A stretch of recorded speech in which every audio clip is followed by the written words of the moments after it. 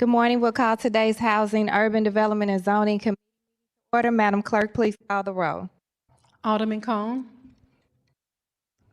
Alderwoman Schweitzer. Vice Chair Sonier. Alderman Browning. Present. Alderman Aldridge. Present. Chair Clark Hubbard. Here. Alderman Cone. Vice Chair Sonier. We have 4 present. We have a quorum. Thank you. With that, I'll accept the motion to approve the minutes from January 7th, 2025. It was moved by Alderwoman Schweitzer and seconded by Alderman Browning that we approve the minutes from Tuesday, January 7th, 2025. Madam Clerk, please call the roll. Alderman Cone. Alderwoman Schweitzer. Aye. Vice Chair Sonier. Alderman Browning. Aye. Alderman Aldridge. Aye. Chair Clark Hubbard. Aye. Alderman Cone. Vice Chair Sonier. We have 4 aye votes. Thank you. With that, we successfully approved the minutes. The agenda is going to be altered out of respect for people's time. Is Alderwoman Spencer here? Okay, we'll go ahead. I'm going to turn it over to Alderwoman Schweitzer, please, for Board Bill 157. Thank you, Madam Chairwoman. You are recognized on Board Bill 157.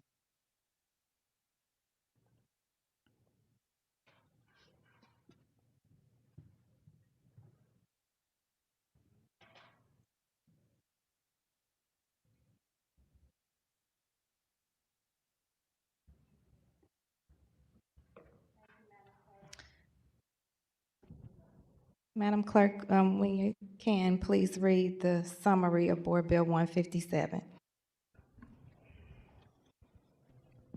Board Bill 157, introduced by Alderwoman Shameen Clark Hubbard, an ordinance recommended by the Planning Commission on December 11, 2024, to 1, adjust the boundary of the current Danforth Campus Community Unit Plan to include the property adjacent to the current CUP area with parcel identification number 5598-9-05.001, and 2, set forth certain development and use standards for the CUP expansion.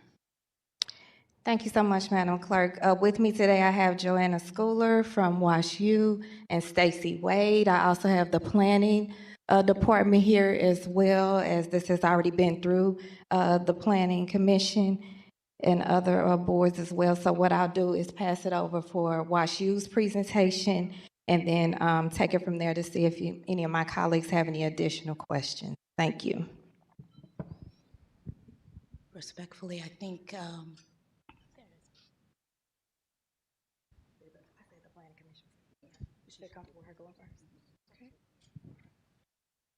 We get to hear from Ms. Miriam first. Thank you. Welcome. Yes, good morning. I'm Miriam Keller with the City of St. Louis Planning and Urban Design Agency, joined this morning by my colleague James Pfister, who's going to lead the presentation about the Community Unit Plan Amendment. It's a simple amendment, and James will describe it fully. There are also members of the zoning section here available to answer your questions, should they arise. Great. Thank you, Miriam. Good morning, everybody. As Miriam said, my name is James Pfister. I am, do you want me closer or further? You're perfect. Okay, great. I'm a senior planner with the Planning Urban Design Agency. I wrote the staff report for the recommendation for the CUP amendment. So I'm just going to go over sort of high level what the CUP amendment contains and hopefully answer any questions you might have and hopefully move quickly. Thank you. Please proceed.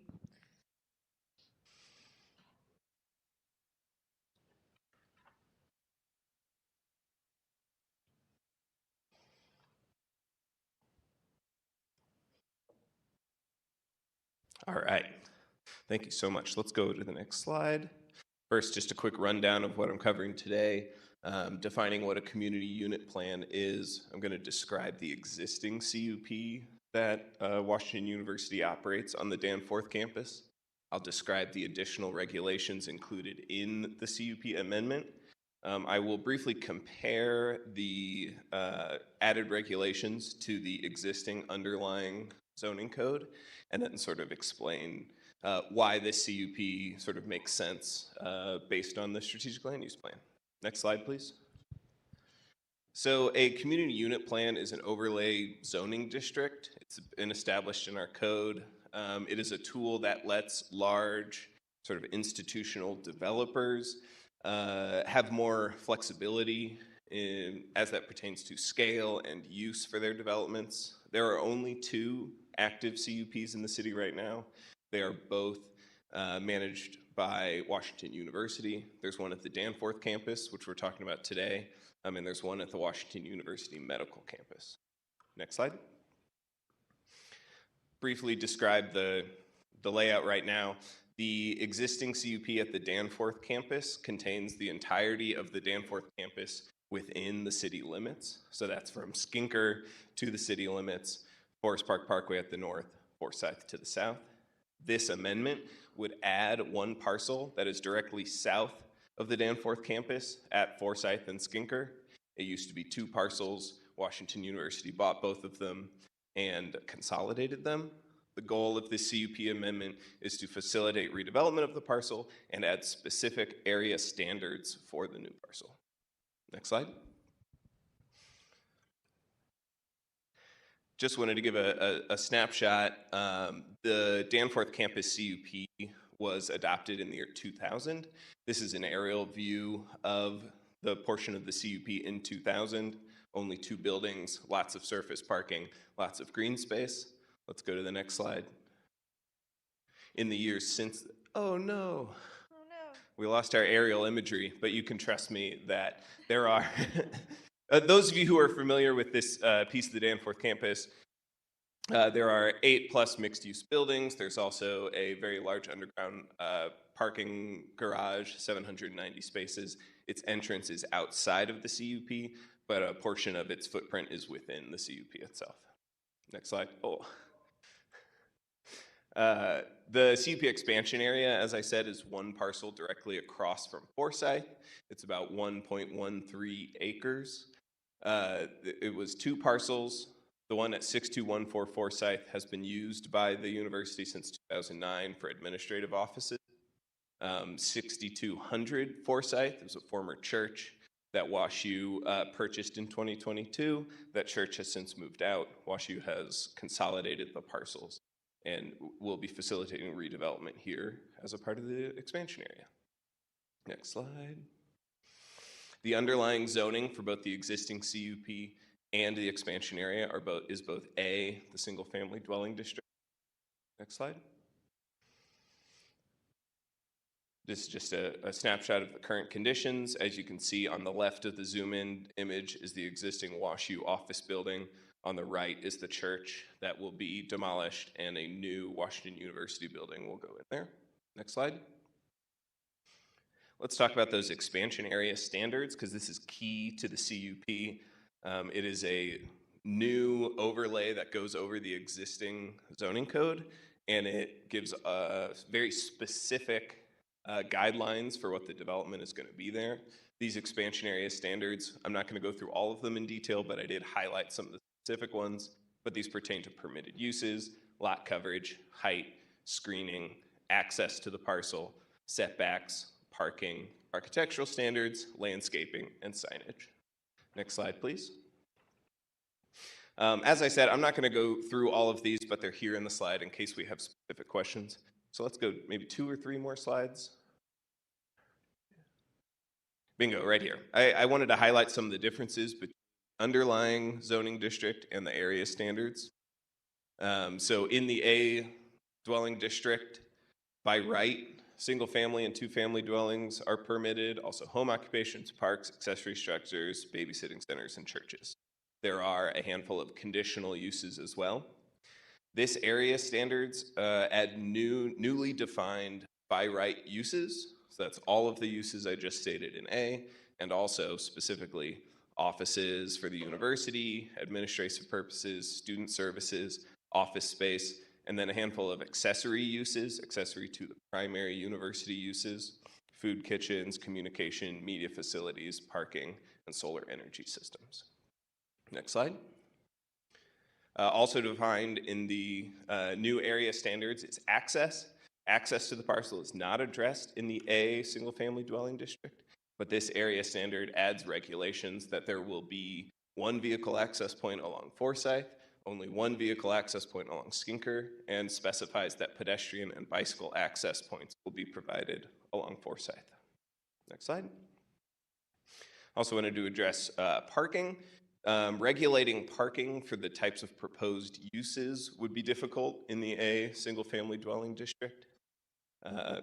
As many of you know, one parking space for every housing unit, but also the code says one parking space for every 3 seats in a gathering space, one parking space for every classroom and office.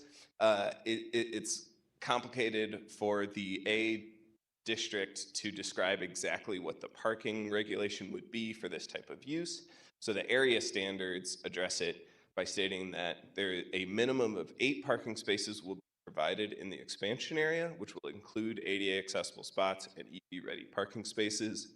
Specifically in the CUP amendment application, it states, all other parking shall be provided in existing parking structures on the Danforth campus. This is a use that will primarily serve the university and university staff. So we anticipate that parking will not be that large of an issue. The very large underground parking garage that I indicated on a previous slide is about 250 feet away from the parcel. So we think it'll be adequate. Next slide. Oh, did we lose one? That's all right. I wanted to give you an image of the site plan, intended site plan for development, so that you can see what Washington University is planning to put there, and also see that the parking is included on the site, the access points are there as outlined in the area standards. Next slide. Just a fun little rendering that Joanna could explain more about if you have any questions. Next slide. In response to an astute question from one of our planning commissioners, which was, why are they amending their CUP to include this parcel rather than just a rezoning for the parcel, a rezoning that would fit this development better? Well, we found that the most sort of workable zoning district for this type of development might be much less restrictive and therefore would not align as nicely with the strategic land use plan. We wouldn't want to upzone to a district that might eventually allow something like a gas station on this parcel. So this is a good way for the university to get the level of specificity that it wants, and for the community to get the restrictions that it wants. And regardless, whatever zone we would rezone this parcel to, variance would have been needed for parking, for height, for setbacks, and coverage. Next slide. Because I mentioned our dear strategic land use plan, I wanted to show you that this CUP is perfectly in keeping with the strategic land use plan.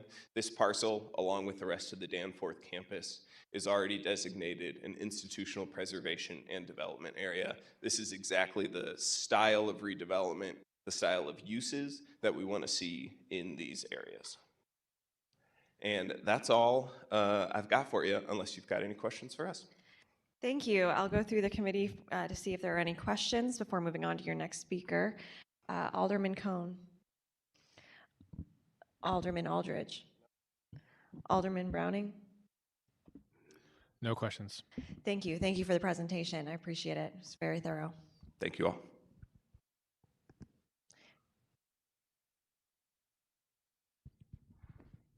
Good morning. Good morning, Alderwoman Schweitzer. Morning. My name is Joanna Schooler. I'm the Assistant Vice Chancellor for Local Government Community Relations, Washington University. As we mentioned before, Stacy Way of Krishner Architects is here as well, who's our consultant on on our project. I want to first thank Alderwoman Clark Hubbard for introducing the board bill and the members of the committee for considering this request and acknowledge the Building Division and the Planning and Urban Design Agency for their work here. Mr. Pfister's presentation effectively covered and summarized the proposal regarding the amendment for the community unit plan. The amendment really pertains to an expansion area that is in an area that is zoned as Zone A, single family. There are two pieces of land, 6200 Forsyth and 6214 Forsyths, which have been consolidated into a single parcel. They're near the intersections of Skinker and Forsyth Boulevard. And I think we have a slide with a rendering of the potential project here, the proposed project. The single-family home that is on the site was acquired by the university in 2009. The church was acquired by the university in 2021 when the church decided that it was no longer going to operate in that location. 2022, excuse me. And the purpose of this amendment is, as we've talked about, for a new building, the existing single-family home, which we operate as the Tech Den today, will be retained as is, with the driveway overhang removed to allow for accessibility for emergency vehicles and the like. And there's no changes to the occupancy there. The Preservation Board in October preliminarily approved the demolition of the former church, where we are proposing to build this new 25,000 square foot facility for office space for administrative offices and student services. And as we talked about, there'll be limited parking for on-site visitors, parking in the garage across the street, and then there's shuttle stops that are ample and around. The proposal involves maintaining our current curb cuts for ingress and egress, and there's institutional uses all around this property. So happy to answer any additional questions. Once again, appreciate your time and your consideration. Thank you. I'll go through members of the committee for questions. Alderman Cone. Just for my clarification, there's kind of two church parcels right at that intersection. So does this include the Seventh Adventist Church, or is this just the Unity Church? It's just the Unity.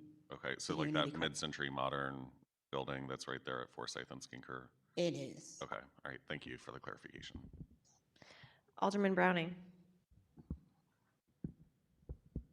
No questions really. It makes sense to me that those parking restrictions are pretty crazy for that single A zoning. So this makes sense to need this change, and I don't really have any other questions for you. Thank you, Alderman. Alderman Aldridge. Thank you. Thank you for coming. My questions would have been what the use would have been for the property and what the plan was, and you explained it, so I appreciate it. I have no further questions. Alderman, do you have any public comment on this bill? Madam Clerk. While we're checking on that, I did want to also reference that Mr. Winkler is here from the zoning department. If you have any zoning specific questions, thank you for being here this morning. We have two people Okay. signed up. Great. If Or online. They're here. Okay. What's that one? okay. Please proceed, Madam Clerk, and call them. We have Stacy Wade in support. Okay. Elaine Laura, undecided. Okay, Ms. Lara, please approach, and when you get up there, I'll have you raise your right hand to swear you in. Do you swear to tell the truth, the whole truth, and nothing but the truth? Yes. Okay, please proceed. You have 3 minutes. Madam Clerk, if you could be in charge of time, go ahead. very excited about this bill. Excuse me, ma'am, you just need to say your name and all that stuff too as well. Please proceed. Elaine Barr, Ward 12. I am very excited about this bill. I think that WashU footprint. Thank you. I'm very excited about this bill. I think that WashU's footprint and throughout the city, we're very conscious of. I am concerned that sometimes, in my personal experience, WashU does not follow all of the principles highlighted in the sustainability plan and the climate action plan.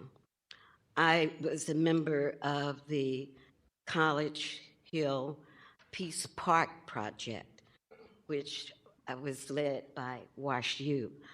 And our leader, Dr. Michael Browning, exposed us to a lot of things. We had bus tours of other parks, comparisons.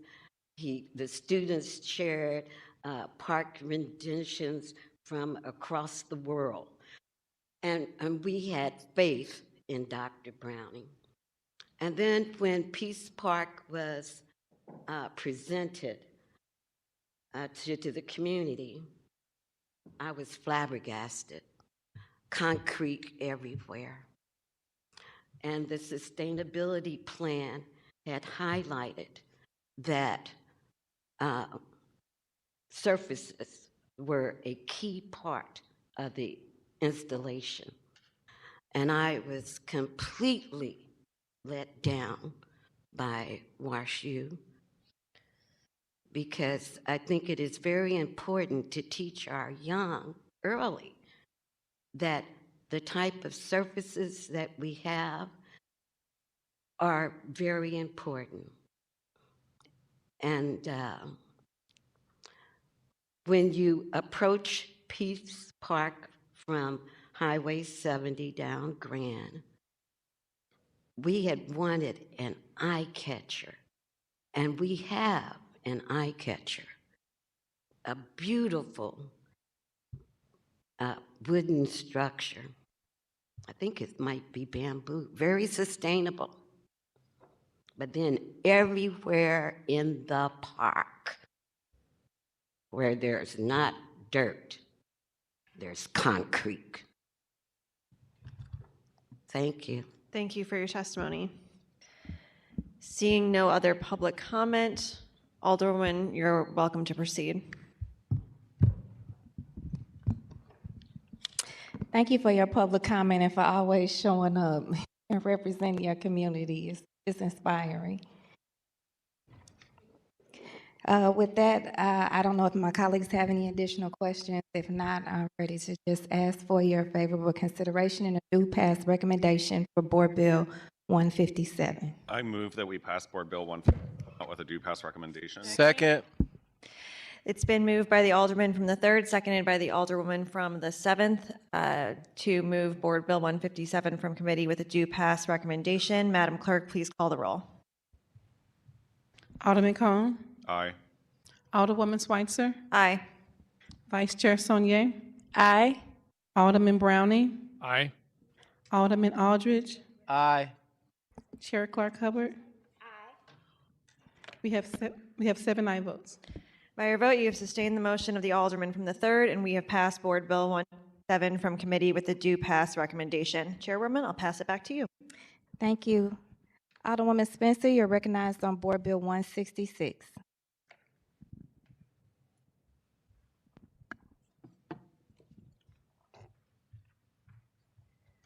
Good morning, Madam Chair, members of the HUDS Committee. Thank you for hearing 166, Board Bill 166 here this morning. Board Bill 166 is that board that first was presented to me by the folks over, as you can see from the summary, over at Anders Accounting.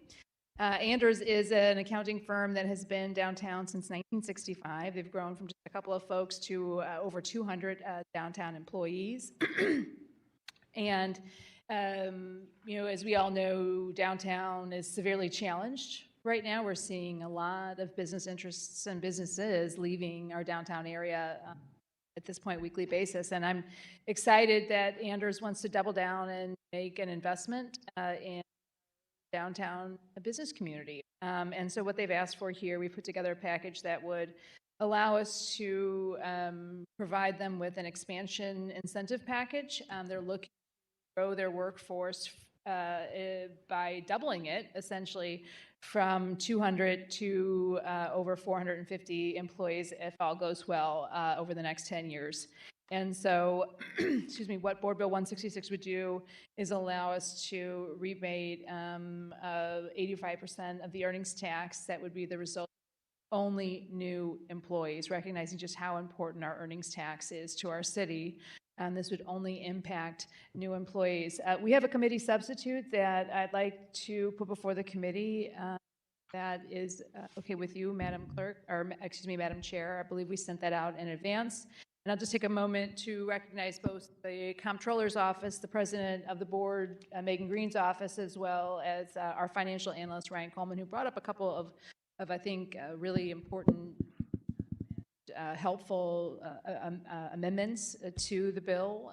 The committee sub, essentially, which you should have before you, I can speak to it now, Madam Chair, or wait until we have it before us, but it essentially just makes sure that we're not including any paths for growth that would include buying up a new firm. So we want them to grow by kind of gobbling up an existing city law accounting firm, but rather making sure that that's true organic and growth for our business community here in the city. So with that, Madam Chair, I also have some speakers here. Mr. Craig Campbell, who's a partner at Anders, Maggie Cost, who is with the Greater St. Louis Inc., and then Greater St. Louis Inc., excuse me, and Dave Sweeney, who's their attorney on the matter, to speak about the bill.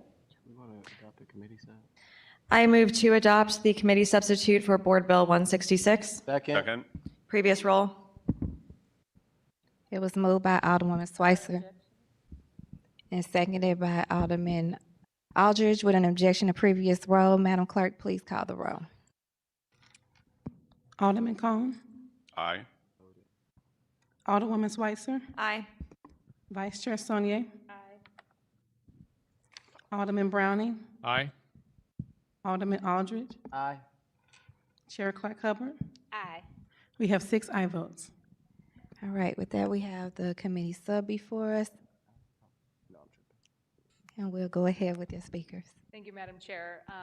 And with that, if you don't mind, I'd like to invite first Mr. Campbell to the podium to maybe give a short presentation and answer questions. Mr. Campbell, good morning. Good morning. Is it Campbell with a C? Campbell, like Campbell soup, that's right. All right, thank you. Thank you for being here this morning. Can you raise your right hand? You swear to tell the whole truth and nothing but the truth? I do. Thank you. Please proceed. Thanks for having me.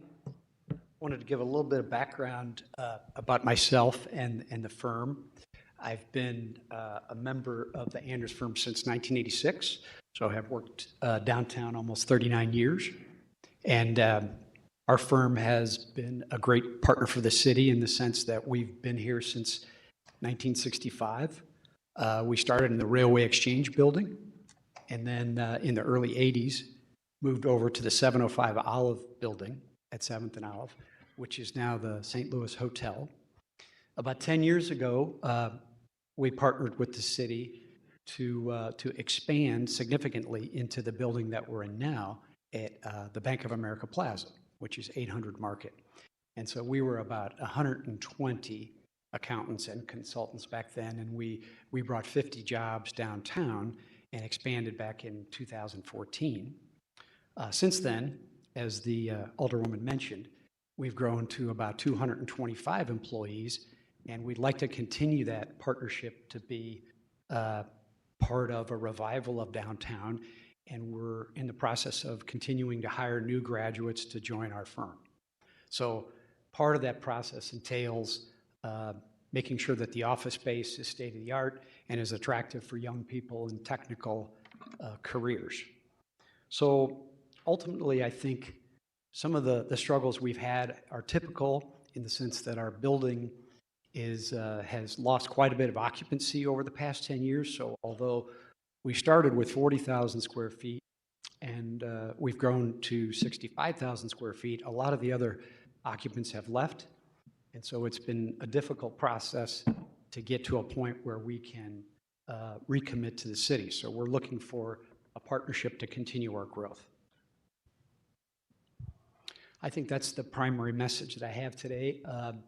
We see our firm succeeding in the city, and we'd like to continue that partnership. Thank you. I'll see if any of my colleagues have any questions for you. Alderman Cone. I don't have any questions at this time. Thank you. Alderwoman Schweitzer. Thank you, Chairwoman. My question is more about the bill in general, so it might be appropriate to ask the sponsor when she's back up there. Thank you. Okay. Alderman Browning. Similarly, have questions about the bill, but thank you. Alderman Aldridge. Thank you, Madam Chairwoman and members of the committee. I wanted Mr. Campbell, like soup, right? Yes. Yes. I just want to thank you and the firm's commitment to wanting to stay downtown, knowing that downtown is, the kind of economic engine of the city.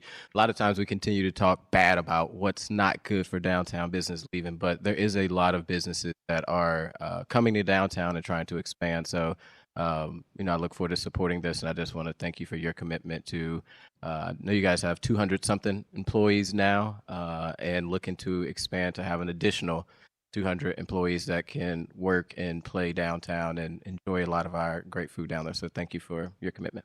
You're welcome. Vice Chair Syed. Okay. All right. Thank you so much, Mr. Campbell. Thank you.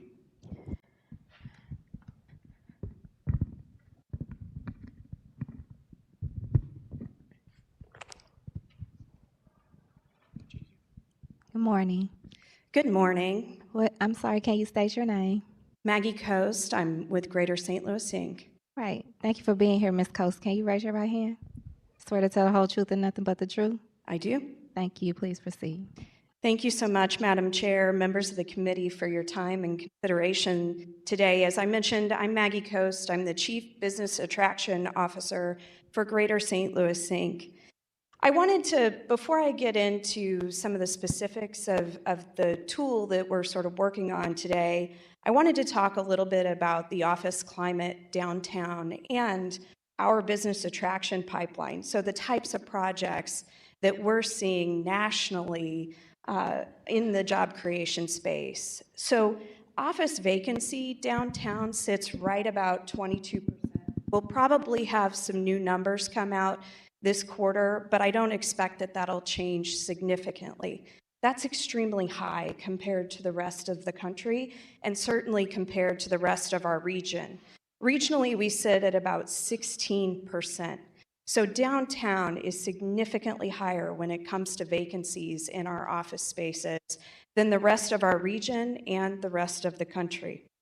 I also wanted to mention that when we are looking at attracting businesses, we're seeing a lot of industrial projects, we're seeing some lab projects, but we are not seeing a lot of office projects. And so when we do have an employer, especially an office tenant, we want to make sure that we're really fighting for that job creation that's happening here. In particular, Craig didn't mention earlier, but this particular building that they are located in is actually in receivership. So it currently doesn't have a building owner. They're negotiating their lease with the courts. And we're hopeful that if we can keep them in this building, we can keep that building alive and potentially find an owner for that building going forward.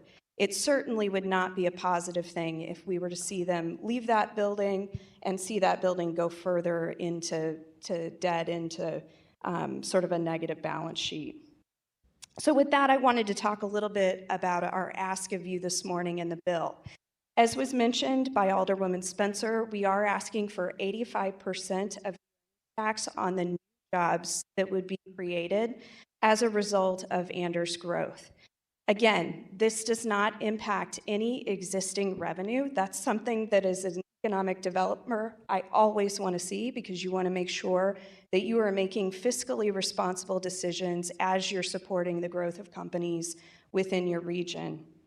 It also would help the company to invest in their current space. So they're planning a capital investment office of about $2.2 million. And we certainly want to see them do that. A part of why we have such high vacancy is because we have a lot of Class B office space in our area, and we want to make sure that our companies, our employers, our developers, and building owners are investing in their space and bringing that up to the quality that our employers need in order to retain and to recruit new employees in. This is a fantastic project. They're going to be creating 234 new jobs over the course of 10 years. You're looking at about $23.4 million in new payroll as a result of that job creation, and you're going to retain that existing footprint, as Craig mentioned, which is about $20.8 million in payroll every single year. So when you add that up over 10 years, you're looking at a significant impact to not just the city, but downtown. And that's something that certainly we want to see. When you look at the benefit, the 85% every year over those 10 years, it adds up only to about $1 million. So when you look at the impact, all of that payroll that's going to be retained, all of that new payroll that's generated, the city is really only putting forward $1 million, and it's not impacting existing revenue. So this, in my mind, is a great decision. It's a great project, and we certainly appreciate your support. Thank you. Alderman Cone, any questions? Can you just reiterate the vacancy number that you quoted earlier? Yep, downtown vacancy sits at 22%. Okay, I just did like a quick Google search. The national vacancy rate is around 20% right now. So that doesn't seem statistically significant in terms of a difference from what we're seeing nationally. 2% is a pretty significant amount whenever you're looking at office space. And again, when you look at the rest of the region, which sits at 16%, I mean, we're underperforming relative to the rest of the region. I understand that. I just, if we're going to start talking statistics, there's a lot of influencing factors in the well. Certainly. And when you're looking at national trends, commercial office space in particular is something that's been discussed since even before the pandemic happened. And, before employers started migrating over to a more work from home model, which some of them are starting to reverse at this point in time. But there's a lot of factors that come into play there. Even when we get into a more micro situation with the city of St. Louis, we're often competing with Clayton. Clayton is a wealthy municipality in St. Louis County that offered a $40 million tax abatement to Centene, a Fortune 500 company. So, there's a lot of different factors at play there. And Centene has been reducing its office footprint throughout the entire St. Louis region, since they had a new CEO take over. So I'm just saying that for, the reason of providing some context and clarity around those numbers and what that looks like, not just from a downtown perspective, but also regionally, nationally. But I agree, 20% is not a healthy number.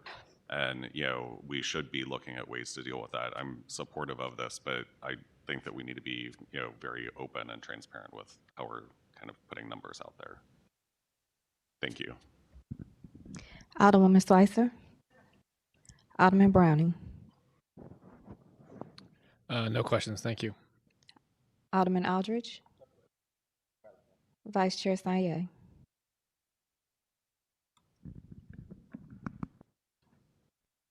I don't have any questions. I didn't speak to the last person. I'm sure someone will be up in front of us. I just did want to, commend the business for wanting to stay and for wanting to grow in downtown St. Louis.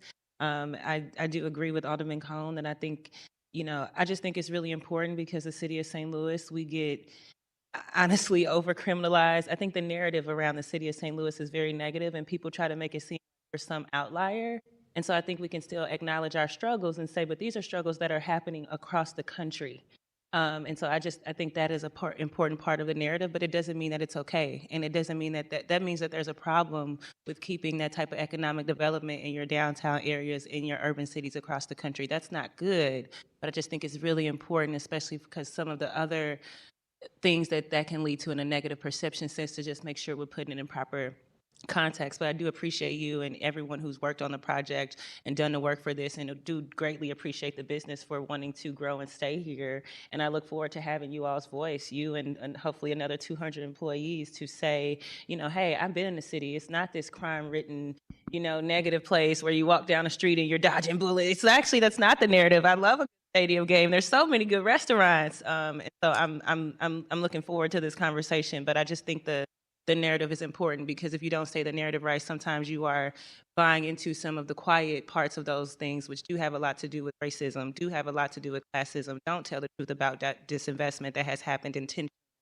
But again, I just think these are all just, can be held at the same time. We create these binaries. It's like, no, this is bad. It's bad all across the country, but let's fix this in our city, and let's acknowledge the ways that, yeah, this is an economic engine for our city, and this will help us with population sustainment, and we need more businesses to come to the table and want to grow and want to do things to encourage that.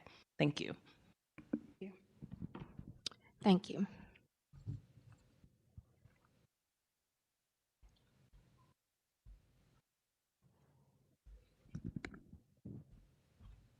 Good morning, Mr. Sweeney. Raise your right hand. You swear to tell the whole truth and nothing but the truth? I do. Please proceed. Dave Sweeney. I live in downtown and work downtown. And to follow up on Alderwoman Saunier, I'm very proud to represent this client and that they're committed to staying downtown and want to.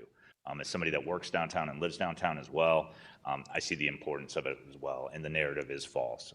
I wouldn't stay downtown with 3 kids that stay with me. That wouldn't make any sense. And I'm very proud to do that. As far as questions about the bill, that's kind of why I'm here. Alderwoman Schweitzer and Alderman Browning mentioned some things, so I'm here to answer any questions for the sponsor. Alderwoman Spencer, did you want to see if there was any public comment to go first, or would you like to proceed with questioning for you and Mr. Sweeney? I will say, Okay.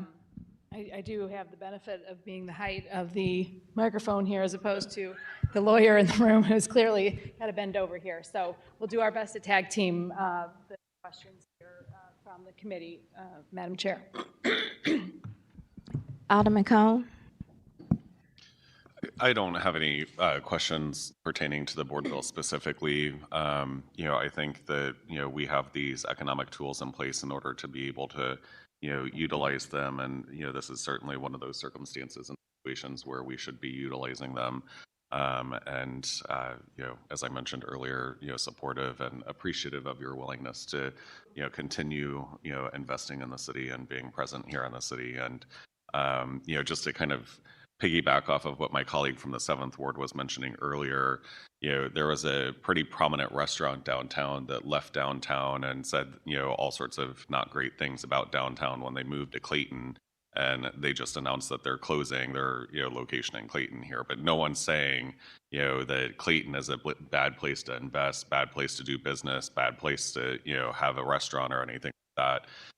The media says that they're, longtime St. Louis restaurant closing. Well, in my eyes, it's actually a short-term Clayton restaurant that's closing. It's not a, St. Louis restaurant. It's a St. Louis restaurant when things go bad. But, when things go well, it's just, again, kind of feeding into that narrative, about, downtown, about the city of St. Louis. There's hundreds of restaurants downtown, and many of them are doing very well, and happy to have them and more business investing in our community. So appreciative of that, and supportive of the bill. Thank you. Alderwoman Schweitzer? Thank you, Madam Chairwoman, members of the committee. I have concern about any removal of anyone having to pay the earnings tax. That is just such a big part of how the city of St. Louis pays its bills. I know you're very concerned about that, Alderwoman. And so for the public, I would be interested in hearing the perspective on why this bill and this tool is the right one. Thank you, Alderwoman, and I share your concerns when this project was first presented to me I mean, this was my first question and my first concern.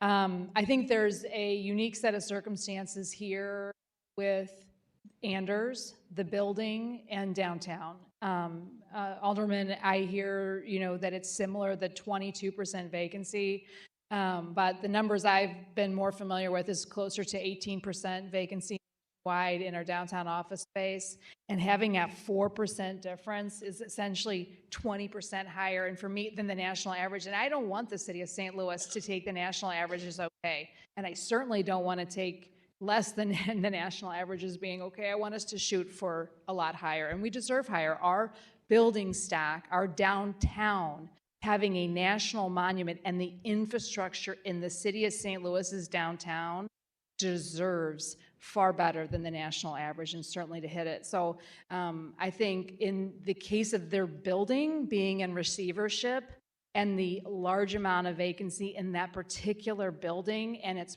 prominence and its location within the downtown being so central, I think is key. We have a business of accountants that are negotiating with the courts because they don't have an owner to negotiate. If they leave, if they cannot make these numbers work for them and leave, that receivership process is going to plummet, and the value of that building could plummet, and further decay the overall property values for our downtown. And so I think given the unique set of circumstances, we are only abating new employees. When you look at the nitty-gritty of the bill, subsection, I'm trying to pull it up here just to note it, this is not going to be just new employees that come on board. It has to be a net increase. So when you look down on page 9, section 2 here, it says, if the calculation form submitted, has less than 224 or less jobs with an average wage of at least $100,000, then their benefit is zero. And so we are making sure that these are high-paid positions. The payroll tax goes to the city of St. Louis. We do get a portion of the additional earnings tax. And I think importantly, what we also get is a professional body of people that are downtown during the day, working downtown and participating in the economy, and hopefully providing a high-income consumer base to be able to go out to eat, support our local restaurants, and support the downtown economy in a way that will provide some economic benefit on top of the payroll tax and the percentage of the earnings you get from these. It was with heavy heart, that I considered this. We did have some tough conversations to this as everyone's shaking their heads. I was fighting on behalf of the city of St. Louis, and I'll continue to do that. But I think the unique set of circumstances, Alderwoman, was what led me to really come to the conclusion that we had to do this. I can't imagine negotiating with the courts on a lease. I mean, these are tough things that I'm grateful that Anders to do right now. Thank you, Alderwoman. And I know it's in the bill, but can you point out how long this will be in effect? Sure, it's going to be in effect for 10 years. Okay. And this is the first time I've had something like this in front of me. Is this a tool that you think should be used more for downtown? Oh, that's a good question. It's a tough conversation that we also had. I share your deep concerns and deep reverence for the earnings tax. And if we start abating all new earnings tax earners, we're going to find ourselves in a position where we have to provide additional services downtown, and we don't have the additional revenue source to support that. So no, I don't think it's something that we should be using lightly and using often. Again, those unique set of circumstances, where you have a building in receivership, I think really sets a different, unique set of conditions here that make it a tool that we should be considering in this instance. But I do think moving forward, I do not want to set a precedent that this is something that we're doing across the board because we do need additional earnings tax dollars. So there needs to be some judicious caution when using this tool, but it is, of course, a tool that we should consider at some unprecedented times. With that 10-year time frame, does that also prohibit them from leaving downtown during that time? If they leave downtown, the value of this is nothing. So So there's it doesn't no prohibit. reimbursement or We're- anything? We're not going to chain them to the desks, but I would if I could, just to be clear. But no, but to be fair, I mean, to be honest, if they do leave, this really has no value because they're going to take their dollars somewhere else. Right. Okay, well, thank you so much for answering my questions. No, they're very good, and I think they're spot on, and ones we should be asked as we move forward. So I appreciate your due diligence there. Alderman Browning? Thank you. I absolutely see the need here. You know, your point about people working downtown and patronizing businesses downtown and being available, I think that's a big problem right now with a lot of the exodus that we've seen from downtown. It's lost a stunning amount of assessed value. I look at the buildings surrounding this building. KSDK just moved out of they're out of their offices. The AT&T building, the largest office building in the state, I think, is sitting completely empty. And it's stunning. So I don't want to diminish the need that's there. And I think that this tool is, as you say, one of the tools we have available. All of our tools should be used with discretion. But just to clarify, for those who don't know, the earnings tax only affects the city of St. Louis, correct? I'm not sure what you mean by that, but We're not affecting any other taxing districts with this. correct. Correct. This So is the earnings tax, schools, 1%. all We that. have a fairly simple approach to earnings tax. It's 1% across the board, and it's just for the city. Yeah. Okay.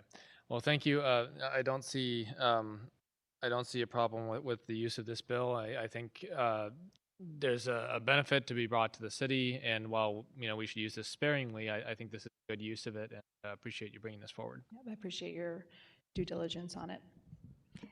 Alderman Aldridge? Thank you, Madam Chair, members of the committee. Actually, I have a question for Mr. Campbell, if he can come back up.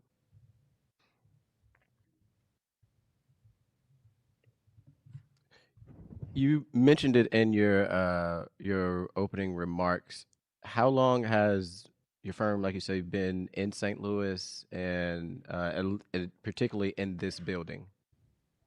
So we started our firm in 1965 in the Railway Exchange Building, moved to the 705 Olive Building, and then in 2014, we moved to Bank of America Plaza. So we've been in the building about 10 years. We started with 40,000 square feet. We've grown, started with about 110 people. We've grown to 225. So we've got a pretty good track record. Gotcha. I have the pleasure of serving part of downtown with the Alderwoman of the 8th. We're the two Alder folks that have downtown. I'm unique in having downtown and the only one that have downtown and north side. So, when we look at these tools, I do think it's important that we use these tools to help, continue to have the economic growth in downtown. And hopefully at some point, maybe not this tool of earnings tax, and look at how we use a lot of these abatements that we do downtown and north. But, these are decisions, and like the Alderwoman from the first said, this is the first time in which I'll come back to Mr. Sweeney. First time I think this board has done a abatement at 85%. Knowing I talked with GSL, it was started at 100. So it sounds like negotiation. Appreciate you all understanding this could be a tough pill to swallow for some of us.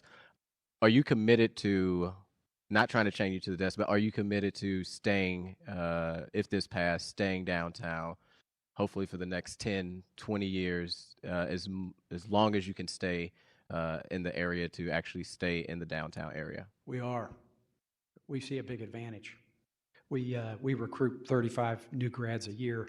We're a very young firm, and a lot of our young people love working downtown. I'm one of those, like Alderman Cohn. I'm out walking downtown for lunch every day, and we see the same support. Gotcha. Thank you so much. My next question is for Mr. Sweeney.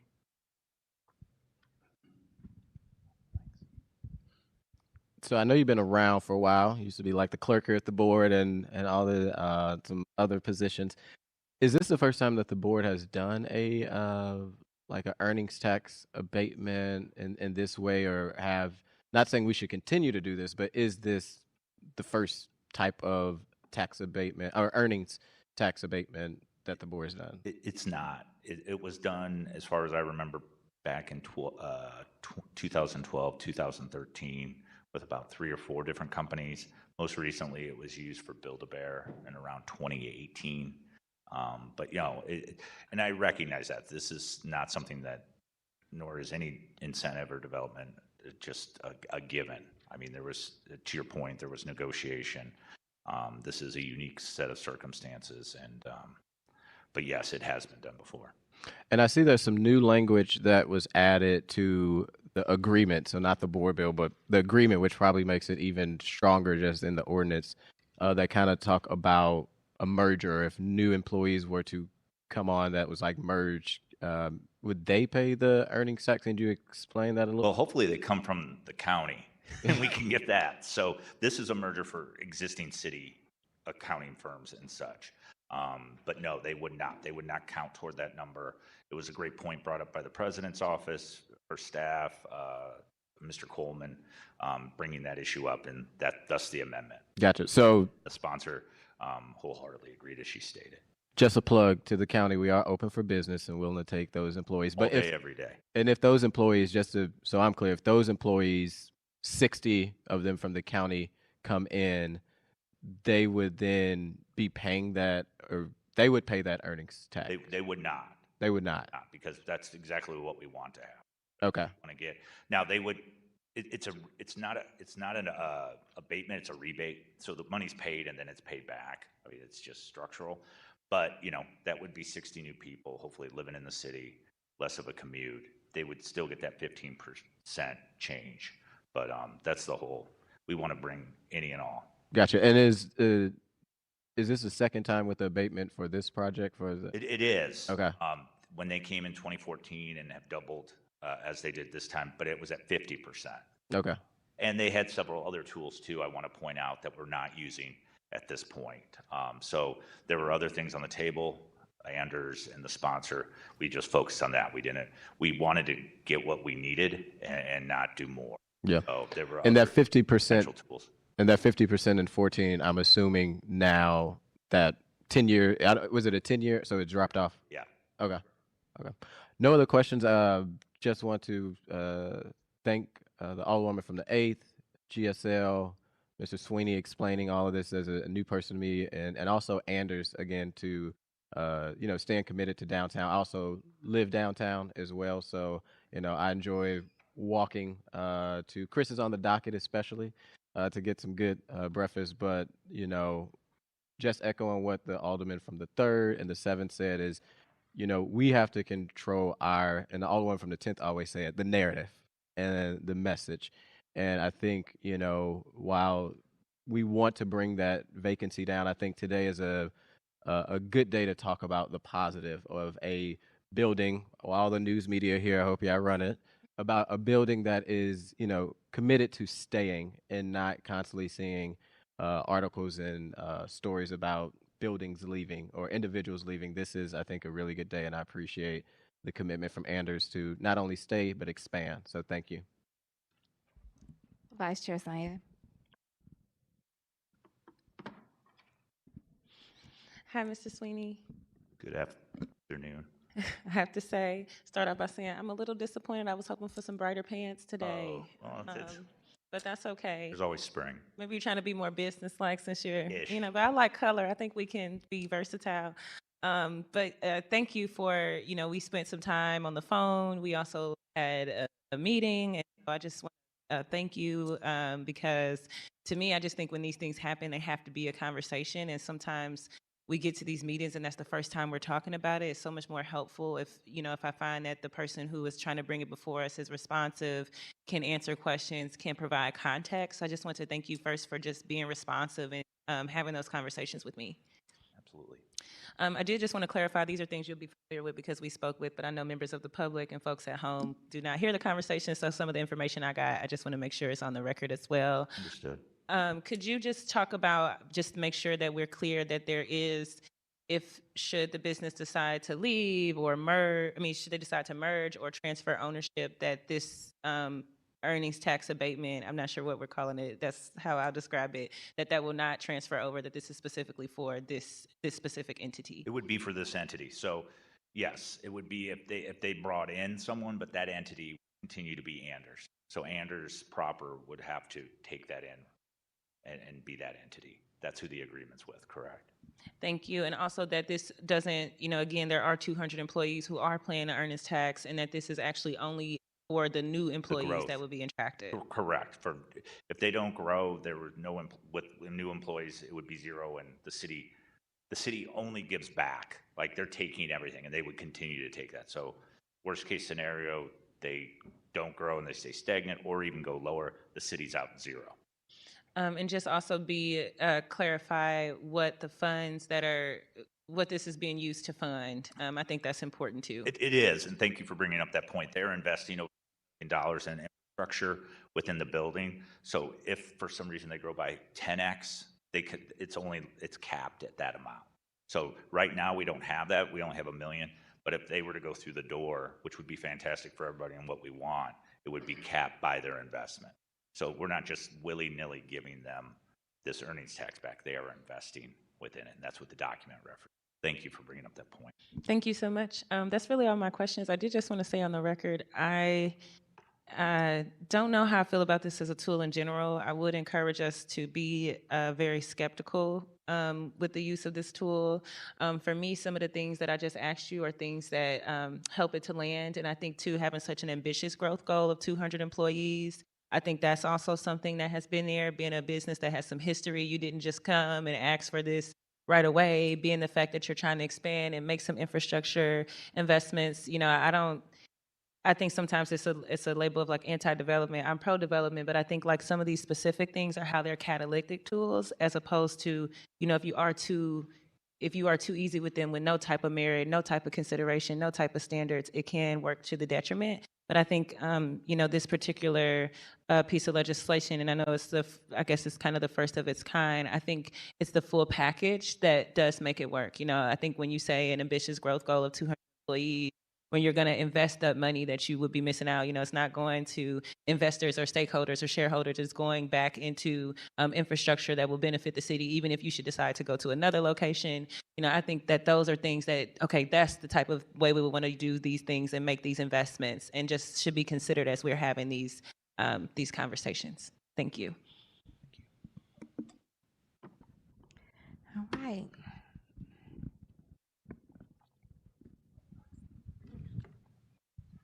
Thank you. Okay, and with that, I just want to thank the committee for the thoughtful questions, the due diligence here that we're doing. This is an exciting project, but one that really deserves some scrutiny, and I'm grateful for the opportunity to come and present to the HUD's committee, Madam Chair. And with that, if there's any further questions, I'm here for them, but I would ask for the committee's favorable consideration of Board Bill 166. I make a motion that we pass. We have public speakers on this bill. Sorry. We have additional public speakers besides those? Oh, okay, my apologies. We have one online and one in person. Ms. Ellen Laura is in person.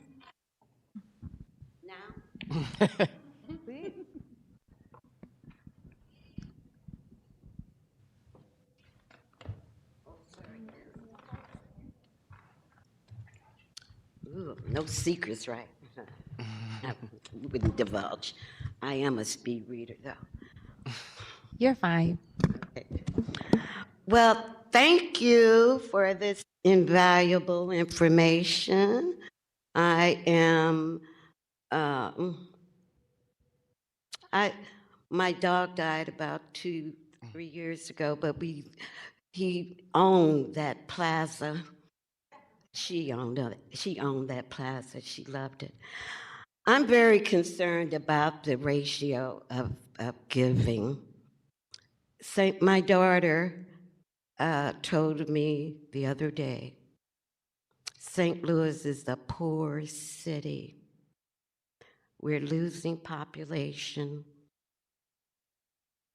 We don't have anything that the young people want to do other than sports.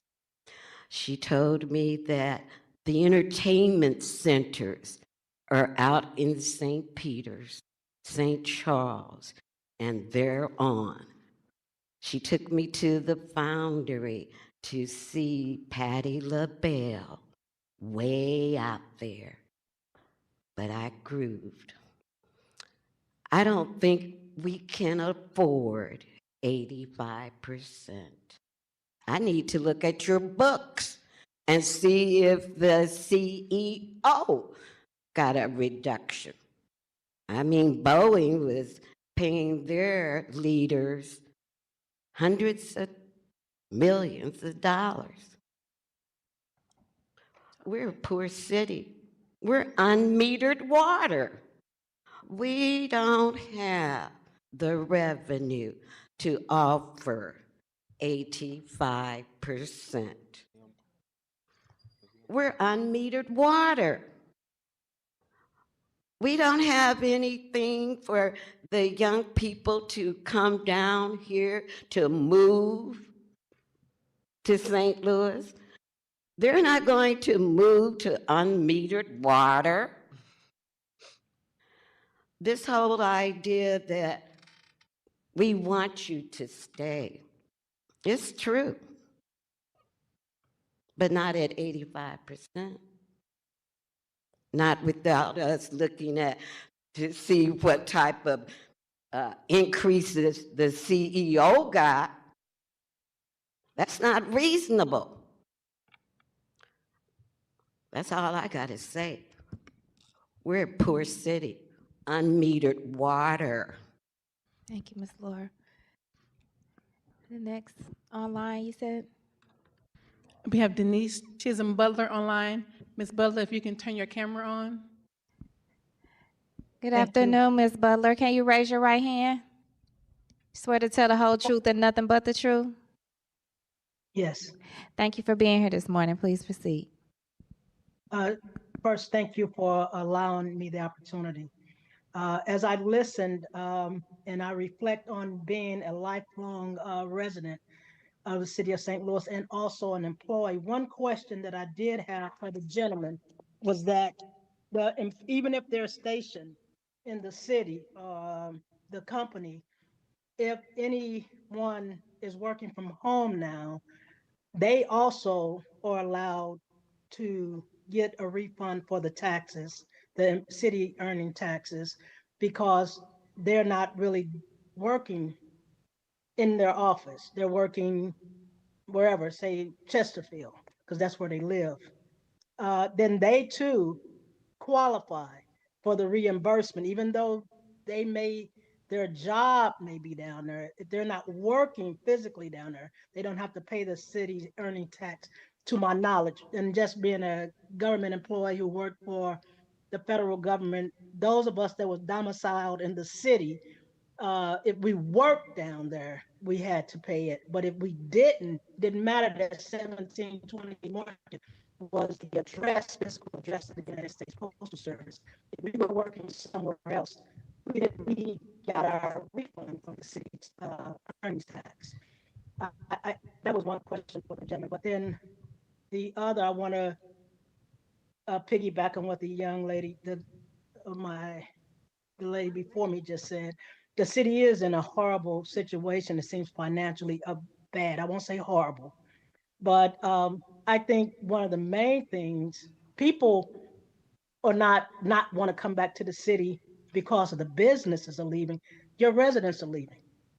I have residents in my community who have left their family home and won't even move back, even though we have blue collar workers. I mean, the Honorable Judge Jimmy Edwards lived a block or so over from me, a block over. So we have working blue collar workers who we're afraid.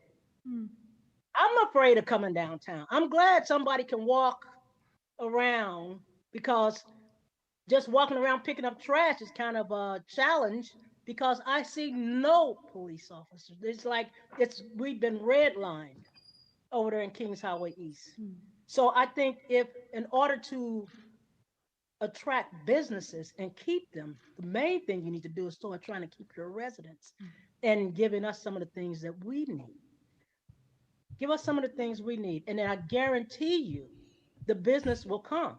But until you stabilize what's the core, what's holding the city up, those of us who are residents, who are staying and who are doing, until we can get somebody to, hey, can we just get a regular run, police to just drive down when the kids getting off the bus? I mean, you know what time school is out. We lost our schools. We're losing our residents. Ms. Chisholm, Then that's you're your talking about time. businesses, but I'm going to leave it there. God bless. Thank you so much, Ms. Butler. Thank you, Madam Chair, for the We opportunity. have one more speaker, Oh, sorry. we do have one more speaker. Okay. Dalen Brown, undecided. Hi, Mr. Brown. Raise your right hand. Swear to tell the whole truth and nothing but the truth. Yes, ma'am, I do. Please proceed. All right, thank you, members of the chair and the Anders Minkler Hubbard Company for your bringing aboard Bill 166 to the attention of St. Louis City and the general population. In speaking for the general population of St. Louis City, and as the lady prior to me has requested, for something to there and come into our neighborhood for the young people to do, with the 60,500 approximately square foot office space there in the Bank of America building.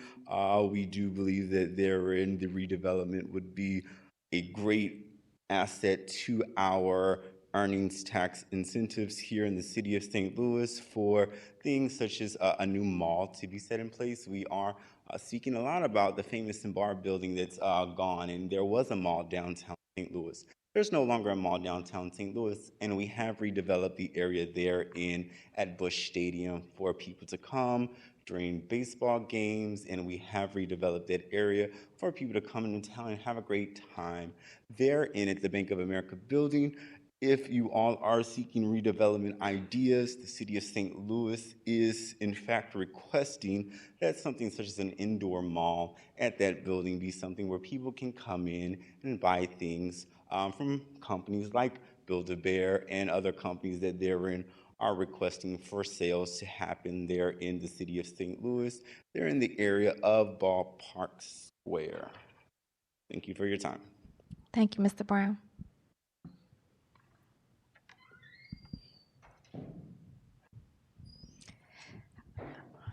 Did you want to respond to something first, and then I'll we just have make some a more couple questions? quick comments Okay. on that, because I think the points that were made by the public speakers were ones that are worth just offering a little bit of perspective on.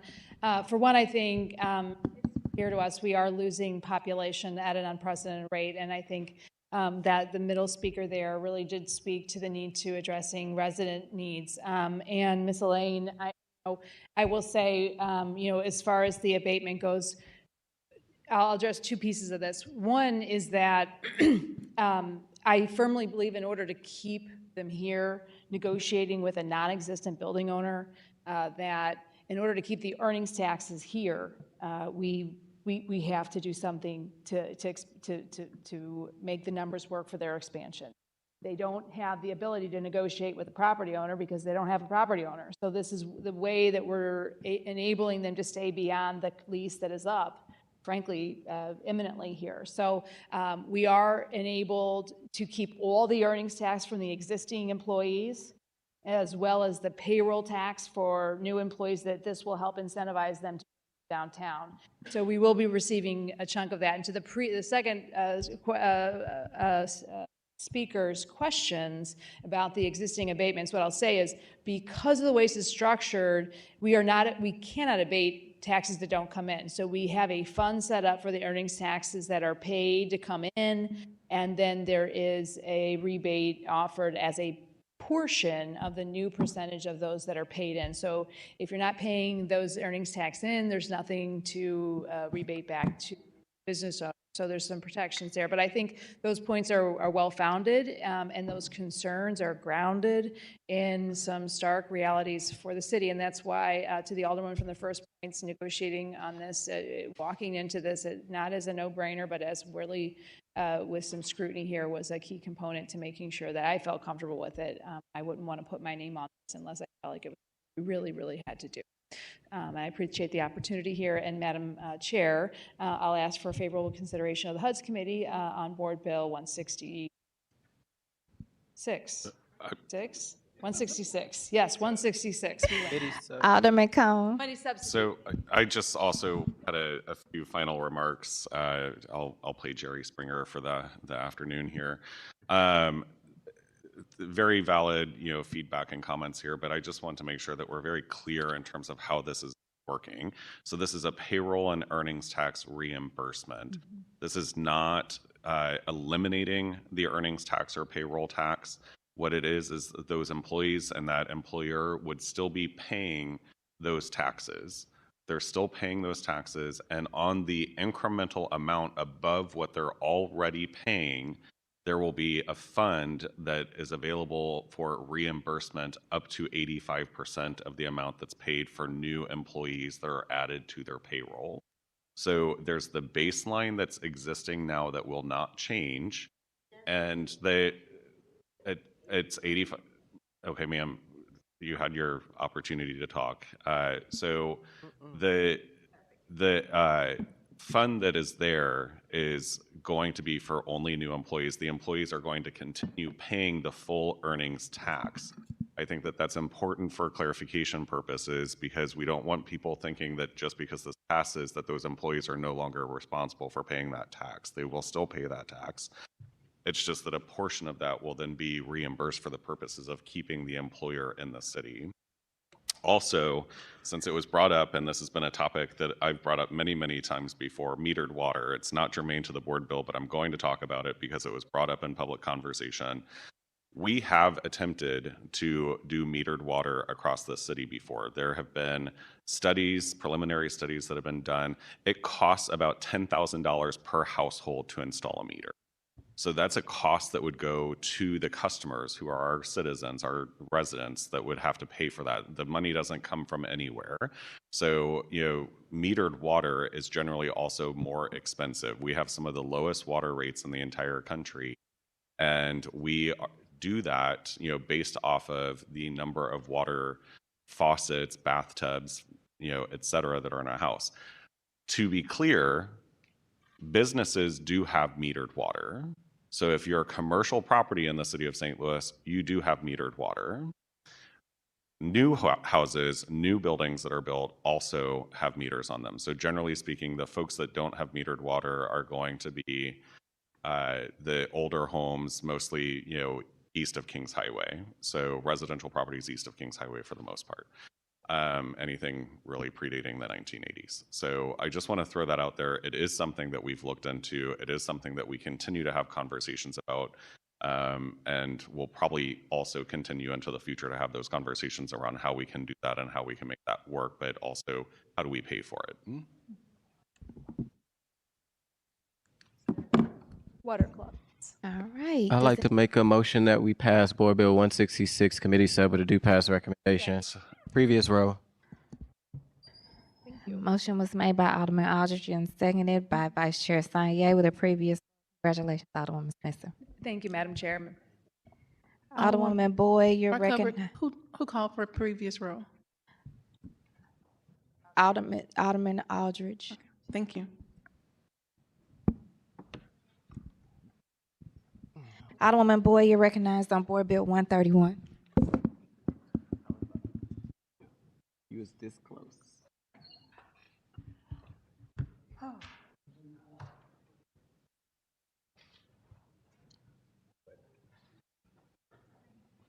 Almost PQ, Shane.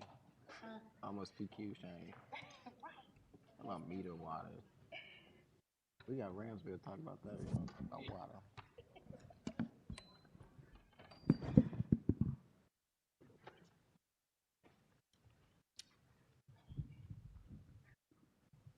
Thank you, Madam Chair, for allowing me to come speak before the HUS committee today, and thank the committee for listening to our bill.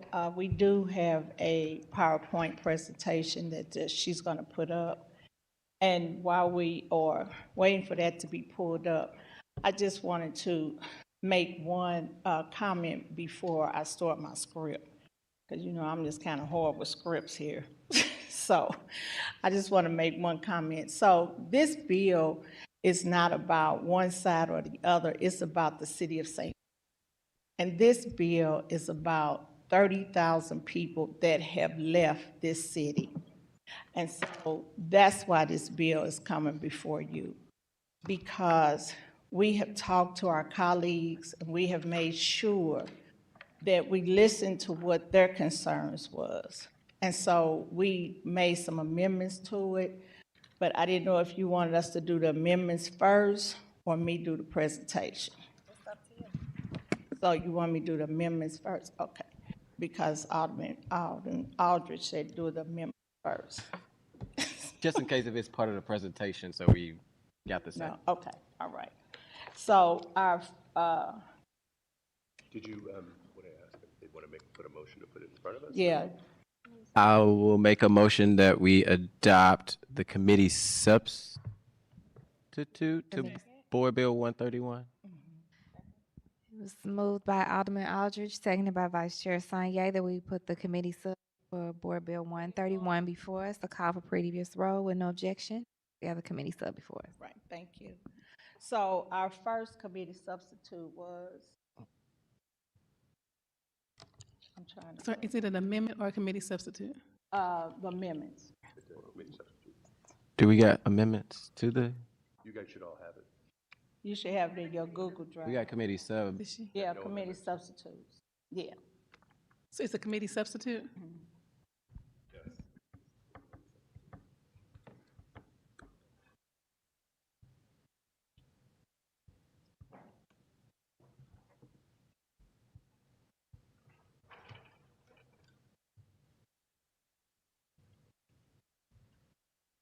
So does everybody have them? Not in our drive, but in our email. Okay.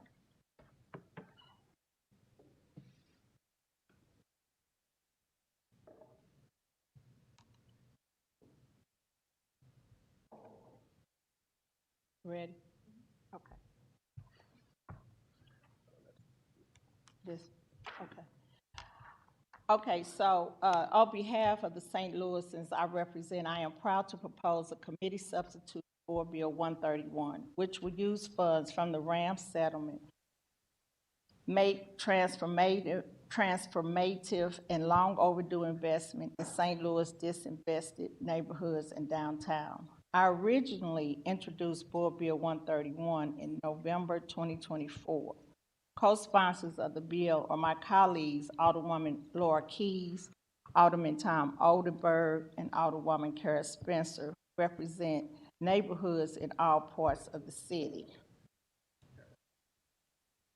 I'll just mention, I guess the clicker on these slides is not, there's not a working clicker in the room, but somebody watching on video in the other room will move once you say next slide, so that's Okay. good. So next slide. Okay. What I want to do today is provide an overview of the bill and discuss the changes we made in this committee substitute. As originally introduced, Board Bill 131 invested $130 million in RAMS funds into disinvested neighborhoods in North and Southeast St. Louis into downtown. This committee substitute keeps those investments as $50 million for citywide water infrastructure. This addition was something Alderwoman Schweitzer and others, including Alderman Browning, have called for, and the need has been made more critical by recent problems with our water infrastructure that have occurred. The total investment of $277 million in RAMS funds will be broken down into 4 categories. $146 million for infrastructure, including the new $50 million for water, $81 million for high-impact catalytic building projects, $35 million for housing, and $15 million for retail revitalization. Funds from each of these different categories will be designated for downtown or disinvested neighborhoods in amounts I will discuss momentarily. In defining disinvested neighborhoods, we use the City Economic Justice Index. So the neighborhoods we are talking about are census tracts with a composite economic justice index composite score of greater than 40.6. As you can see on the map, that encompasses most of North St. Louis as well as neighborhoods in the southeastern part of the city. Looking at the 4 categories for investment, I will start with investments into infrastructure. I want to break out the funding originally in Board Bill 131 and the funding we've added to this committee substitute for water infrastructure. Our city, especially neighborhoods like mine in North St. Louis and downtown, have major infrastructure needs. Board Bill 131 will invest $96 million in critical street and sidewalk infrastructure needs like street and sidewalk maintenance and repair, pedestrian and bike-friendly street design, landscape, and aesthetic improvements. This $96 million will be divided evenly between disinvested neighborhoods and downtown and will target significant funding to a smaller area for a bigger impact. In this committee substitute, we have added $50 million in RAMPS funds for critical repairs to our water infrastructure. As Alderwoman Schweitzer has called out, our water infrastructure is in bad shape, and investing in critical repairs and upgrades to the system that delivers one of our region's most important resources is our investment in our future. These funds will be used citywide for repairs, upgrades, and would help the Water Division leverage financing for other critical needs. Board Bill 131 also invests $85 million in high-impact building projects. The goal is to redevelop key neighborhoods, anchor buildings, in disinvested neighborhoods in downtown, buildings that will help spark resurgence and attract additional investment. The images highlighted are a few examples of the type of buildings, projects we are talking about. Cleveland High School, the Railroad Exchange Building, and the Club Imperial Building at West Florissant and Goodfellow. These funds will be used for things like the rehabilitation of vacant buildings, preventing blight and demolishing problem properties, and investing in catalytic building projects. $33 million of these funds will go to North St. Louis, $18 million will go to Southeast St. Louis, and $30 million will go downtown. The $35 million Board Bill 131 would invest in housing. Its focus on expanding pathway for residents to access high-quality housing, home ownership, which will stabilize disinvested neighborhoods in downtown.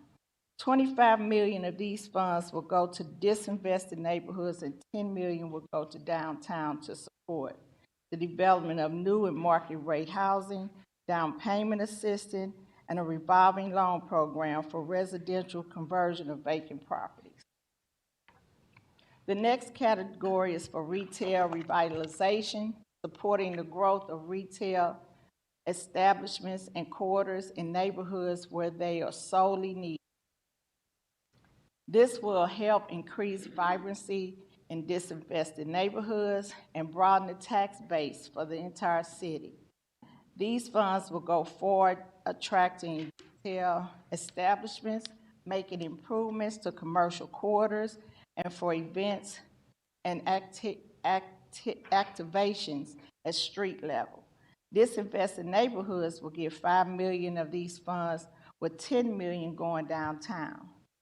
To ensure we are stewarding these funds, to ensure the longevity, Board Bill 131 would invest the funds in interest-bearing accounts until projects or programs are ready for implementation.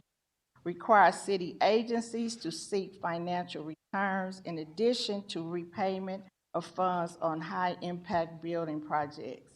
Require the approval of the Board of Aldermen and ENA. In addition to the addition of funding for water infrastructure, another change I want to highlight in this committee substitute is the format of the bill. And speaking with colleagues on the Board of Aldermen, one thing that came up was that they liked format used in Board Bill 153, introduced by Alderwoman Sonia. We borrowed that format so that this substitute now lists uses and restrictions on these investments and explicitly states that the funds are subject to audit. In addition to formatting changes, there are other elements of Board Bill 153 that we and other audit people were consulted and have incorporated in this substitute.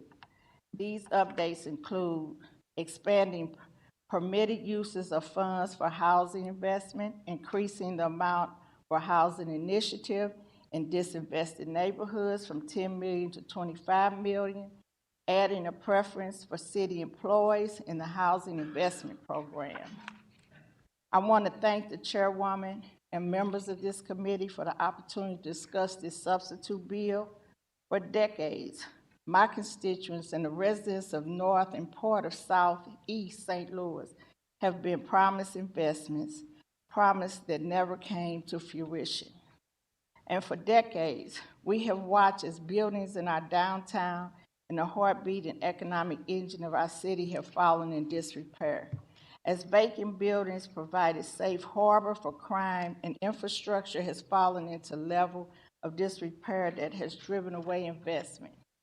Yes, we have challenges across our entire city, but the neighborhoods I represent and our downtown need to be focused, investing proposed in Board Bill 131. Will have impact and drive growth in places that need the most critical and most immediate. Need transition to whoever speaks. Okay. And now I'm going to ask Kurt to come and speak for me.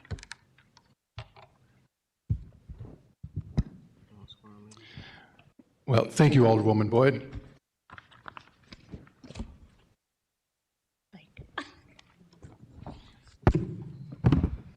This has truly been a partnership with the Alderwoman and with the other sponsors, and I want to thank. Sorry. Oh, I'm sorry. You know, Name? first state your name, yep, and then raise your right hand.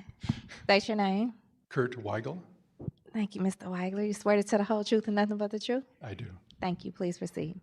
Thank you. I remember to pick up the mic, but not to say my name.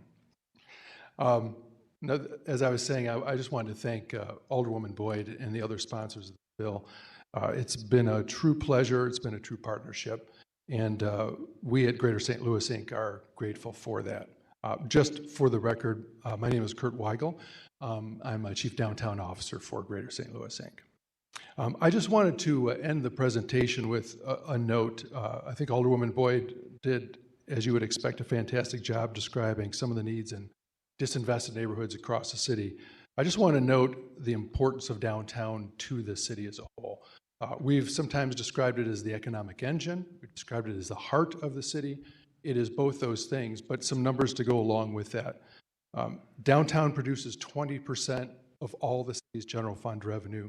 That's more than $100 million per year, 27% of all city employment.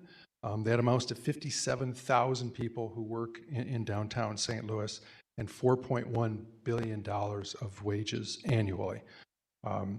So downtown has been important.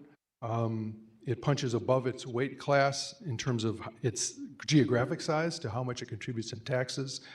And this explains the focus in this bill on downtown as well as disinvested neighborhoods.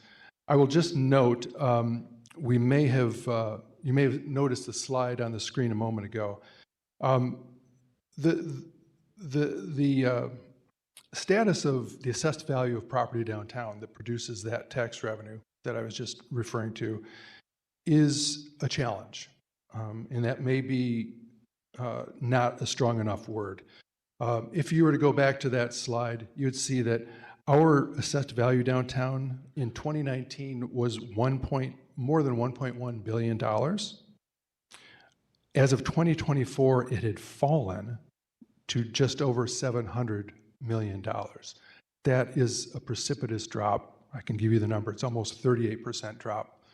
A substantial portion of that accelerated during COVID, and there's been a small rebound, but a small rebound. I'll just give you the numbers. During COVID, it dropped to 641 million of assessed value, and now is up to 708 million. So this just goes to say that downtown can produce more for the city. The types of funds that can be used to fix infrastructure across the city, to pay for services across the city, but we need downtown as well as the disinvested neighborhoods to be strong. So thank you for your time.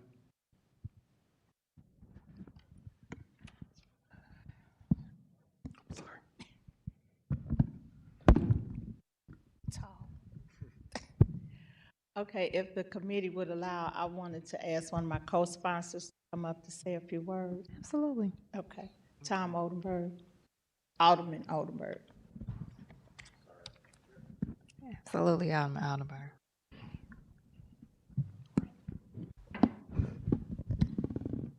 Good afternoon, everyone. As a co-sponsor, I just wanted to speak in support of this bill. Clearly, there are components of this bill that are very important. But I don't want to speak necessarily as a public official. I would like to speak as my experience in community development finance throughout the country. For the past 20 years, I've worked for the 5th largest commercial bank in the country. We make investments all over in major markets throughout the city, in disinvested, low-income census tracts and downtowns throughout the nation. Having done that for the past 20 years, I see the vehicles and the models and the methodology that works. Concentrating resources whereby you can leverage those with more resources, investing in downtowns and distressed communities is the answer. There are components of this bill that obviously lead with that methodology, and I would suggest that I know there is a competing bill, and we will get to that. I want to leave you all with one word: compromise.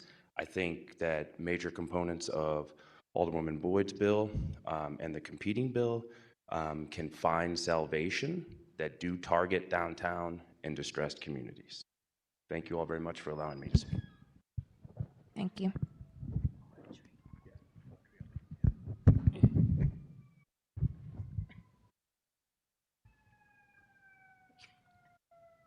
I have Audrey Ellerman. She wanted to have a few words. I think she may be digital. She's online.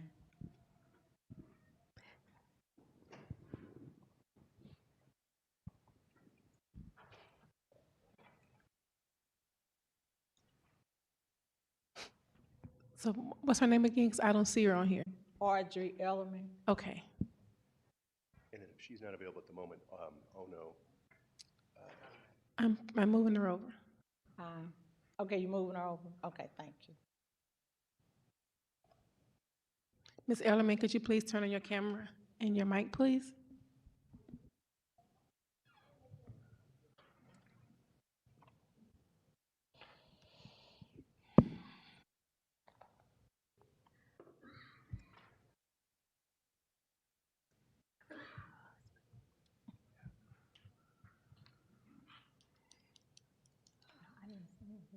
Okay, can you hear me? Yes, ma'am. Hi, Ms. Ellerman. Can you raise your right hand? You swear to tell the whole truth and nothing but the truth? I will. Please proceed. My name is Audrey Ellerman. I am the president of the board of Covenant Blue Grand Center Neighborhood Association, and I'm serving as the first president of the North Brickline Community Development Corporation, which will be supporting the Brickline North CDC and the Brickline Greenway. As I was listening to the presentation, I just wanted to share on a personal note, because I did have the opportunity to speak to the community of the whole hearing back in October, and how the infrastructure and investment can help with the private dollars without a doubt. And it's important that we must invest to build up our neighborhoods. And also downtown. I lived all over the city, so I claim the city. And what was exciting to me about downtown, I worked down there for 10 years. We had several retail stores that we could go to. We had a market where we can also have fruits and vegetables. And downtown just had a plethora of activity all the time. We had also movie theaters. So, and in my neighborhoods, we had my last neighborhood. We had movie theater. We had F.W. Woolworth. We had YMCA. We had DMV. We had some positive neighborhood supporting businesses. The plan and proposal that occurred in Greater St. Louis and Alderwoman Billboard 131 is crucial to be able to reinvest in the neighborhoods in downtown. I thank the Tabernacle Community Development for uplifting JVL, my old neighborhood. It's just, like I said, I just can't talk about it. The investment is crucial. We have our North Central plan, and we have plans to really start reinvesting through private donorship so we can use some additional funding. Thank you very much. Thank you. Okay, when we move forward, I'm just for clarity, Alderwoman Boyd, so we'll know how to do the agenda. Are we into your public comments, your people that want to do public comment? These are your speakers? Yeah. Okay. Get about, I think, at least one more speaker. Ono Ikonone, who I think is on digital too, the business owner downtown. Excuse me, when you speak, could you speak into the mic so we can get you on record? Sure. Alderwoman Boyd had another speaker, Ono Ikonone, the owner of a business. And also, just for for the record, we probably need to separate when you're speaking and when Alderwoman Boyd is speaking. Sure. So we'll go ahead and swear you in. Sure, absolutely. So kind of, I'm you can Tim- say, right, Go ahead. say your name for the record, and then Tim O'Connell. no, you swear to tell the whole truth and nothing but the truth. Yes. Okay. So, Ms. Alderwoman Boyd, who was your next speaker? Oh, no. Ikanone. I'm not going to try to pronounce that. I don't mess up people's names. I couldn't hear you. Could you speak into the mic, please? I couldn't hear you. Ikanon. Oh, no. And they're online? Uh-huh.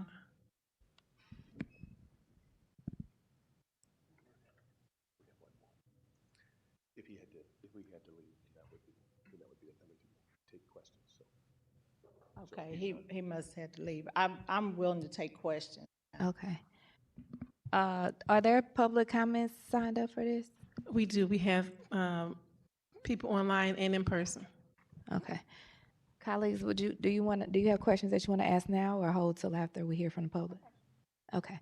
All right. So what we'll do, everyone that's in the room that's signed up to speak, if you could raise your right hand. You swear to tell the whole truth and nothing but the truth?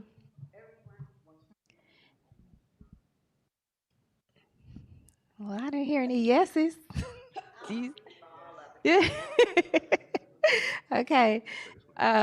Madam Clerk, if you could go ahead and begin the call for the public speakers. You have all been sworn in. You have 3 minutes to speak. Our first speaker is Jared Holst.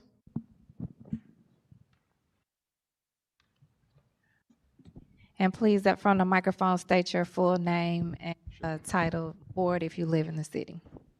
Sure. Jared Holst.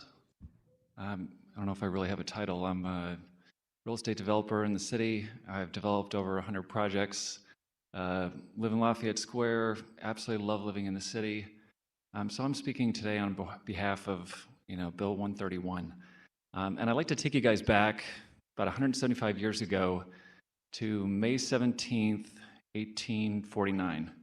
So on that date, there was a steamboat that's very similar to the one that's on that seal right there that broke loose from its moorings and was on fire and caused all these other boats got on fire and destroyed over 15 blocks in the city of St. Louis, over 400 buildings.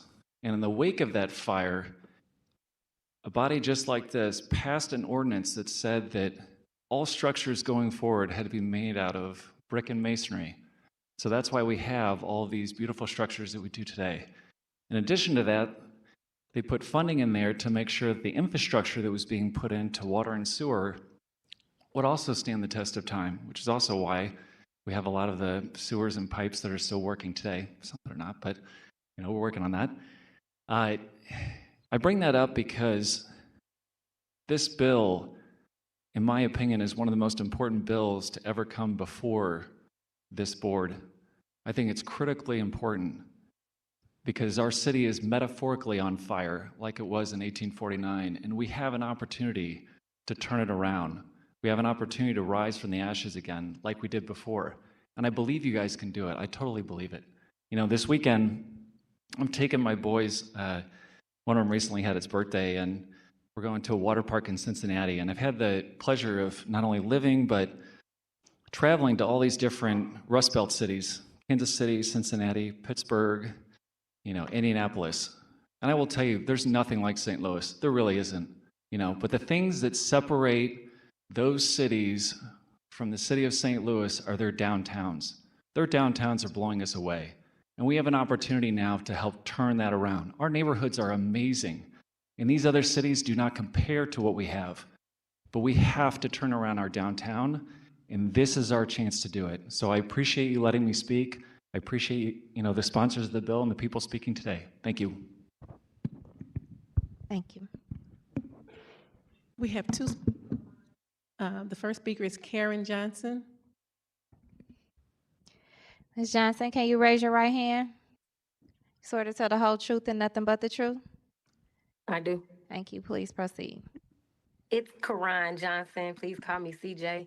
I am president of AFT Missouri, and I'm just here in support of this bill. I thank Alderwoman Boyd for trying to actually connect with the communities, whereas a lot of our leaders, elected officials, sit up there and act like they're trying to really support the neighborhoods when they're really just trying to support neighborhoods that they can maybe thrive off of personally.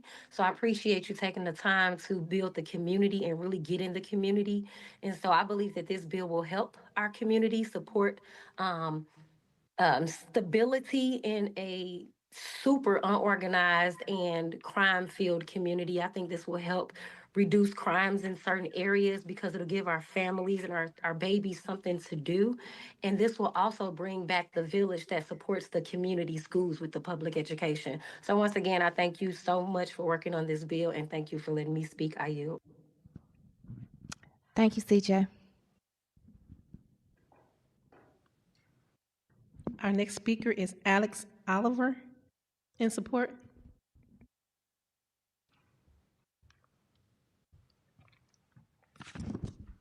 Hi there. Hi there. I'm Alex Oliver, resident of the city for 17 years, business owner in the city. I also invested in real estate in the city for the last 17 years. And I'm in support of Board Bill 131. What I see it is our city's got real challenges. A lot of this was talked about in the last bill as well. We've got momentum against us. Residents are moving out, businesses are moving out.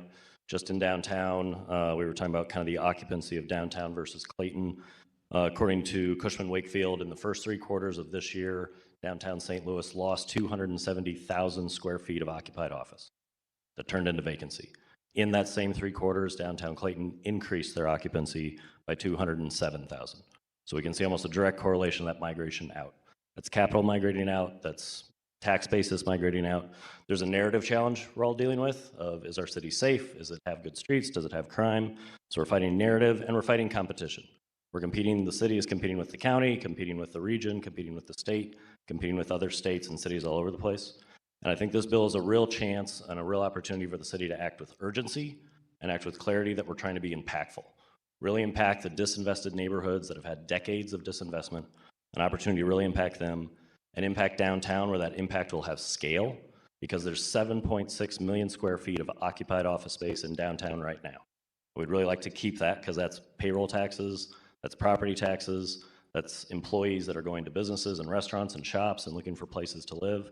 And our residents on the near south side and the near north side have commutable jobs when those jobs exist in the city, and it's a whole lot harder for them to get to those jobs if they're out in St. Charles County.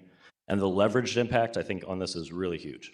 The ability to get private capital, private investment, because we've countered that momentum, we've countered that narrative, and we've countered the story of why we shouldn't invest in the city with, look, the city is investing in the city.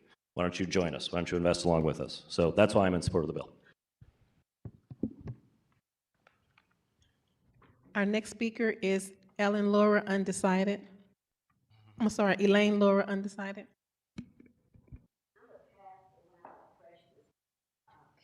Hi, I'm willing to tell the truth. Hi, I'm willing to tell the truth. All right. I wish I had been given 3 minutes to respond to Alder Cohen, but I had with me the table of objectives and strategies from the sustainability plan. And I wanted to highlight some things that they said about water. Conduct ongoing energy performance measurement and tracking. Promote energy efficiency and utilize cleaner forms of energy. We track by metering. Minimize landfill-bound waste. Offer recycling throughout the city. Support materials and equipment repurposing programs. Raise awareness of storm wastewater impacts through education and outreach programs, because you gave a lot of incorrect information. Advance responsible water use. Make data on water usage available by property. Flat rate billing does not do that because we're unmetered water. And I like to give some reflections by our incomparable James B. Eads on page 10 of the Eads Bridge and his Gateship Railway. Let me get it. I was going to memorize it, but I started watching TV. Here it is. Addressing the students at St. Louis Trade School, Eads, in, it doesn't say. He said to the students, the man who can, by his own inventive genius, reduce the cost of light, heat, or the supply of water for the masses. He's talked about water. Laura, that's your time. Thank you. Our next speaker is Ryan McClure.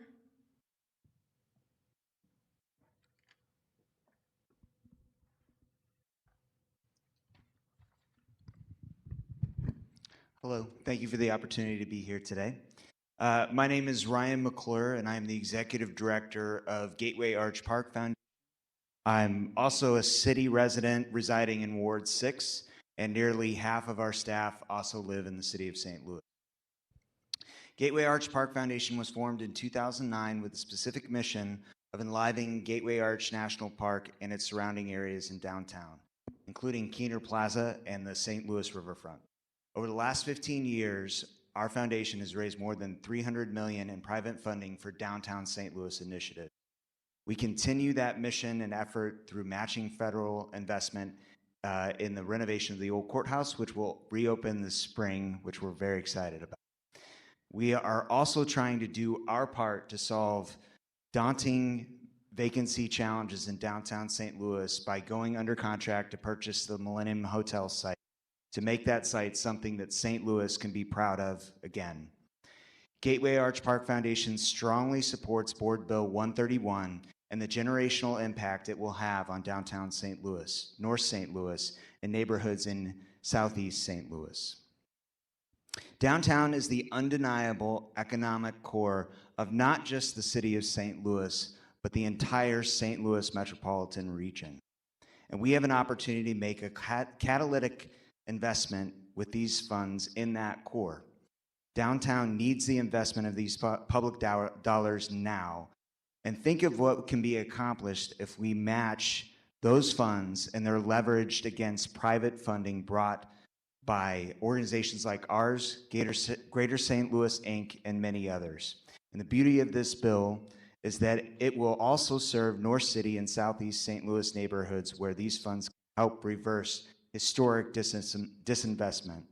As a nonprofit working daily to improve downtown St. Louis, and as a St. Louisan, I urge the Board of Aldermen to pass this legislation to make a generational investment in neighborhoods where this will make a lasting impact. Thank you.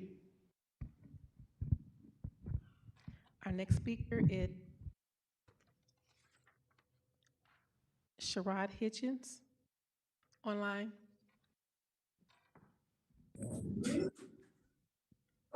Good afternoon, everyone. Hi, My name is it Miss Hutchins or Miss Hitchens? It's Hutchins. It's Dr. Hutchins. Hutchins, Dr. Hutchins, thank you. Can you raise your right hand?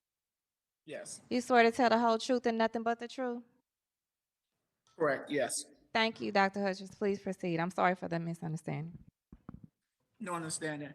Hi, my name is Sherrod Hutchins. I am a special education teacher with the St. Louis Public Schools for the last 19 years. I'm also vice president of membership for AFT Local 420.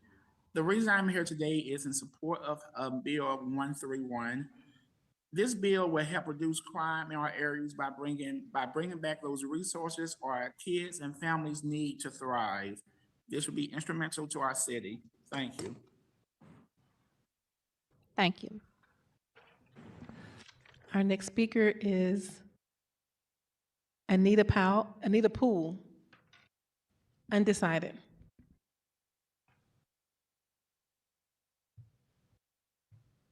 Hi, my name is Anita Louise Poole. I'm speaking simply on behalf of a member of the public and as a resident of the city. Really just 2 points of clarification, if I may. I didn't catch the total amount of the ask on this bill. And the other point was, please define better, if you would, what is meant by disinvested neighborhoods. Thank you. Next speaker is James Page.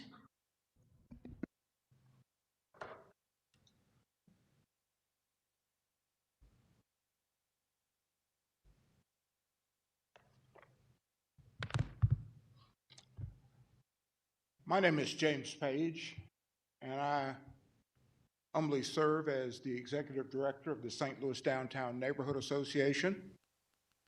Madam Chair, members of the HUD's committee, I rise in full support of Board Bill 131.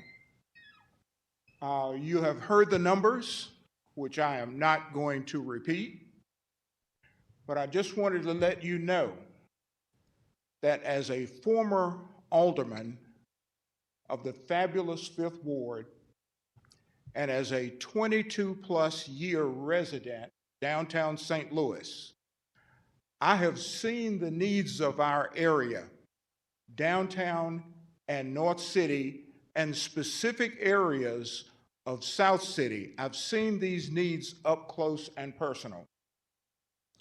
We have before us, you have before you, a once-in-a-lifetime opportunity to make a difference to help with these needs.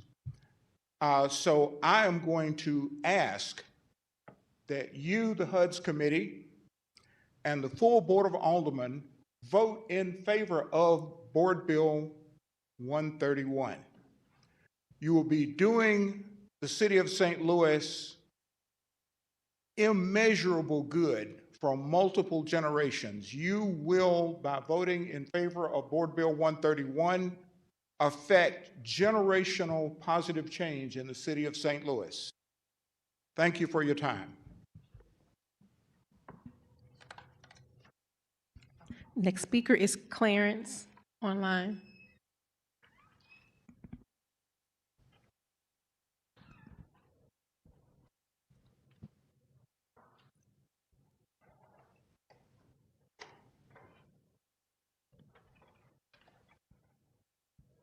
Clarence, could you turn on your mic and camera, please?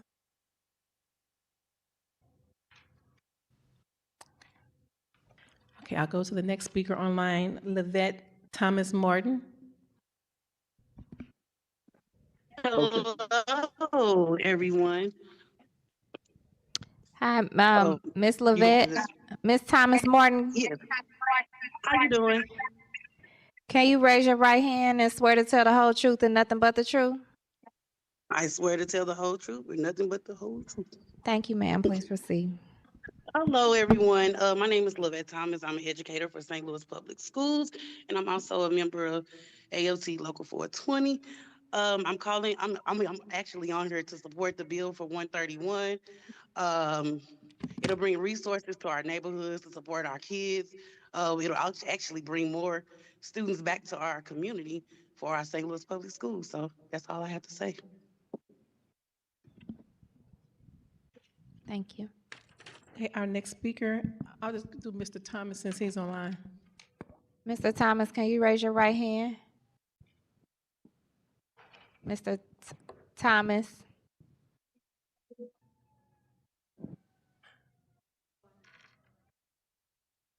Is it Thomas or?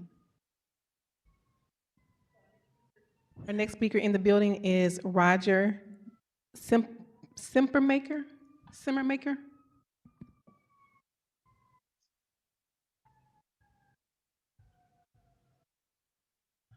Hello, my name's Roger Simmermaker, and I'm rising in support of the bill.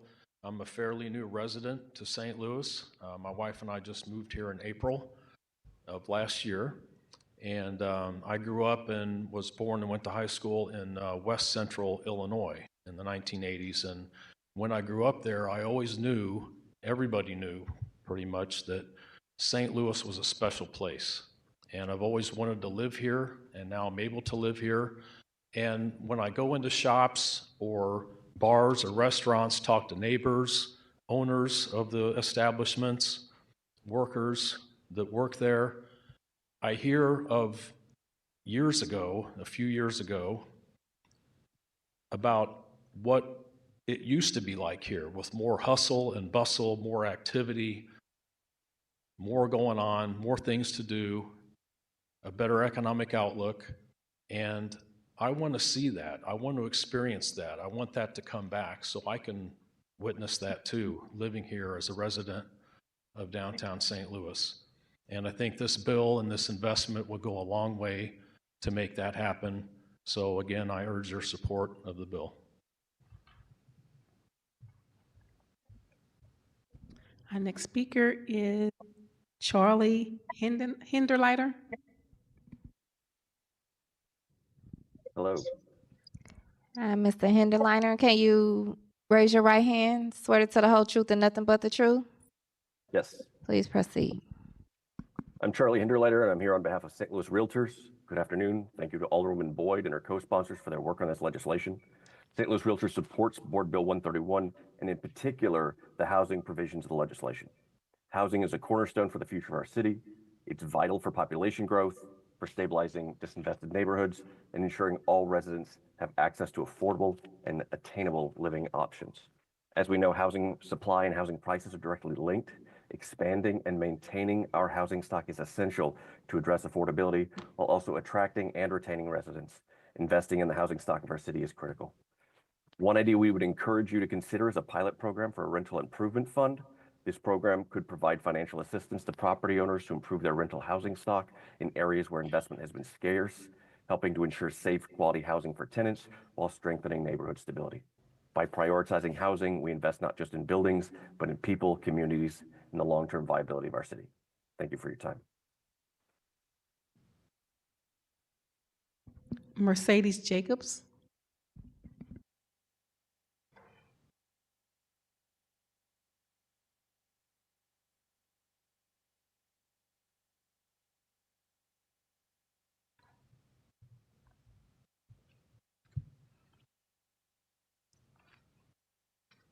Do I need to be sworn in or just proceed?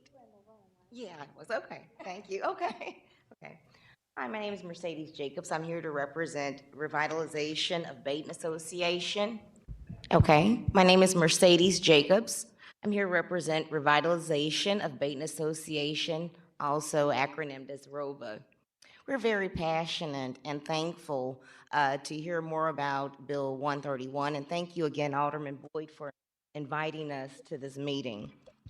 In reviewing the details that was presented, we're excited for an opportunity to create additional stabilization of the economy and infrastructure in the city of St. Louis, but more so focused for me personally on the city of the North City. One of our goals for ROBA is to invest today for a better tomorrow, and by accepting this bill, that does promote and propel us forward for that stability that we're seeking. Also, being more inclusive across the city for allocation of funding so that we can build one city, not just a North City and a South City. Again, if there's any way that we could support you, Ms. Boyd, in continuing to build out and support your viable plan, and thank you again for that plan to approach this for North City and other regions around. We're here and looking for a better tomorrow for St. Louis City. We have Ray Cummings online.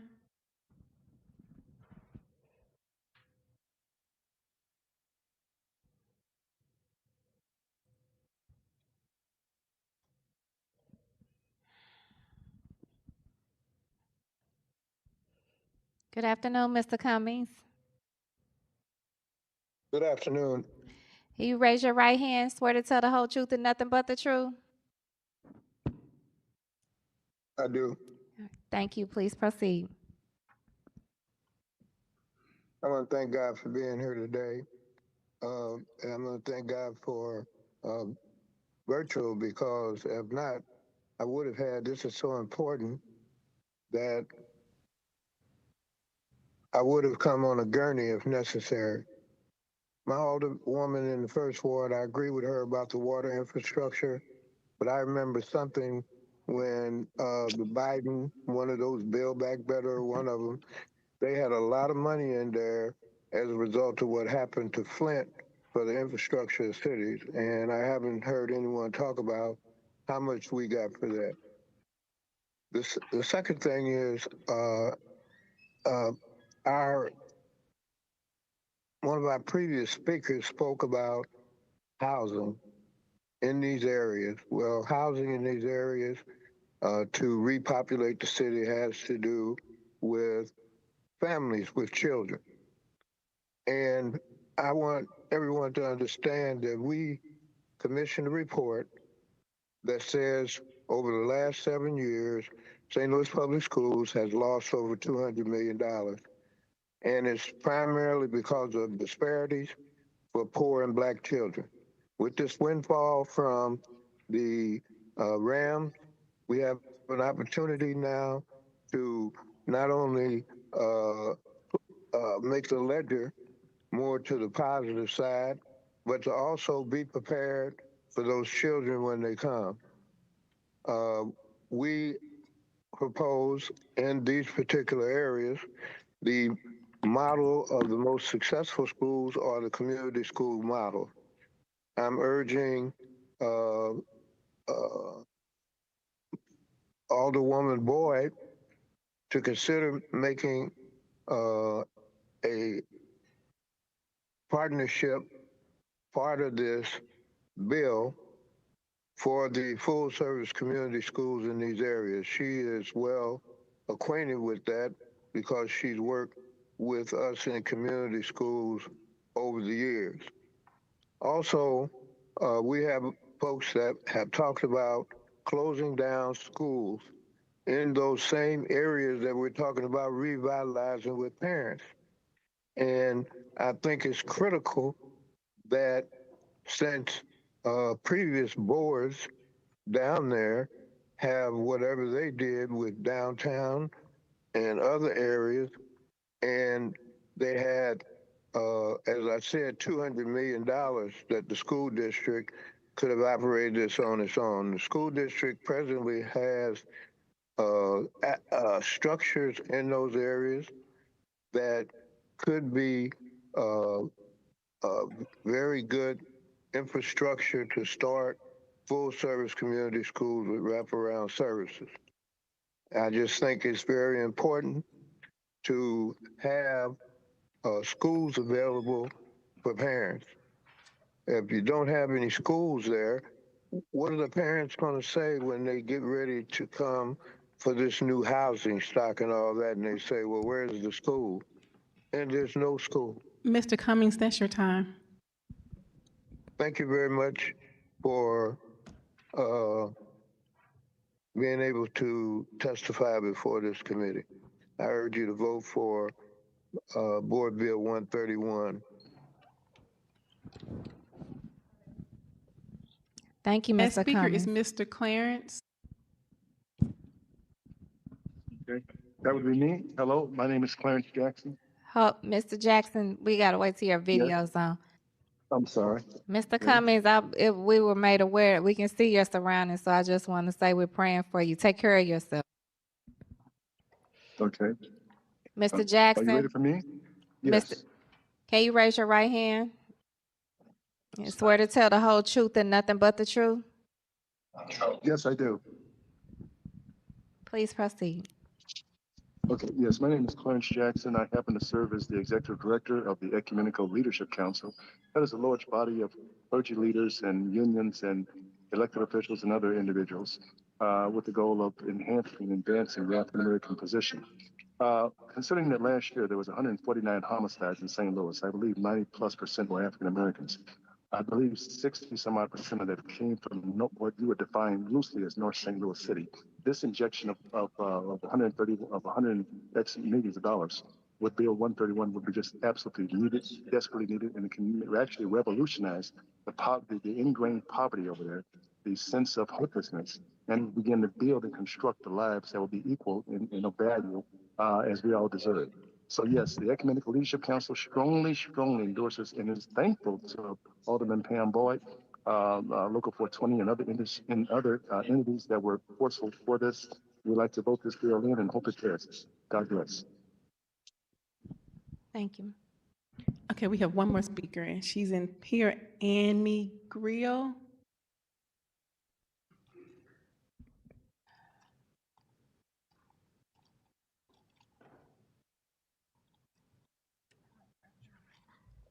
Hi, it's Amy Gill. No worries. I know all of you. I think you know me. I am a lifetime city resident, city developer. It's my home. I pay attention to it. I call you people. I talk to you. I ask you to do things, and I'm asking you today to pass this bill because what I know is that if you concentrate money in an area, it moves the ball forward for that area. When we started in the Grove, it was the highest crime rate in the city of St. Louis. It had the most amount of vacant buildings of any neighborhood in the city of St. Louis.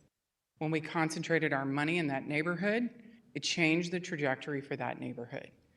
I know this. I can prove it. I did it in the Grove. We did it next to SLU. We did it at Skinker de Bolivar. I know it can be done. I know that we can make that happen. What I would say to you is that some of the other proposals by other leadership saying we need to save our money in a account that earns 4% is like you would tell your kids that. I would tell my kids that you need to save money. I would not tell my kids that if they had a home where the roof was falling in. And that's the situation that we're in the city of St. Louis right now. We need to spend our money on water infrastructure, on the streets, on downtown, on North St. Louis, on Dutchtown. Get some of these large projects going so that they expand exponentially out. It's so important. It's so important to all of us. And I really hope that you guys are hearing this and listening because it's been done. I did it. I was a part of it. I know it works. Please do what works. I appreciate your time. We have Dan Pister online. Mr. Pister, excuse me, Mr. Pister, Hello. can you raise your right hand? I swear to tell the whole truth and nothing but the truth. I do. Thank you. Please proceed. Yeah, thank you for allowing me the opportunity to speak. My name is Dan Pister. I'm a over 20-year resident of the city of St. Louis, and I've been living downtown for about 17 years. I'm also the chair of the Downtown Neighborhood Association, and I am highly in support of Board Bill 131, investments in our infrastructure, rehabbing building, housing, and other critical needs downtown will help advance downtown and help with our perception and help with our help compete with some of the other cities in the Midwest and throughout the country. Also, we've had several companies that have unfortunately left downtown for other areas, and by investing this type of money in our downtown, we'll hopefully provide a boost of confidence, and others may be thinking to leave, or maybe others thinking about relocating to downtown. So it could have significant impacts throughout years to come, and those impacts will be long lasting and very favorable for the city of St. Louis. If we grow the revenue downtown, we'll have more funds to spend throughout the rest of the city on other critical needs. So I ask the committee to please pass Board Bill 131. Thank you. That's our final speaker. All right. Alderwoman Boyd.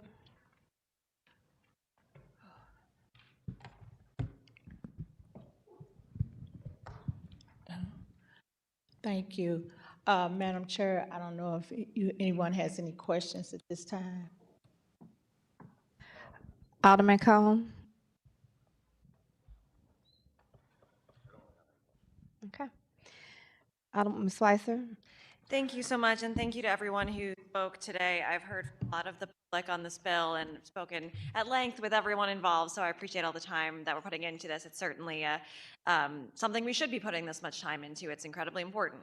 I have a few questions. One is the Board of Public Service is identified throughout the bill as the location. A lot of the funds with structure and would be housed and for housing as well. And I'm just interested in hearing why the Board of Public Service and the conversations that have happened with that department, if any. I'll let Tim O'Connor take that.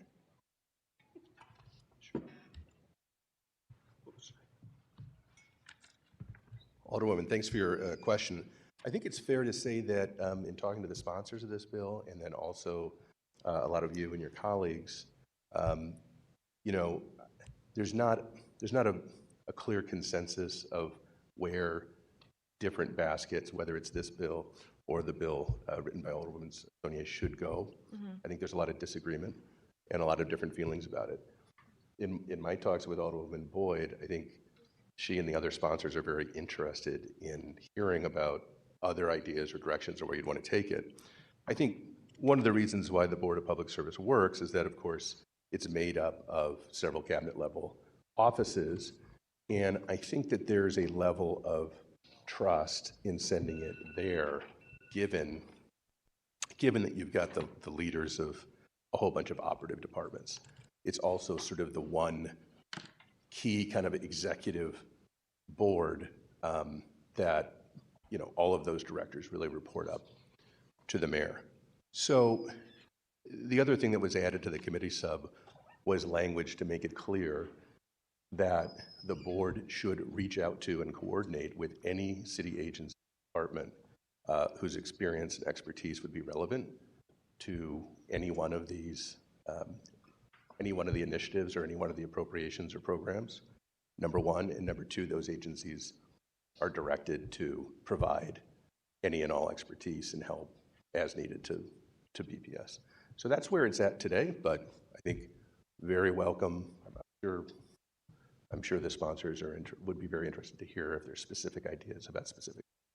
Thank you. I appreciate that. I've had a few bills over the last few months where we specified the Board of Public Service, and then there's the conversation of, well, are you talking about the board making up of all of those different departments filling out the board, or are you talking about the president's office of the Board of Public Service? So I appreciate that you all are referring more to the board, meaning multiple heads of departments and multiple departments that work together on infrastructure issues. The housing piece is the one that it just seems like that was an interesting place to consider the Board of Public Service as a facilitator. But as I've talked with you all about, we've had some programs that are similar around business development, around housing, that have been administered by the city through American Rescue Plan Act funds that have had issues. And I think we're all trying to avoid putting money in the same place, the same pot that has these issues. And that is, as we've discussed, figuring out the right program, the right leadership, the right safeguards. All of that needs to be built out, and whether or not it's in the bill allocating funds isn't necessarily clear to me. It's going to be a lot more work to do before a dollar goes out the door. So I will keep talking with the sponsor about that question.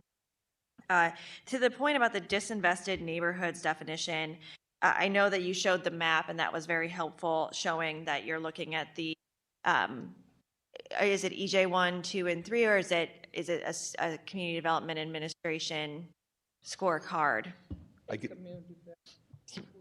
The community development, yeah. And I appreciate that. That report, I did have to do some digging to find it. So I think, more, and having the map was hugely helpful. So that may change in time, I could imagine. There could be changes with the boundaries of that. So perhaps designating a specific report or score that allows it to, in terms of you're drawing lines on a map, where that line might change in one way or another over the time of getting these funds out the door. So that's an interesting point for me. For the piece about that we've talked about, and I think Ms. Gill's testimony was very interesting about how these funds could grow over time. Would you imagine that if the funds are placed in these sort of distinct funds, as those take some time to get spent and get out the door, those funds grow in that location? So yes, it's an original $50 million investment into a water fund, but if it's not all spent, there could be more. Is that the anticipation? It's currently drafted that way. Okay. Thank you very much. Again, I think the sponsors would be open to other, as we've had conversations, they would be open to.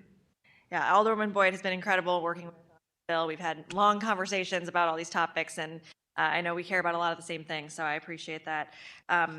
Okay, well, I'm sure I'll have more questions. One of the things that I think is interesting as I look at the committee substitutes that are in front of us today for this bill and Board Bill 153, right? Yeah, they seem to be coming closer together.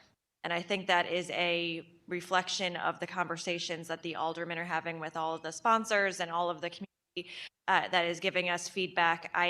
The number of times my constituents have asked about this bill, they want to see water, roads, they want to see development downtown, they want to see development in the parts of my ward that just need more investment. So I appreciate the efforts from everyone involved to move towards more consensus there. So thank you for your time, and I'll yield the rest of mine. Alderman Browning. Thank you. I had a lot of similar questions about the use of BPS, specifically funds having to do with housing and development. I understand a lot of departments fall under BPS, but CDA is not one of them. So could you speak to why we're not putting things, especially when it comes to really something that seems like it's in CDA's wheelhouse, why we're not putting that to CDA? Consistent with what I was saying before, really in talking to the sponsors and in talking to some other colleagues, there was a sense that BPS had it touched on more than one department. It had perhaps a little bit broader perspective and had the positive of being able to maybe field input from multiple departments. That being said, there's a recognition and an expectation that those who have the most experience building out housing would be involved in the discussion, but likely under the aegis of and/or direction of BPS. That's the concept here. That being said, I think the sponsors are very open to sending it somewhere else, particularly if there's a consensus. But we really didn't see a consensus in our conversations. We didn't see agreement among you and your colleagues on where it should go. But if that can emerge, I think my understanding is the sponsor would like to accommodate that. Oh, thank you. And to that point about not seeing a lot of agreement, I think part of that is because we are currently discussing two separate bills in two separate rooms. That I don't think is helpful towards creating an actual good bill that addresses the needs of our city. So at some point in the future, I'd like to make sure that we move forward with one bill and kind of work on that. I would like to say I do really appreciate the intentionality in this bill. The focus on disinvested neighborhoods, places in our city that have not received proper care when it comes to their infrastructure, places that have lost a great amount of housing. I heard the statistics you talked about with downtown. By my calculations, and I'm happy to be wrong about this, but by my calculations, downtown has lost $330 million in assessed value in a 5-year period since 2019. That affects our tax base and our ability to provide city services for everybody in our city. I keep hearing downtown is first and foremost a neighborhood. It's not. It's a commercial district. It's something that really powers our city economically. And so I appreciate that this money in this bill is treated like the amount of money that it is, and is trying to intentionally put it into very specific places that will catalyze additional investment. Speaking of additional investment, I've heard that there's an offer of matching funds of $100 million. Could you speak a little bit more to that? Kern. Yes, Alderman, thank you for the question. Yes, I think everyone should have in their hands now a letter from our CEO, Dustin Allison, that represents a commitment made by our investors to not $100 million, but $200 million for downtown if the city agrees to the $100 million that is in this bill. We believe, just to your point, that we've got to get downtown on track to be a generator of tax revenue for this entire city. We think the city, to be quite candid, the future of the city really depends on this. And so that commitment is real. We think that how that gets spent needs to come out of conversations between our investors, between city officials, but that commitment is real. Thank you. On another note, can you explain the difference between the disinvested neighborhood infrastructure repair and disinvested neighborhood infrastructure beautification funds? Sure, happy to. Well, I think that it's a fairly simple once you get past all the words, and I apologize, there are a lot of words in the bill. The first category is meant to repair what is already in place. So we know you walk through disinvested neighborhoods, you walk through downtown. There are curbs that are broken, sidewalks that are broken. The Alderwoman has talked to us probably a dozen or more times about kids not being able to walk down sidewalks in North St. Louis and similar sorts of situations, the elderly. So the first category is to address that sort of maintenance and fixing what is broken. The second category is to start to reimagine our city as a place that comprehensively is more pedestrian friendly, is more bike friendly, where we start to, in some cases, decrease the capacity for automobiles on streets and give that space to people. So the second one is meant to be more of a redesign and rebuild. The first is for maintenance. Thank you. And so just to be clear, when we're spending money on this infrastructure, there's notes in the bill, and I think I appreciate this, but notes in the bill that we're following plans that have been passed by our planning commission here at the city, things like Project Connect and the downtown plan. Could you speak a little more to, the specificity that this plan has, and just a little bit more about where those plans came from? Yes, thank you, Alderman. So I think generally speaking, this bill is about focused investment, to your point you've made before. It's about more money in a smaller area to have impact that then affects the entire city by increasing tax base and quality of life across the city thereby. So I'm sorry, I forget the core of the question now. If you could repeat just the plans that this outlines, such as Project Connect and the downtown. Oh, yes. Yeah. Yes. So we know that there are already good plans. Design Downtown STL, it's a plan that was adopted by this body just a few years ago. We know that the Economic Justice Action Plan calls out specific areas, the Martin Luther King Corridor, for instance, that has opportunity but needs impactful, focused investment. So we think that those plans are good plans, and that we should respect those plans as we make the specific projects and priorities that come out of this bill. Does that answer your question? Yeah, I think so. Just looking at what else are there specific projects that you have in mind? So those plans do point to certain things, especially streetscape and other plans like that. When I think of downtown, I think of a big problem with downtown is the infrastructure. As you mentioned, broken sidewalks and a generally very inhospitable environment to pedestrians.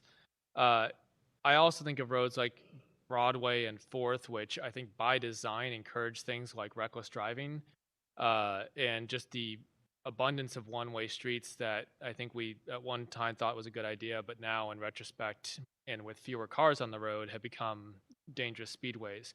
Are those things that would be addressed by this plan? Yes, and I'm happy to say that 4th, Broadway, and Washington are already underway. Those have been in planning for the last 2 years and are very, very close to starting construction. So yes, I think you're pointing to exactly the issues. We have streets that do not need to operate as, apologize for the term ahead of term, traffic sewers, as some planners call them. We need to build city streets for people, not just for cars. We need to accommodate cars, but we need to do both. And so those are projects that are already in the pipeline.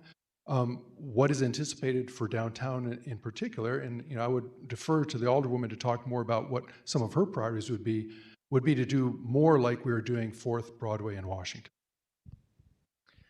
And do you have specific projects in mind when it comes to the language surrounding large square footage buildings? I think the limit there was 200,000 square feet. That's a very large number. The presentation had some pictures of some buildings, some of which are some of my favorites in the city, like Cleveland High School. It's a gorgeous building. It occupies 2 square city blocks. It's massive. It's a huge detriment to the neighborhood it's in and its current condition. Is that something that even though it's not specifically named in the bill, is that something that is kind of in your sights? Yeah, I think you can read something into the pictures that were in the presentation. We think that those are possibilities. We think that they're good candidates. But once again, the final decision has to come out of decisions with city officials and with the public about the best way to use these dollars in the way that's going to create the quality of life we're after and the tax base that we need. Okay, and the last question I have is, there's a timetable in this bill that kind of denotes how much money should be spent each year. Why is that in there? And I'm just asking the question because I have some concerns. We saw some difficulty spending the American Rescue Plan Act dollars.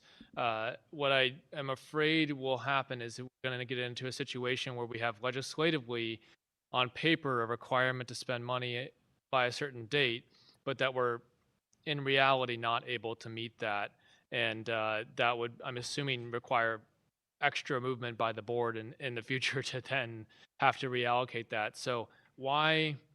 And then that's a chance for things to go awry too, right? So why is there a timetable? I will answer part of that question and ask the Alderwoman and Ms. McConnell to answer the second part that has to do more with the legal and technical aspects. We think it's important to spend these funds in a short period of time in targeted areas. So that table represents that to a degree, right? So from a planning and a city building standpoint, we believe that we need to spend these dollars quickly, but wisely, right? Not to the detriment of making wise decisions, but we need to put these funds into the ground, into buildings in a way that's going to create the future that this city deserves. As to the, if there are any legal hurdles that are related to that, I'll ask Tim. I'll just mention, you know, it really came from some conversations from a number of your colleagues who wanted to be sure that we were being financially and fiscally prudent about the funds in the meantime while they're waiting to be deployed. And it was thought that it would be good to give direction and some kind of sense on when we would expect those funds to be needed to be deployed. And so that was written in there with that in mind. You know, it does not, as I read it, require that a certain amount be spent by a certain time. We drafted it in a way that we thought was ambitious, but what we didn't want to do was make sure that funds were tied up in funds that couldn't be, you know, easily deployed. So it's where we tried to strike the balance on what we thought the sort of appropriate time frame would be. But again, I think in speaking with the sponsors, they're very eager to get input on that if there's a difference of opinion on when those should be available. And there's an urgency. It's meant to speak to urgency. And I think my thinking is, and all of you ought to know me, the two words that I always use, accountability and communication.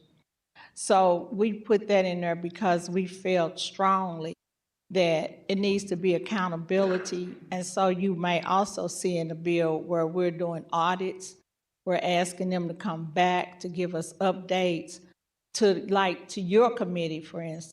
They will have to give you an update on where these dollars are, what has happened, what projects have been addressed, because we can't keep putting stuff on paper and then don't have a way for checks and balances. So that's why we did it also. Okay, thank you. Really appreciate those answers. I don't have any more questions at this time, but we did get the committee substitutes for both of these bills addressing the settlement about 24 hours ago. So I understand we're going to have additional hearings, and just appreciate your time today. And Alderwoman Boyd, I appreciate you bringing this forward and just facilitating this discussion. Thank you, sir. Alderman Aldridge. Thank you, Madam Chairwoman and members of the committee. First, I want to kind of step back. It's been words saying competing bills, one or the other. I think what we have in front of us are two visions of how we can use these one-time and a lifetime opportunity. The only city have sued the NFL and won to use these funds and look at how they could be generational. So we're talking about 131. I want to commend you, Alderwoman Boyd, for starting a conversation or having a conversation about how do we invest these dollars, I think, in a critical way. Oh, I heard a clap or something. Okay, I got it. Thank you, Alderman Boyd. How we invest these dollars in a critical way. You know, I've continued to say, you know, when I look at your bill, you're talking about investing in North Side and downtown. There is one ward in the city of St. Louis that touched both of those. So I'm hearing from both sides. I'm hearing from downtown folks, and I'm also hearing from North Side individuals because I have that one ward that do that. But I do want to just say thank you for raising the issue of making sure that we invest in those. And later on, I will bring some forward to make sure that whatever the avenue is, that we do that in both pieces of legislation. I think you already saw the conversation on that.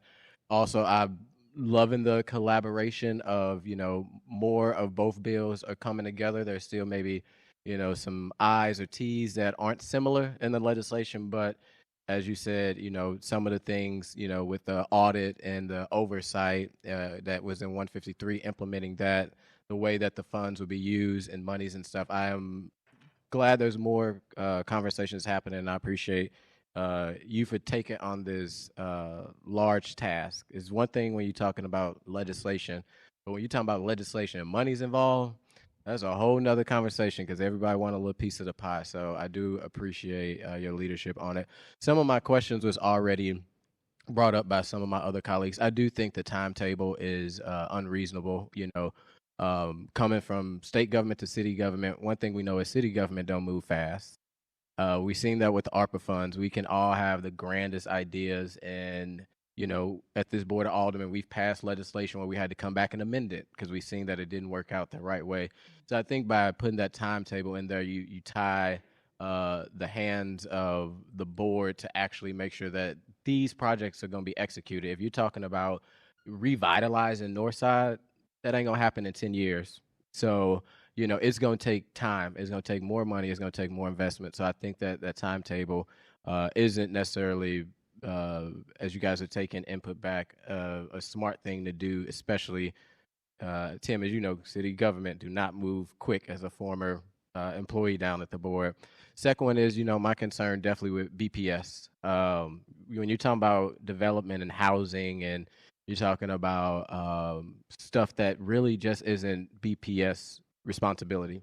If you're going to use those funds, it probably make more sense for housing for, the agency in the city of St. Louis that actually does that. Also, my fear with BPS is it almost looks like that we are privatizing our funds, because what BPS does is they contract out. So instead of, the decisions kind of being made with like more input around like city agencies, BPS a lot of times contract those out. When you're contracting out, that is privatization and using public funds to privatize ideas, which we got past that with the airport. We're not trying to use our money to privatization to make anybody more richer. So that is my concern with BPS. Also, my concern with BPS as an alder person, we just had this conversation at the board. They don't move as quickly sometimes on projects. Wards are waiting for infrastructure. I'm sure Alderwoman Boyd, you probably put in some sidewalk repairs that still haven't got done. It's been over a year because of not only the manpower of the city, but just the timeline that BPS move as. My question also with that, I'm saying a lot of BPS, I think hammering that in, I want to really hit the nail. Has BPS been part of the conversations? Because what I see is BPS is being handed Rams money. I mean, not Rams money. They're being handed ARPA funds. A lot of those funds have deadlines to get out. And I want to be very clear. I think whichever bill passed, I don't want to get nobody hopes up. I don't see either bill of these funds being spent in the next year or 2 years, because the priority of the city of St. Louis is we have to spend all the ARPA funds first. We appropriated them, but we have a deadline by 2026 to actually spend them. That is going to be the city main priority. It will not be Rams money. I think maybe probably some concerns of colleagues of why are we doing this right now when we need to fiscally focus on making sure that we spend our ARPA funds. That being said, with BPS, if we are giving them more money and they are trying to, as you said, Tim, get projects out the door for paving all these corridors and streets that are already in ARPA funds, I think giving them more money and less manpower, which is through a budget process, will be putting ourselves in a situation where then as alders, we have to come back and answer to people when they say, like right now, why the ARPA funds ain't being moved. And we pass this, they'd be like, well, why the Rams funds ain't being moved, and understanding that ARPA has to be done first. Have you, Alderwoman Boyd or GSL representatives, talked with BPS to make sure that they can actually house this money and get these projects out the door? In some of these projects they don't specialize in. Has BPS been communicated with of being the holder of these funds? And so, as you probably know, we're not voting this out right today. What we're doing is in discussions, and we wanted to bring our substitutions before the committee because this is not money that we're going to rush and get out the door because we're trying to make sure, one, we have a large amount of money for a small area. So it's not like we have all this money for the whole city. We have a small areas, North Quarter, Southeast town, so that's a smaller area. And so it'll move faster. So no, we haven't had the conversation, and that's the next step. So we have to talk to them, and we still have dialogue that we are having with other people in regards to our bill. Yes. And to that, I do appreciate, I know Alderwoman, me and you talked about this legislation the other day. I appreciate the conversation.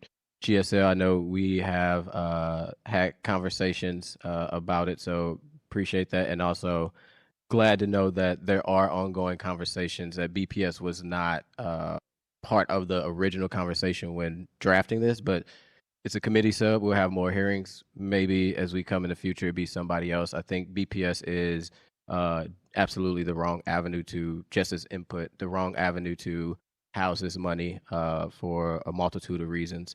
I'm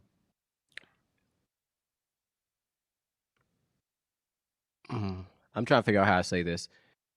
So how much money is, if I'm looking at the slideshow, that I'm a fan of a good slideshow, by the way, too.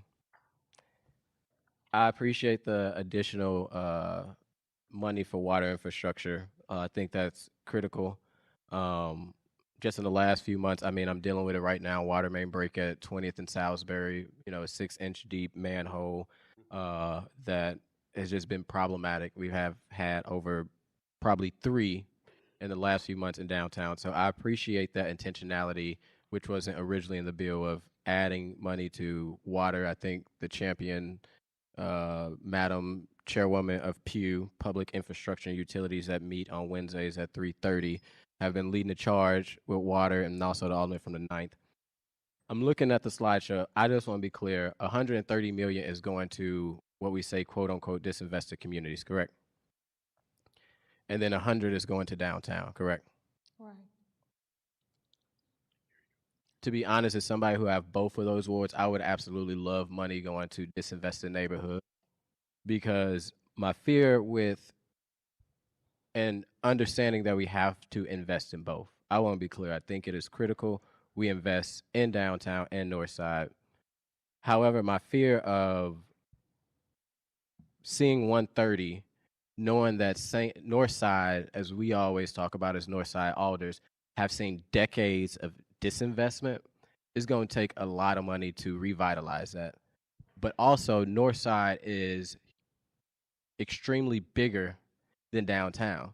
So if we talk about bang for our buck, what I see is a smaller, and projects are different downtown. You're talking about maybe trying to revitalize buildings, so you need that.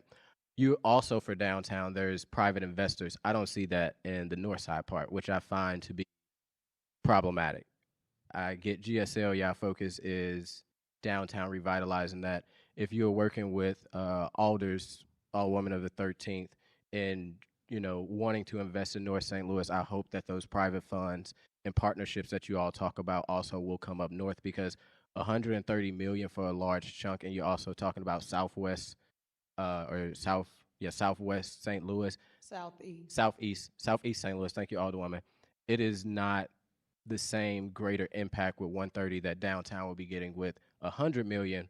And what I've been asking GSL is, who are those private investors? Or do you guys actually have a commitment?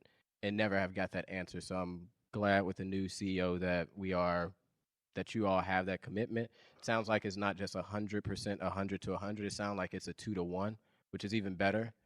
Keep that same energy in North St. Louis, because if you're going to say you care about the disinvestment in North St. Louis, I know the Alderwoman does. And I know she's been caring about it way before she served at this body. But looking at this piece of legislation, I'm not seeing the greatest bang for North St. Louis with 130 in downtown, having 100 million that's going to get private investors that can bring in about 200 million. It is not as fair. And I would, as the bill move on, always willing to have conversations and communicate and work with my colleague. But if you bring in private money to the table, I think maybe we can start to have conversations of how some of those downtown funds can go more into disinvested neighborhood if we are talking about truly trying to help disinvested, which just won't be north of Delmar from the scorecard. You're also talking about parts of South St. Louis. Yes, well, thank you for the question, the comment, Alderman. I'll note a couple things. I think you're right. I think costs of doing things downtown, construction, for instance, are substantially higher than, it's a different type of construction than in other parts of the city. That accounts for some of it. But also note that GSL has worked with great intention because we know that the core, not just downtown, but the core of the city is important to the metro area success, right? We've worked with intention to focus economic development efforts over the last number of years since we've been in existence, right? AMIC, for instance, is a major investment in North St. Louis that we think will continue to pay dividends for generations. The ICL deal on the North Riverfront is another of those. It's a $500 million investment in North St. Louis, something that GSL was in the middle of making happen. Projects like that, we will continue to talk to the city about how we can partner on those and new projects along that line. But we have a strong commitment to North St. Louis. Our investors, to my point before, believe that because of the economic generation impact of downtown, that downtown needs that additional boost. But we are fully committed to, just as I've described, continue to drive forward investment in North St. Louis as well. Yeah. And like I said, I want to double down and say there's no doubt that we must invest in downtown.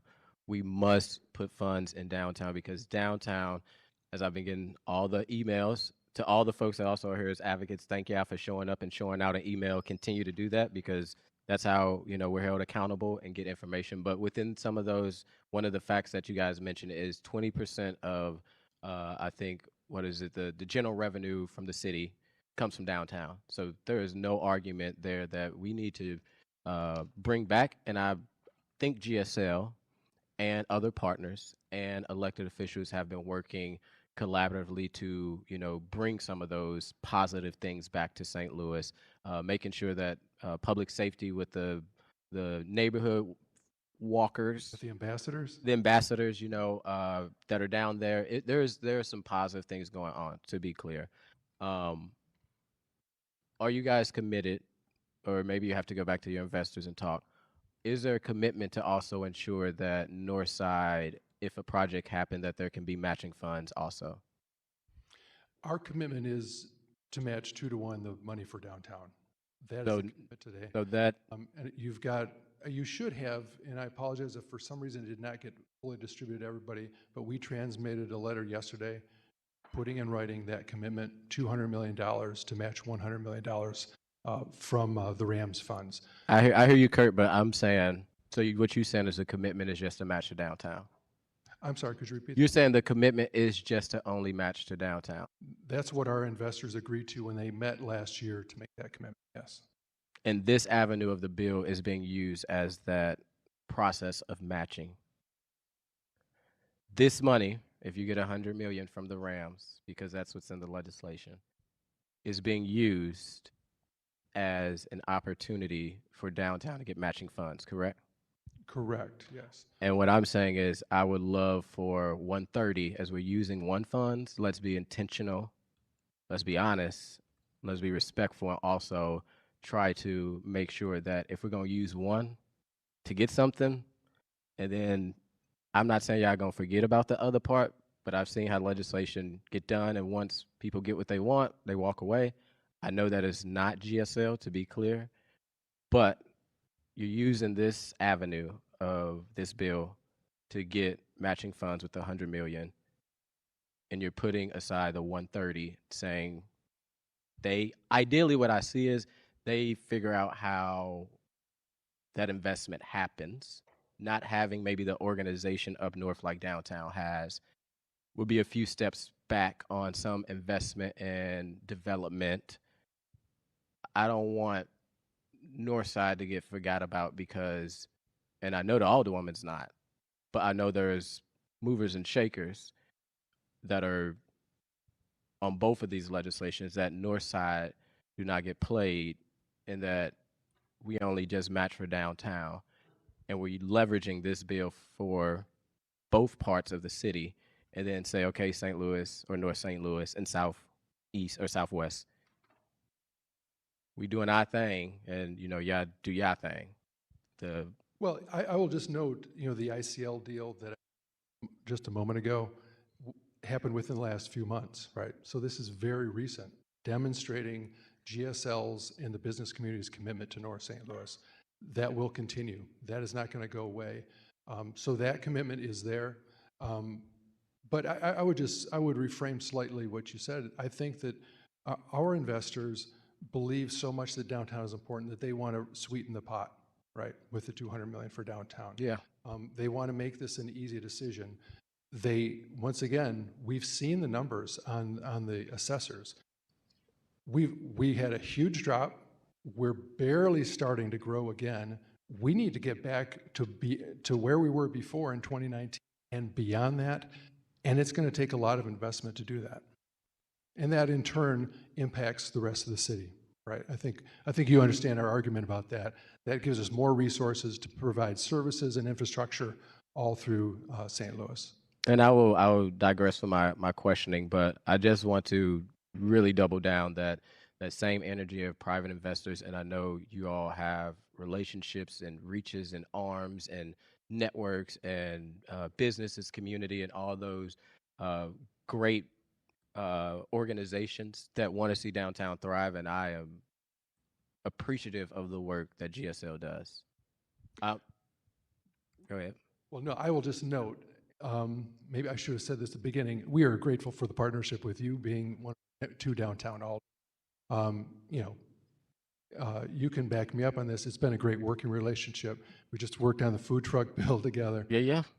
So we understand that. I understand, where you're coming from on that.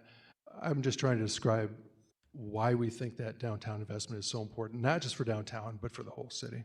And again, I get that, and I'm here for it, and I won't be redundant because probably I'm being redundant. It would be great that Northside can also get that same love of like private investors. And so the question that you asked was asked of them already. And what I explained to them, I'm a layman when it comes to development, and that's not my strength. But I did tell them, I said, so if you're telling me that we have developments in North St. Louis, you will work with us to match. And they will say, yeah, that's what we're trying to do. That we're not putting money in the bank. We're trying to match to help get the developments going. Am I correct? So that's what they're looking to do. But what I'm hearing from, and I hear you all the women, what I'm hearing from GSL is that they just said they don't Right. have that match. So that is my problem. They are saying, yes, they will, but what they got cash in the bank right now is $200 million for downtown. Right. And they have nothing for North Side. And what I'm hearing correctly from Kurt and Tim is that is not the plan to match. And that's why we're not voting on it, and we're still in discussions. Got it. So as that Live this long just to go along, okay? Gotcha. And I'm just, as a colleague and a committee member, raising these concerns so that as we are in discussions and we're not voting on neither bill today, for the record, that it is raised clear to individuals who have the power to match, to keep that same energy north. And I know, Alderwoman, that you're going to fight for it. That's why I am not, my energy really ain't at you, because I know you're going to go hard for your neighborhood as you've been since, like I said, you've been in office, but it is important for the powers to be know that that energy around matching downtown, which I support, can and should also be replicated up north. And it sounds like you're having those conversations and willing to help and support whatever way I can. I appreciate your leadership on it. I look forward to continuing to work with you, talk with you, work with GSL to try to figure out how do we get to a place of compromise. So thank you, Alderwoman, for bringing this bill forward. You're welcome. Vice Chair. Oh, yeah. Thank you, Madam Chair. I just want to first start by thanking the bill sponsor and acknowledging the work that I mean, as the sponsor of the other bill we're discussing today, have an idea of how much work goes into it, and I can only imagine how many conversations, meetings, and all of the work, all of the research, all of the things that have to go into putting this together. So I just want to start by acknowledging Alderwoman Boyd for your leadership, and also say that I think that conversation is a good thing. I think that dialogue is a good thing. I think that ideas and visions and perspectives being on the table is a good thing, and I think that's our job. Is we're here to discuss discuss ideas and discuss things and bring them forward. So I just want to start by just thanking you for the work that you've done on this. This question may be probably more for Greater St. Louis than Alderwoman Boyd, but which members of the Board of Aldermen besides the bill sponsors have you all engaged in conversations with? So you said what members on the board? So we had conversation with Alderwoman Spicer, Alderman Browning, Alderman Bretton Ryan, Alderman Aldrich, Alderwoman Clark Hubbard. Clark Hubbard, they had conversation with her. Balmer. We presented at the committee. They committed at the committee as a whole. But in the development, like I know me personally, we kind of just had our first meeting. So was that just for me as the chair of committee of the whole and the other sponsor, or were other alders engaged? Like I imagine obviously the bill sponsors, usually those folks are engaged throughout the development of legislation. Were there other colleagues of mine outside of bill sponsors that were thoroughly, I only have my seat of knowing I wasn't, so I'm asking were there others that kind of were also not engaged, or did you attempt to engage everyone else?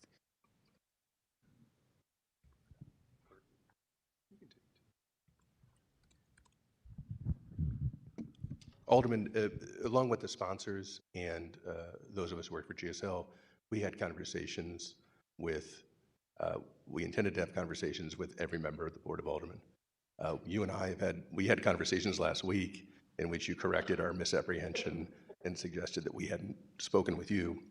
I would say that we presented our idea at the very start of the public engagement process. Asked for hearings, had hearings, but we are very sorry that we didn't sit down with you to talk about the bill while it was getting developed.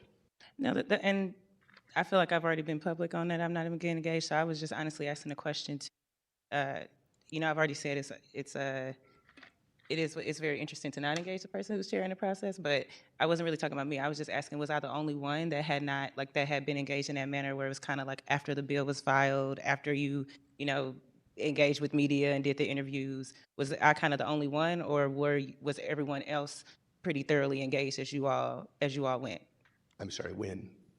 I guess if we need a starting point, when did you all have the press conference? Was that in November or October? So I guess I'm asking about the timeline of engagement. I only know from my seat, so I'm trying to get an idea of, for all of us, outside of me, I know we just met last week, but for other colleagues, were they all given an opportunity to be engaged as we went? And I'm not talking about committee of the whole. I chair that. I know you guys came and presented, and I was happy with all that information. I'm asking, did you, since October, not like in the last few weeks, but what was the actual engagement like with others who were not the bill sponsor? Well, I believe counting the sponsors, I believe we probably talked to every member of the Board of Aldermen. Have sponsors talked to you about it? Any of the 4 sponsors had any conversations with you about it? We've had conversations. And obviously I heard when you guys had the bill and were trying to originally still in the process of searching for sponsors. That's why I'm asking, because most of my communication has been from my colleagues. It has not been from you. So I really don't know. I'm always going to talk to my colleagues. I work with them every day. I'm asking, as someone who's backing this bill and who's bringing it forward, what has your communication been like with all of my colleagues? I communicate with them and work with them on a daily basis. So we are in communication. But that's fine. I think I kind of, we can leave it. I think that a lot of my other questions have been asked. I did have a question just specifically to the housing portion of you all bills. It talks about just the substantial sums for rehabilitation of high impact buildings and projects to eliminate blight. And I did like the different pictures and specific projects that you all picked out. I was just curious, how does your bill define blight? Are you going to be going? Are you going to be going with the Missouri state definition, or how would you go about identifying, which buildings are blighted and which ones are not? And I think especially when we talk about when you only right now at the moment have matching funds for downtown, but we know that there's a lot of disinvestment that happens on the North St. Louis, but we know that blight has been used for parking lots in the city of St. Louis before. So it's a very flexible, kind of loose definition. So I'm just curious, what are you all thinking of when you say blight, and do you plan on going with the Missouri definition? I could take a stab at that first. Thank you for the question, Alderwoman, and I'll probably have Kurt speak to it as well. Really, it's not meant to cite a certain legal definition, because in fact there are some different ones. There's not just one Missouri. There are different statutes for different programs. It's meant to invoke the statutory requirements for different types of development and to be open for different types of development vehicles when it comes to, statutes that a lot of the development bills that you get, they'll actually be under a certain statute. And so it's not meant to be exclusive of any of those. It's meant to be inclusive of all of them, number one. Number two, I'll let Kurt talk to this, but I don't think there's any interest in or requirement that something be blighted to be included. It doesn't need to be blighted necessarily in an official legal capacity. It's meant to be a more general term. So, but we also would expect that the city and its development agencies and advisors would have recommendations on what projects would be put forward. And those projects would go through the normal course. They would come before you, et cetera, et cetera. So it's meant to be more general and not specific, or nor is it supposed to be limited only to those that have actually gone through an official process. But if the project needs that, then we're saying these funds could be used for that. If I may, Alderwoman, I will just add to that I would agree with what Tim said. I'll take an example. There's a vacant lot and a parking lot in a section of Martin Luther King Jr. Boulevard, right? That may not qualify as blight by itself under federal other standards. However, that's where the catalytic kicks in, right? If there is a project there that is going to be a catalyst for that neighborhood, then it would be eligible for the use of these funds. In other cases, you would really be depending more on the fact that this building is causing the entire neighborhood around it to deteriorate, and would focus more on the blighting influence. But to Tim's point, this is more to invoke this sense that we need to remove blight and create catalytic investment in these communities. And I think, how that happens, where it happens, like we've talked about before, needs to be part of a robust conversation between the city officials, us where it makes sense, and others in order to make those decisions. I serve as Vice Chair HUDs. I'm very into housing development. I think it's important to have some definition of blight, even if it's the federal one or the state definition, just because I think that gives a clearer picture of like other things that we've done in the city and identified as blight. And it actually is a very flexible, loose things. It's been used all across. So it's actually very open by the state definition. A lot of places within the city of St. Louis could count as blight. We've seen it used on different types of projects in all type of geographical areas, but I'm really not, I think it's better to be specific so that it's a little bit clearer on like where the intended goals are for like investment when something has been identified as blight. And do you all, I know that you said you're referencing the Economic Justice Center at EJ1, kind of that plan when you say disinvested areas. But are there considerations and conversations of kind of adding some more specific identification within the bill that specifically identifies like the economic justice tracks, or kind of just making a little bit clearer of what you mean by disinvested areas? Sure. So what the original bill and what the committee sub both refer to is it talks about the composite index of 40.6, which is a figure that CDA has used for a number of projects. You are eligible if you're within those tracks. So we referenced that. In the committee sub, we realized that it wasn't necessarily so easy for people to get a picture of that. That includes EJI1, EJI2, and some parcels in EJI3. So we started with a CDA standard that they had used for a number of projects that I think had been associated with ARPA, used 40.6 as the benchmark. And then the committee sub, we actually used the mapping tools that the city has to actually list every census tract that is actually above that index. So, but again, you know, I think the sponsors would be open to other possibilities and other definitions if there's a consensus or an agreement that they should be changed. Yeah, and I think it's kind of along the lines of what other colleagues flagged with the composite score being used and that just being so specific to like 40.6. I just think, which again, is legislation, but just kind of getting a little bit clearer on like what specific things are, because, you know, I think a lot of people would look and see a composite score and not, because that's very specific to that one project that CDA did. It's just not like widely known of what necessarily people are referencing. And that's the same thing, like when you use the word blight, I don't think that gives a clear, if you're not pointing to a specific definition, it doesn't let people know exactly what you mean, especially because the city of St. Louis has used blight quite a bit. I think people get kind of almost instant pictures of, you know, what could qualify and where it could go. And then I also had a question, and maybe this is, you guys might still be in discussion on this piece, and Alderwoman Boyd might be able to speak to this, because I know she's probably been a leader of those conversations. I was curious about, we had a nice amount of folks show up and ask about kind of community schools and wraparound services.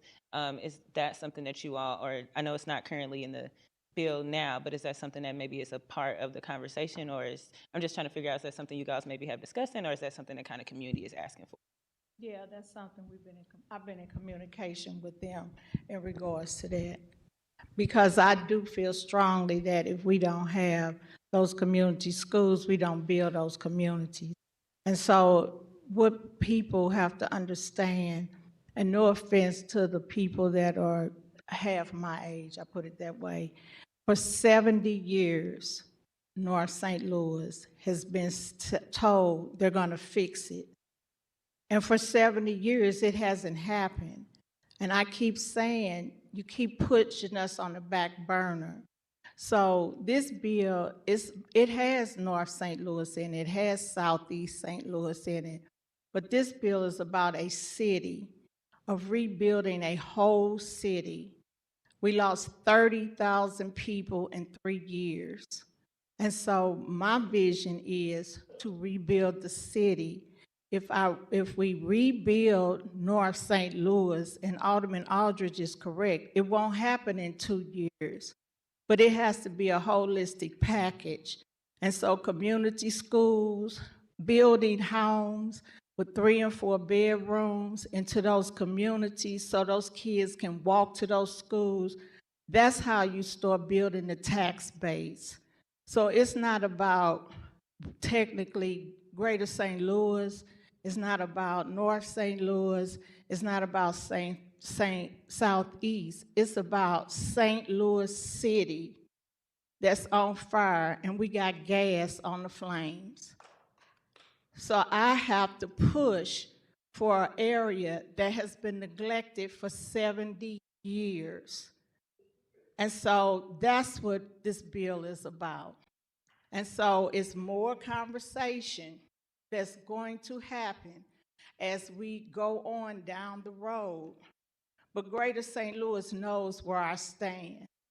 And I can't settle for anything less than to build North St. Louis and Southeast St. Louis, so I can help downtown build their tax base. Thank you. Yeah, absolutely. I think, you know, like I said in the beginning, I started by acknowledging your work. And, you know, for me, even in my short 2 years and seeing just kind of the interesting role that we have as alders, you know, I have not served as long as you.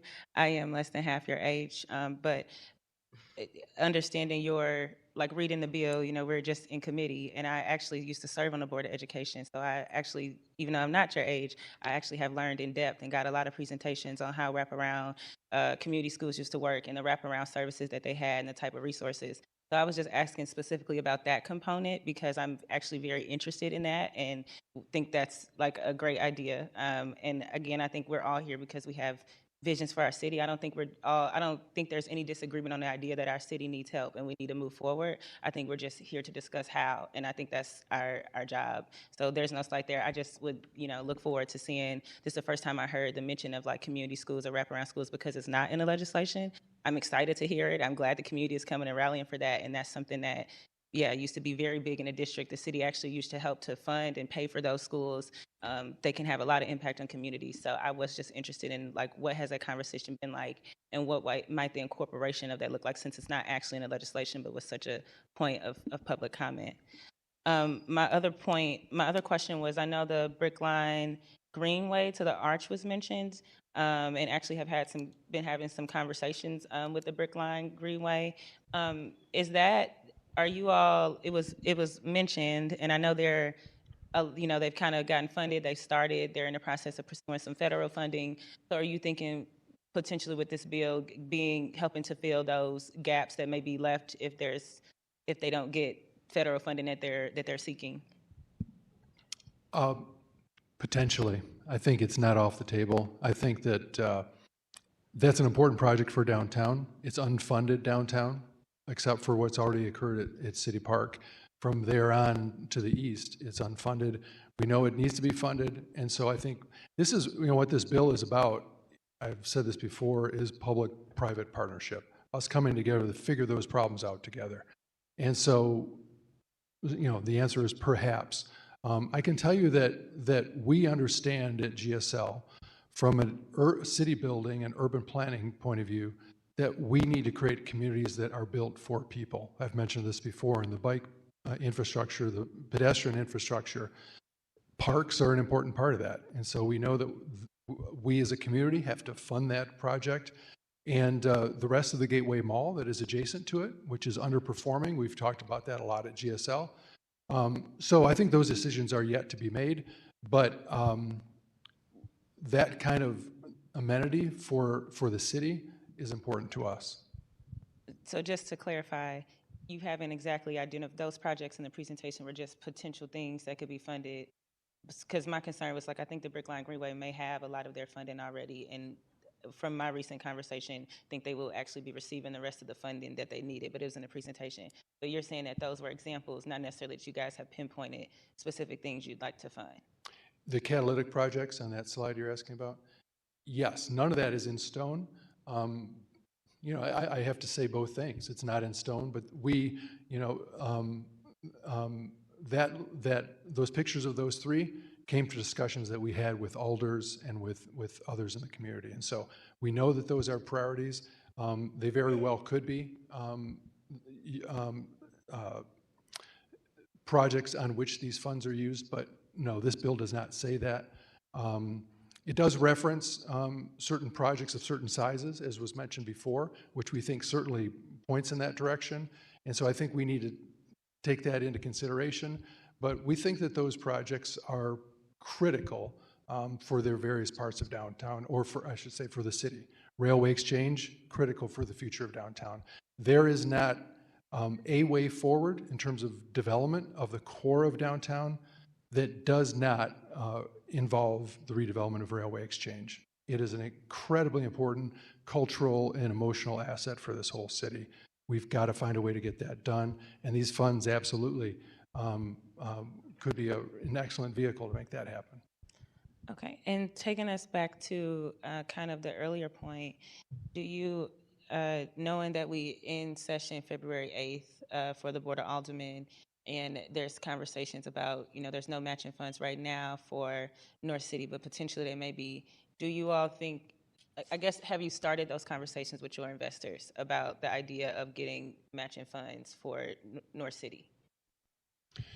We've had the conversations that I've described, which is that we know that there is investment that is required in North City.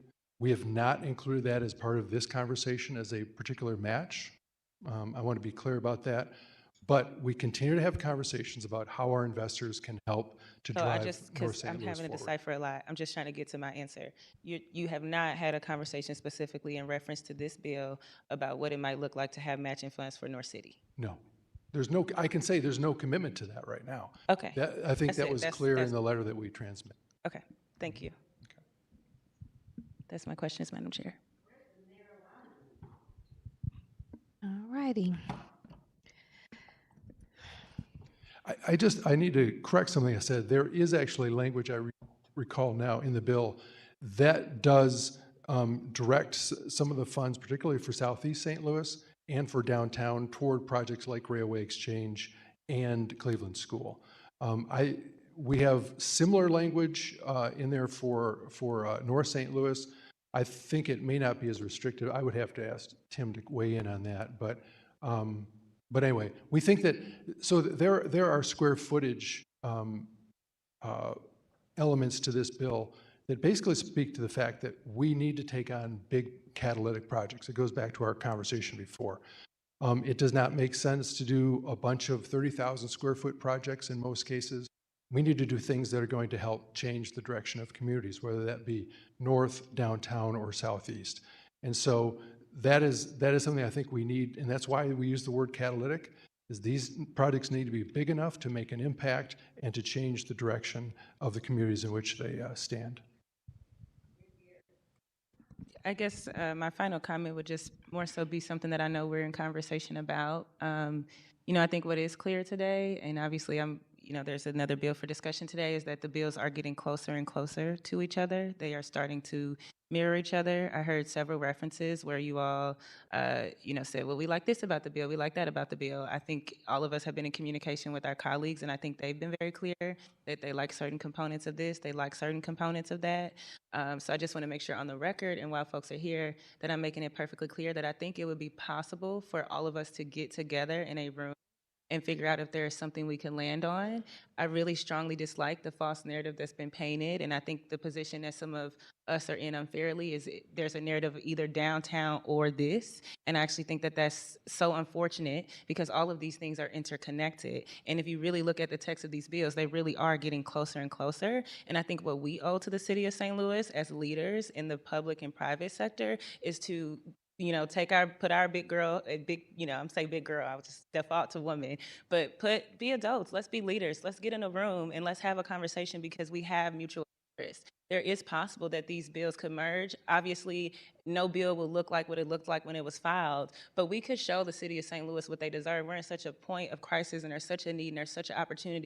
There's no need for it to be adversarial. I don't believe that some of the binaries that have been created exist. I don't even care about how any previous communication has been. For me, whatever I could do on my end to open up that door and to say, hey, it seems like we have something here. It seems like we're getting closer and closer to interest. We're being able to identify people's perspective. We've gotten a lot of community input. We did have a committee of the whole process that had 16,000 residents engaged, and you all were here every month for those hearings. It is possible, and I think we are looking at the opportunity to come together and have this conversation, and I think that is like when you're talking about transformative for the city of St. Louis, that's transformative.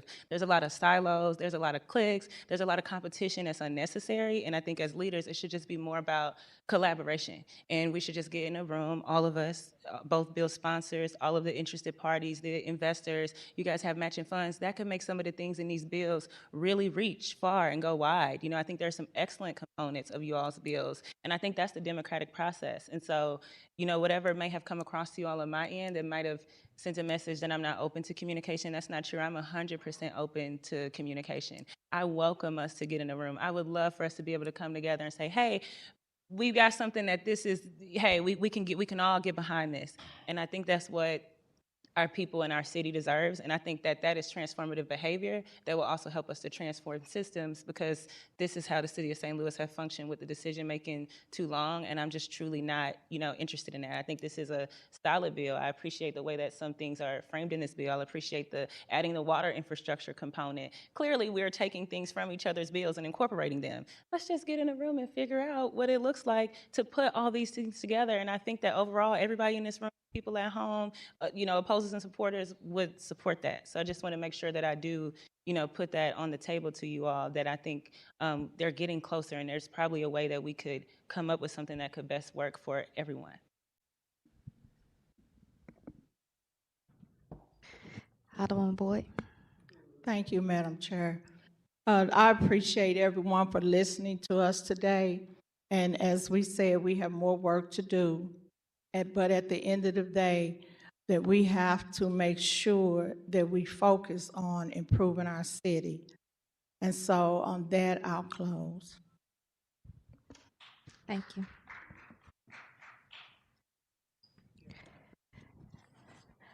Vice Chair Sanye, you're recognized on Board Bill 153.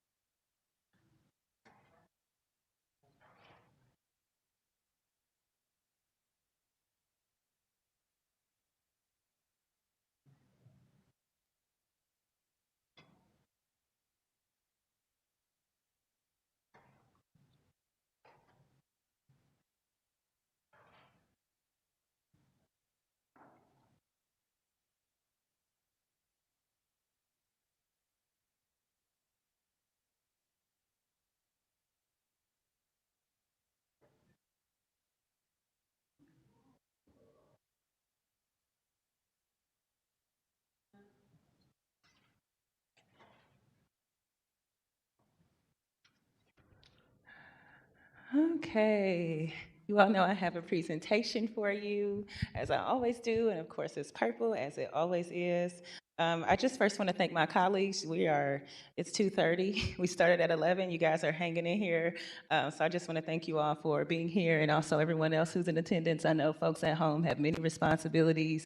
Many folks you could be, people are watching at home, and I think it's tremendous that we are having this conversation in a public and transparent way. So I just want to start by extending my gratitude for that piece of it. And so this is going to be a very sweet, simple presentation because we've already had a presentation before we went on break to kind of go in depth. But with this, knowing that you all did get the committee substitute not that long ago, I just want to walk through basically some of the major changes that are in the committee substitute, so that as we have discussion today, you guys are clear and on the same page with what is in the committee substitute. And we can go to the next slide.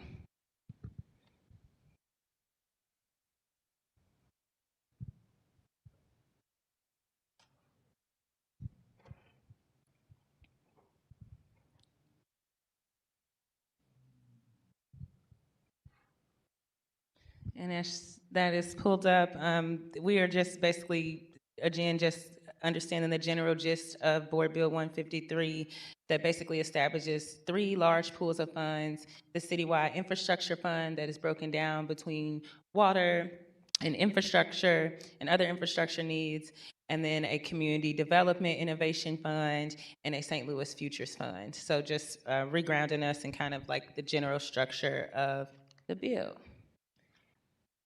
And I'll wait because we're going to get into the text of the committee substitute now.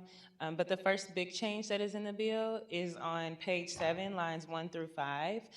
We've been in communication with colleagues as well as the Water Division.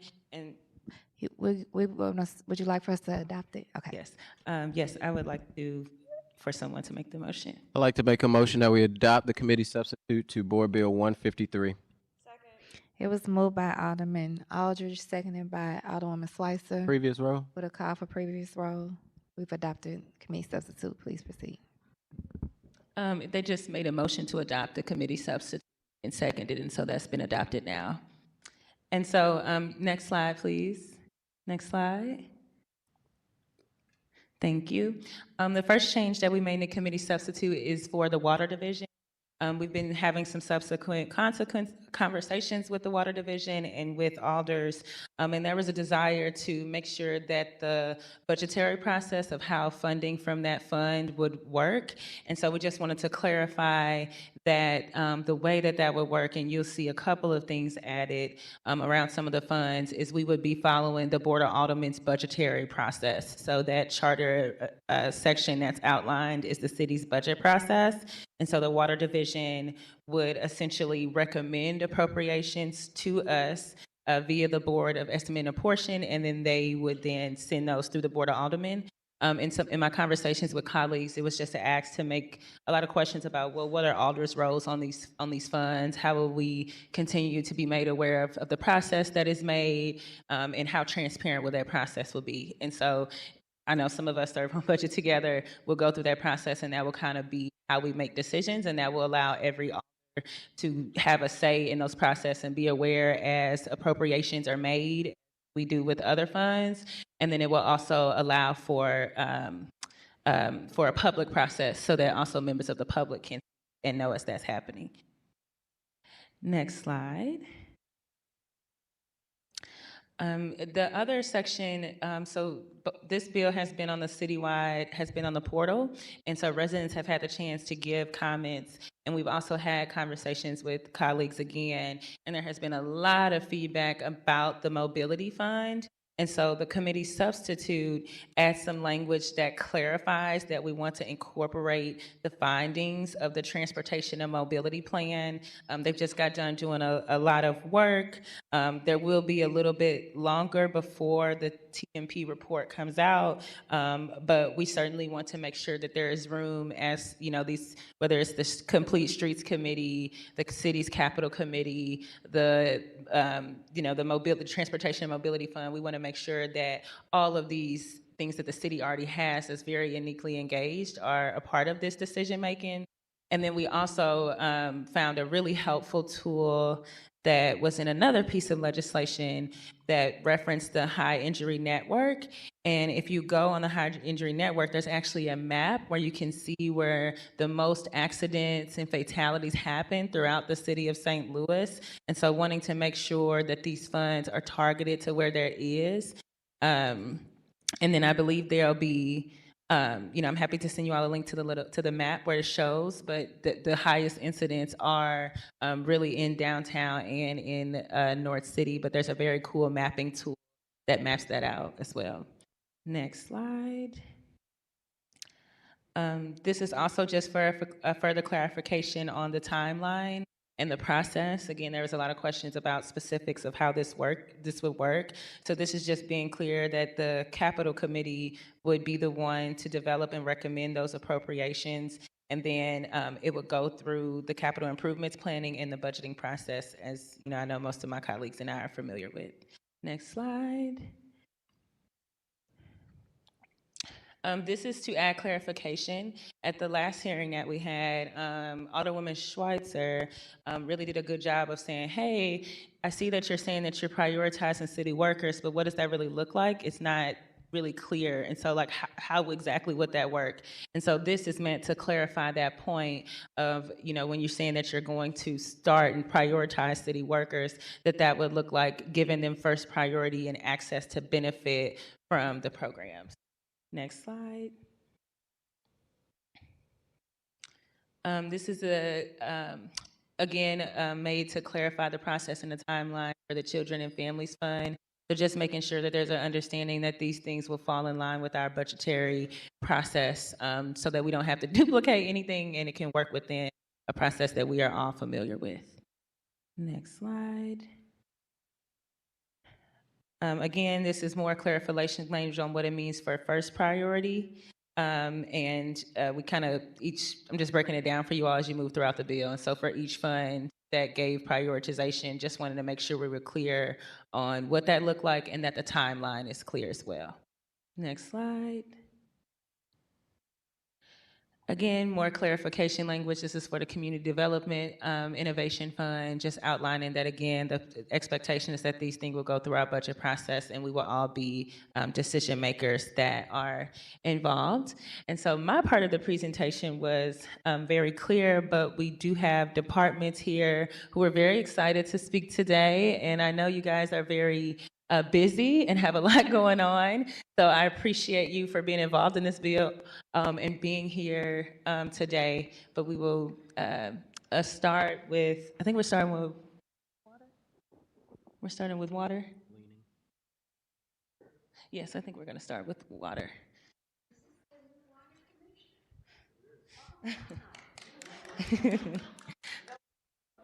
Yes. Okay, so I'm going to just give you our news. So just want to give you the opportunity to kind of introduce yourself, and then you can go ahead and begin. And I think they're working on getting that pulled up now. Perfect. Hi there. Good afternoon, Madam Chair, rest of the committee. I do have some slides that are coming up here.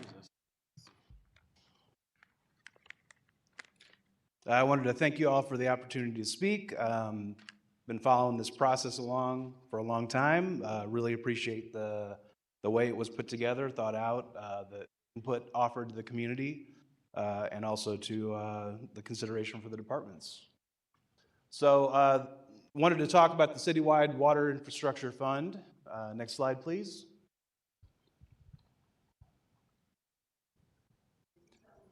So this is a little bit of an overview of what I'm going to talk about, a little bit of background and history on the Water Division, and then also to define the needs for the Water Division currently today. Go into some planning that we've been doing, ongoing planning that we work on, identifying these needs, refining them, putting dollars and costs to them. Then also the value of having a fund like this, how we can leverage those dollars, maximize the benefits to the city. And then a little bit on the board bill, how it's structured, how it works as it pertains to water. And then the impacts to the City of St. Louis Water Division customers. Next slide, please. So I know the text is small, but I wanted to highlight that there's a lot of history to the waterworks in the city of St. Louis. We're coming up on 190 years of municipal ownership of the water utility. It started back in 1831 when the city contracted with a private entity to build a waterworks for the city. The population in 1831 was 6,000 people. What happened around then, the funding ran out for the private entity, so the city took it over. We actually purchased the rights to it for $18,000. Pretty good deal. Going forward to 1871, the city's population was growing, 310 people. We built the first major upgrade, which was Bissell Point Waterworks. That cost $3 million at the time. Had a rated capacity of 40 million gallons a day. Fast forward a little bit to today, and you see the population continuing to kind of increase through the years until it starts to decline. But effectively, we're designed for 1 million people. The city footprint, all of the water mains, the treatment plants, it's certainly got some capacity, but also some age. And along with that comes some higher costs. So you see our customer base over there, the flat rate, the metered, our average daily pumping. And what that equates to is a cost for the service, right? So we are an enterprise fund. We operate on the revenues. One of the benefits of that is that we can actually leverage bonding authority to go out for loans, to do some of this capital work that is costly, but is part of the planning process, renewal process. In order to go out for those bonds, though, we have to have revenues to support it. The need is pretty great. So the amount of loan funding that's out there for this, the amount of bonding that we would have to put out there, it would have a great impact to the ratepayers. So one of the huge benefits of this infrastructure fund and this infusion of money potentially for the water division is that we could minimize the impacts of those rate increases to the customer base. We can leverage these dollars for some time to come. It can keep our projects going, and we don't have to go out for a major rate increase to get started here. So a little bit about the footprint. I talked about the scale of the water system. But basically, it was designed, for 1 million people, and we do have 1,300 miles of main, over 26,000 valves, over 15,000 fire hydrants. And the redundancy in the way it's designed has benefited us time and time again. We have multiple plants, we have this capacity, which is great. It benefits the region. It generates revenue for the city, and also, it affords expandability. Having said all that, we need to take care of it. We need to invest in it. This is not a problem unique to St. Louis. Water infrastructure is sorely needed across the country. The EPA estimates a very big price tag. Yeah, that's the right slide. So $625 billion for drinking water upgrades nationally. What that amounts to is approximately the amount of need that we've identified so far, but there's need to refine that cost estimate, but it's over $500 million of capital investment needed. That works out to approximately the same per capita as that estimate by the EPA, which is probably not enough because it doesn't include some of the newer things that are out there, emerging contaminants, lead. So that cost will be a little bit higher as we move forward here. I mentioned that the city is an older city, so that does increase the price tag some. We do have a lot of older infrastructure. But basically, we need to be doing this work and looking at this now. So this is very timely that we're talking about a fund to be able to get started on this. Next slide. So the Water Master Plan is something we've been working on, we've talked about before. We're actually getting really close to starting that agreement and getting into core work. In anticipation of receiving some funding, we have talked about increasing the scope of that to actually be more comprehensive. And what it'll do is it'll provide a roadmap. There's key aspects that it'll look at demand projections. There's some potential for expansion or growth, obviously, with the city's population having been declining, but we can support a lot more use cases for water. So we do sit at the confluence of two major rivers. We don't have some of the source water problems exist out west. So it's something that's economically attractive for the region. This will provide a long-term plan that will take a look at least a 20-year horizon for providing a cost associated with the capital work required to meet the needs of modernizing, renewing, upgrading the infrastructure. And it'll do conditional assessments of the water treatment plants, the distribution system, and then also take a look at some of the regulatory finance funding. But ultimately, the deliverable will be a renewal and capital plan, cost figures associated with that.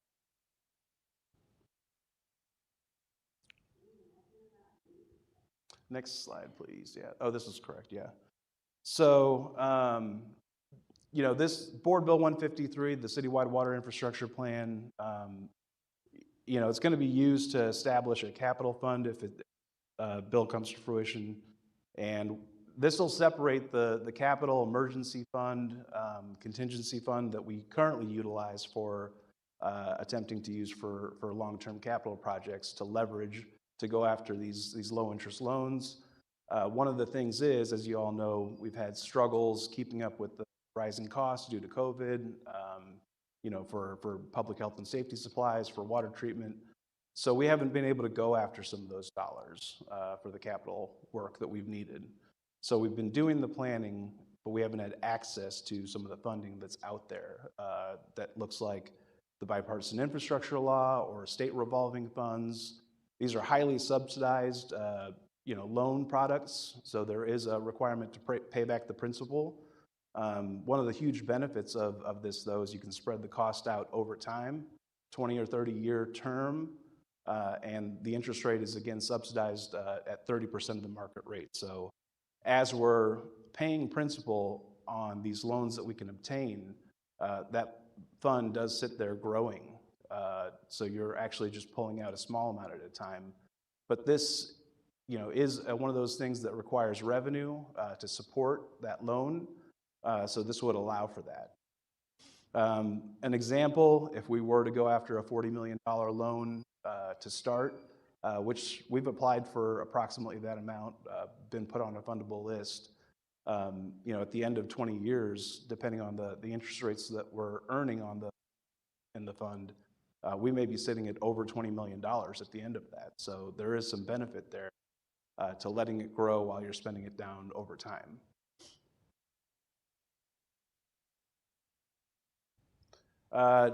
Again, I want to commend the process, that this bill, is just a step along the way of. There's been a lot of talk about utilizing the growth aspect of a large fund like this. We want to take every opportunity for this money to do that. So that's where that benefit of the subsidized rate and leveraging the growth compounding potential is.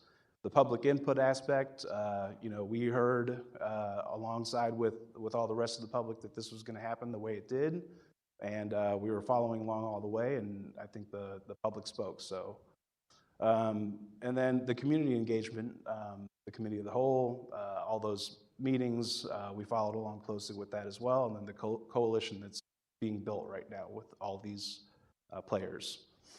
So the one-time funding source, it's really well suited for infrastructure.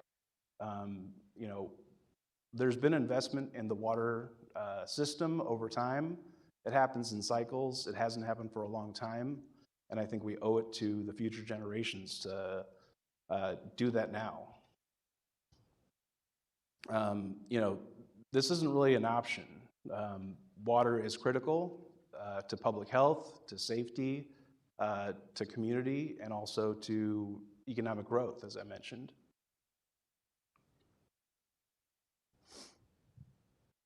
So we talked about the benefits for this funding for the Water Division and the customer base.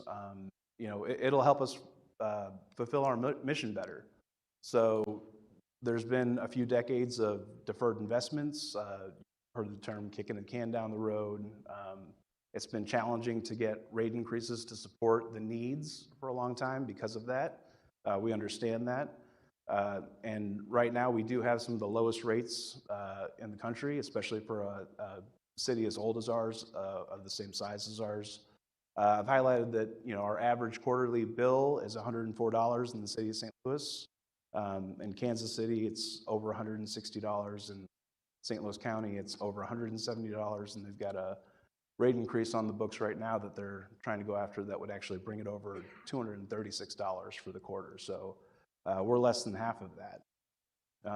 Every dollar that we receive, we put back into the system. We don't have profit to make. So we want to focus on our customers. We want to, maintain the high quality. We want to improve the reliability of service. We want to improve the resilience against extreme weather events. There's been a lot of news surrounding water crises. Even the past couple of weeks here, I've heard of a large system serving 2 million people up near Baltimore and DC that put everyone on restricted use. It's due to main breaks, basically. They can't keep pressure in the system, and so they've asked everyone to reduce their usage consumption to essential use only. Big cities are not immune. This has happened in Houston, Richmond, Jackson, and of course back to Flint. So the dollars that we spend today, and we do need to spend the dollars today to gain the full benefit here. Construction costs are just continuing to rise. If we wait, then we're losing money. So we do intend to put these dollars to use immediately. We're going to let it sit there and going unused. We're going to leverage it to get the federal funding that's subsidized that we're owed.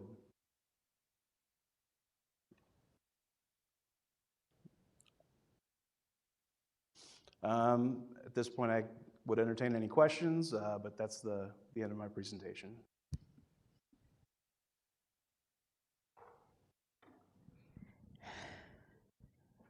Is Alderman Cone? Oh, we'll go. Alderwoman Slicer? Thank you so much for being here, Director. I appreciate the update and You know, I'm a supporter of the Water Division and really glad to see that both of the bills we're considering for RAMS funding have such a sizable investment in our water infrastructure. I am very familiar with the information you presented today. The one thing I will continue to advocate for, along with the master plan, is a rate sufficiency and equity study. We know that we have customers that are metered, that are unmetered. We know we have businesses, nonprofits that are paying different rates. We know that even with this investment of capital, we are depending on the ratepayers in the city of St. Louis to handle emergency repairs and just the everyday happenings of the Water Division. And, you know, we're basing our rates on really old numbers from a really long time ago, and then we just keep up increasing them as opposed to really knowing what each type of customer should pay. And I think that is just crucial, especially as we make investments in the Water Division, especially as we have these capital investments, to make sure that the billing that is occurring to our residents in the city of St. Louis fair for them as well. So anytime I have an opportunity to say that out loud, I'll take it. So I appreciate all the work that you're doing and how committed you've been. I really appreciate your leadership. Thank you. Thank you. Alderman Browning. Director, I appreciate you being here today and speaking to this.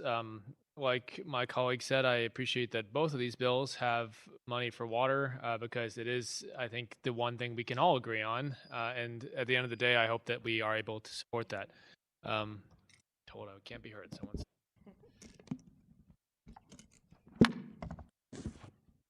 Okay, that's better.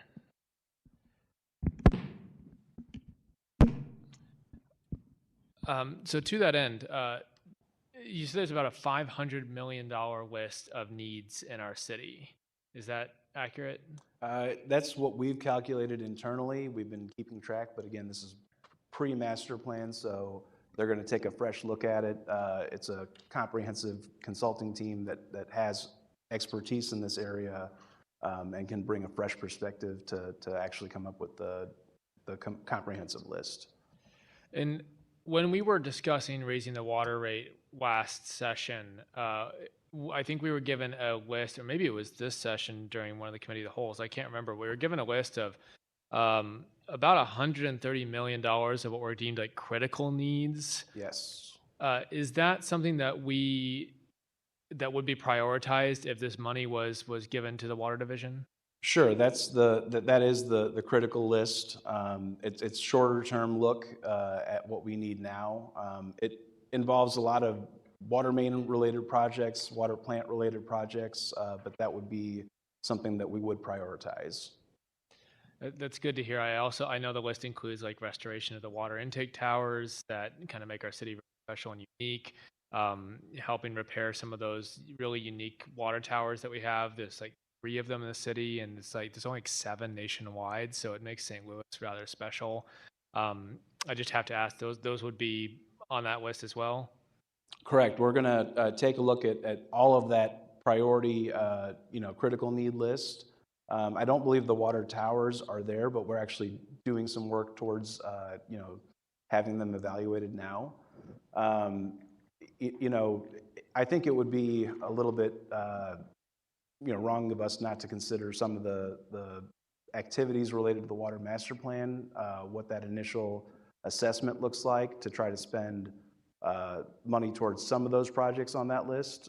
But certainly the critical water main needs, and we do have funding for capital work that we utilize. We have some ARPA dollars that we're utilizing. So it's not that we're at a standstill here. It's just that this will really jumpstart some major projects which we haven't been able to approach due to the costs. This bill has 40 million. I think the bill we last heard had 50 million. Obviously, that's not enough to pay for all these needs, but can you speak a little bit to how you seek to leverage that money? Sure. So, the way the bills are set up, we would have to do a budget process, right? So we would seek these low interest loans. We would take a look at how much we could get. And that's where that kind of comes into play. I mentioned potentially a $40 million loan, but I think you can leverage it for a lot more than that, especially with the fact that we did just get the rate increase. So, that's a consideration that the state would take in as far as the amount that we would be approved for. There's a debt coverage ratio requirement associated with that. We wouldn't want to max that out, but we would take a look at how much would be meaningful to start as an approach.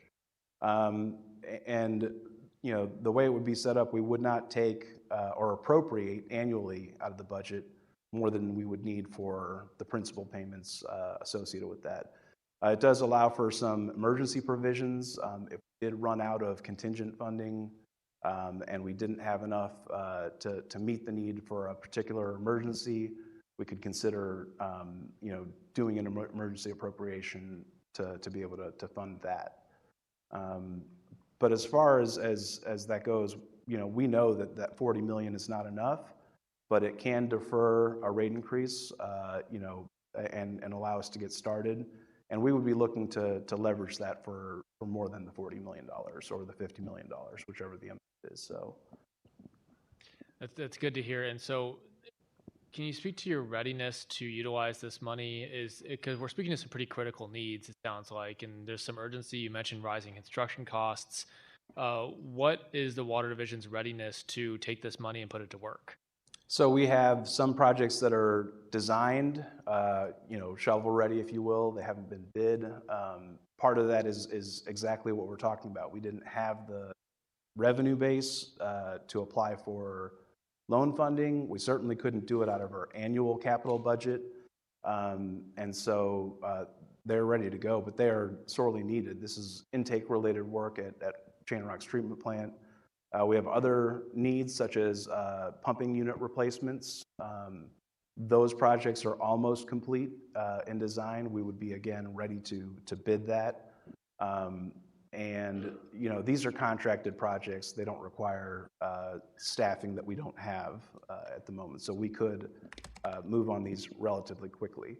One of the other benefits of this funding is it's not tied specifically to federal funding that has a number of requirements. They call them federal crosscutters that can greatly inflate the price of a project, right off the bat. So we would take a look at actually maximizing the benefit of utilizing either the citywide water infrastructure fund versus a federally funded loan that would come with those crosscutters based on the estimates of impact to the total cost of the project. So that's another way we intend to take a look at this.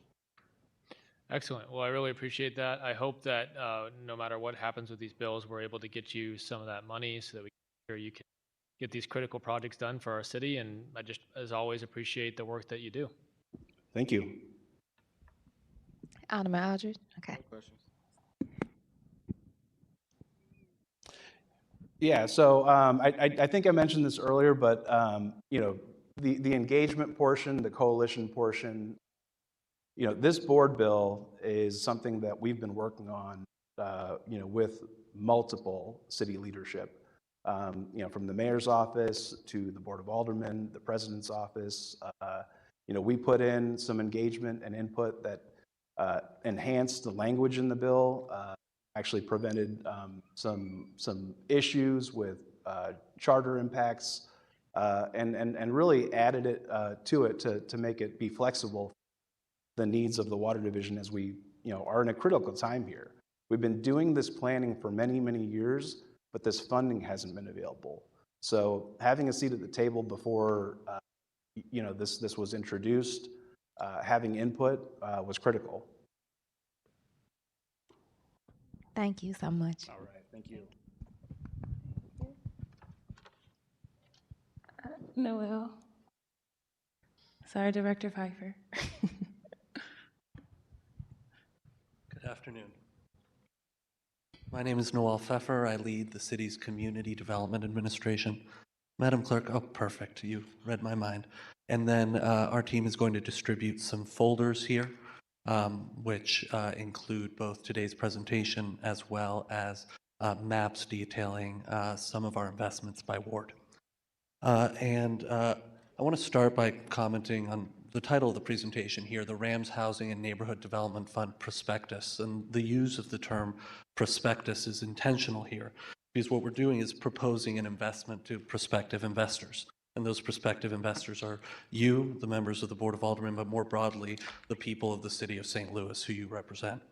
And so what we'll be going over today as we move to the next slide is a proposed investment fund into housing and neighborhood development, in covering the purpose and principles of these investments, the products and partnerships which we will leverage, the processes and priorities that we will use to deploy these funds, and the objectives and outcomes of this fund. If you'll indulge me, though, going back for a moment, if you'll indulge me, I'd like to go back nearly 10 years to 2015 when this committee was considering the city's proposed $150 million investment in the Rams Stadium. I'd recently started in Mayor Slay's office and was charged with calculating the project's direct and indirect return on investment. I found that the city's investment was being leveraged over sixfold for $1 billion project, and the city would break even on direct tax returns at the stadium and win on indirect returns, development of the North Riverfront, property tax revenues, and intangible benefits of being in an NFL city. I wound up testifying 5 times, the bill passed, and the Rams broke their contract in order to leave St. Louis. And that's why we're here today. I'm proud of my work on the bill, but I also had a realization a few years later when I was in law school. Our analysis in many ways had not gone far enough. It's not enough to demonstrate that a given investment generates a return. We actually need to demonstrate that the proposed investment is the highest and best use, that it's a better investment than the alternatives. Of course, this can be extremely difficult because cities generate returns in a wide variety of different ways, direct and indirect, some of which I'll discuss today. That's why I'm so grateful that so much of the hard work of prioritization has already largely been done by a community-driven planning process, and that we're here today to really talk nuts and bolts of implementation. I think we can see the product of that community-driven planning process in the large degree of overlap that we saw between the 2 bills today. And so I feel very fortunate to have an opportunity to contribute to this conversation regarding how best to deploy these funds that we won from the NFL, and to be working for a mayor who recognizes that we need to invest these funds towards the city's long-term growth and transformation through a diversified portfolio of investments, including housing, including water, including transit, including our youth and workforce development, and more.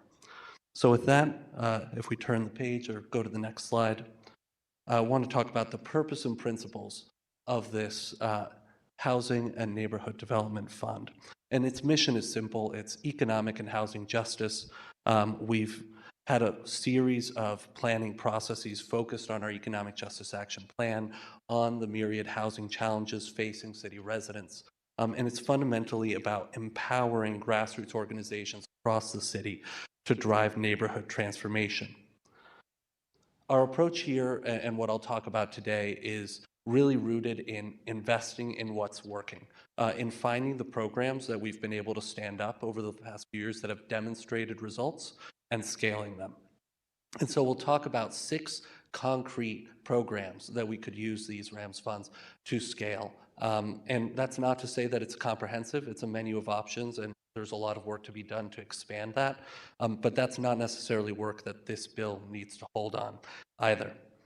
And then we also have several commitments for how we're going to manage these funds. First and foremost is transparency and accountability, publishing funding recommendations for public comment before bringing them to the Fund Oversight Committee for approval. And of course, all CDA contracts go to the Board of Estimate and Apportionment. And I'll expand on that just to say that the more I go through funding cycles, the more I conclude that the best way to run them is more or less in public. They're all public processes anyway. Second is responsible stewardship, where we will contract with underwriting and loan servicing providers and establish strong internal controls to prevent fraud, waste, and abuse. And at recent hearings, I've gone over in excruciating detail all the steps that it takes to turn a CDA funding reservation into a contract and into a home, or whatever the public good may be. We'll also seek to maximize the return to the city and leverage public funds with private and philanthropic capital. But here, I want to be really clear. What's written there is maximizing the return to the city, not necessarily the return to the fund. I think there's been a theme in the discussion today about the extent to which we should invest funds to generate direct financial returns versus to generate returns for our communities today. And there's a spectrum here. There's no ideal point. And frankly, the spectrum will vary by project. There are certain projects that will generate public goods where we may be willing to take a loss, and there are certain projects that we require a financial return to. But the key thing to bear in mind is that the city's return is not just financial. If we act like a bank and merely strive to maximize the return to the fund, we're going to replicate all the same inequities that the market currently shows. We were talking earlier today about Cleveland High School and a lot of other large vacant buildings. There's a reason they're currently vacant, because those deals don't currently pencil unless someone's willing to take some sort of loss.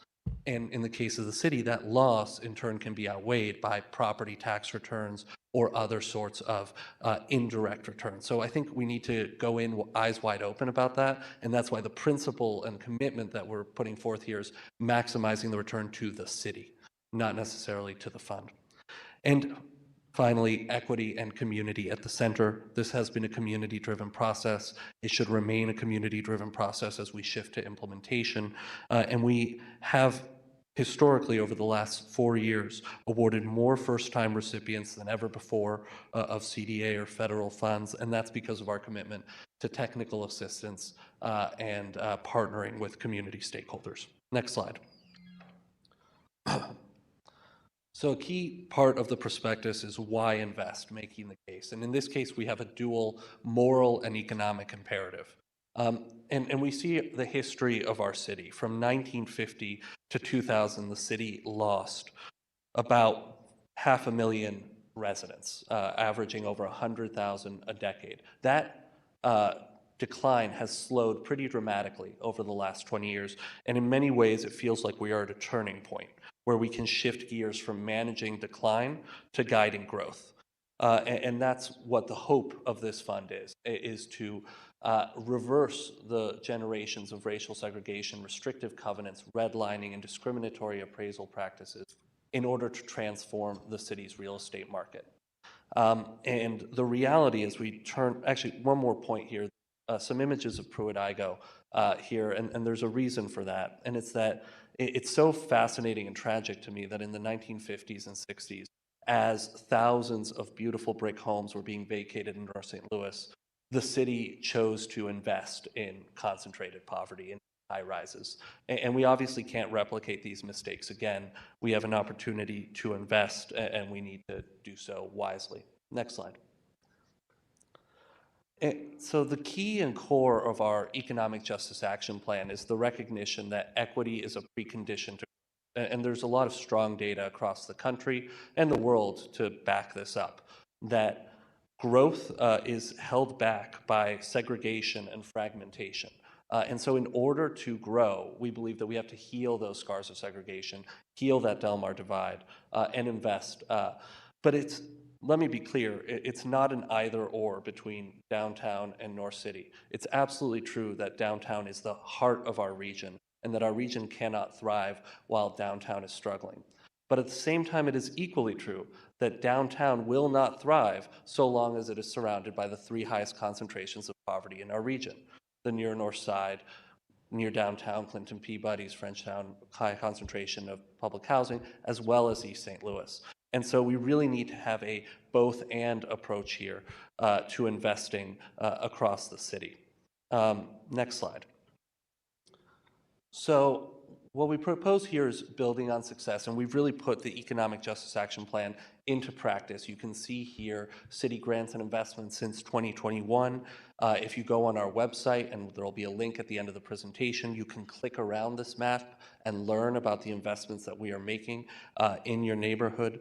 And you can see that there is an intentional focus on reversing generations of disinvestment, but also strong investment in South St. Louis, particularly in and around Dutchtown, one of our most dense and young neighborhoods.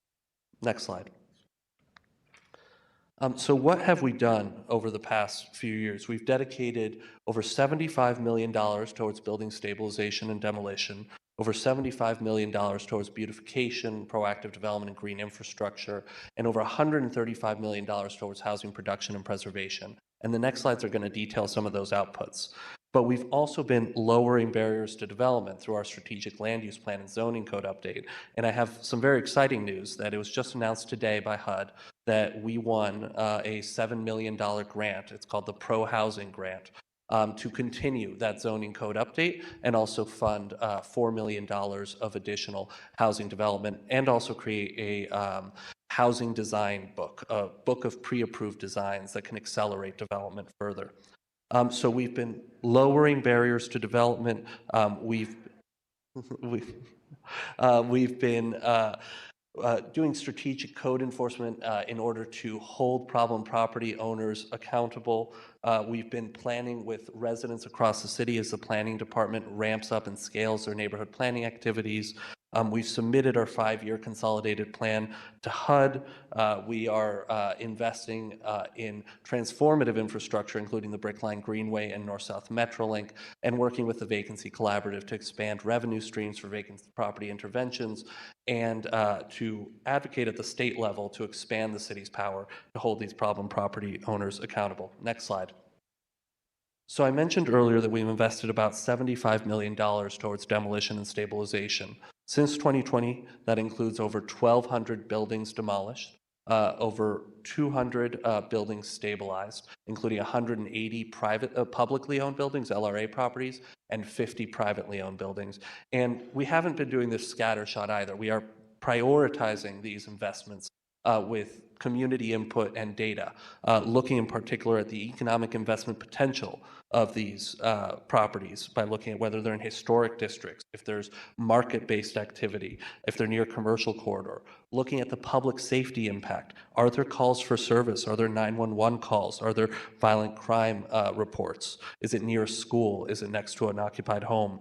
And also working again to ensure that problem property owners are held accountable, and seeing if the owner owns multiple vacant buildings, if critically they are an out-of-town owner, if there's tax delinquency, etc.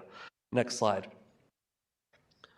We are also dramatically expanding our housing work. We've dramatically expanded our home repair program. In 2022, we did a little under about 150 home repairs and spent about $2 million. The past 2 years, we've done about 300 home repairs, and this past year invested over $6 million. And so that's been an incredible amount of work by our home repair team, our partners, and over 70 contractors across the city who are part of that program. And that was accomplished through the infusion of $15 million in ARPA funds. We've also worked with the Department of Human Services to provide property tax forgiveness to over 100 owner-occupied homes that would have been foreclosed on, worked with SLDC to establish a home ownership assistance program that has already awarded over 25 borrowers $1.2 million in homebuyer assistance, leveraging $4.8 million in bank mortgages originated for first-time home buyers. And perhaps most importantly, although it's all important, we've dramatically expanded and diversified the city's housing production pipeline.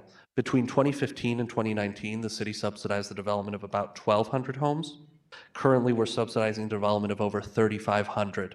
And that's not just a larger housing development pipeline, it's also more diversified with more permanent supportive housing, more for-sale homes.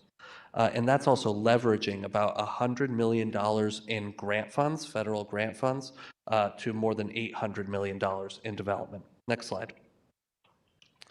And this is the last slide on what we've done, but it covers a smattering of other projects, including partnerships with community organizations across the city to build community gardens, pocket parks, farmers markets, urban agriculture, as well as working in partnership with SLDC on a variety of stabilization and development projects, including various schools, Baden School, Marshall School, Simmons School, Cleveland High School, and others, investments in green infrastructure, and partnerships with 4 federally qualified health centers, the painting of 28 murals in partnership with the Regional Arts Commission, funding over 50 early child care centers, standing up free public Wi-Fi in currently it's 8 parks, but there will ultimately be well over a dozen, establishing the Monarch Campus for Economic Mobility, and awarding over 1,000 small business and nonprofit grants. And the purpose of all this is to fund a regenerative ecosystem in which the whole is more than the sum of parts. And that's what we're talking about with this RAMS Development Fund more broadly. Next slide. And the purpose also here is to catalyze market-driven development as well. Here we're focused on Natural Bridge and Grand. We know this is a critical geography for the city. It's a proposed terminus of both the Brickline Greenway and the North-South Metrolink. And that's also why we decided to invest in partnership with SLDC $5 million of ARPA funds towards the development of 20 homes, few of which are already occupied, a few of which remain under construction.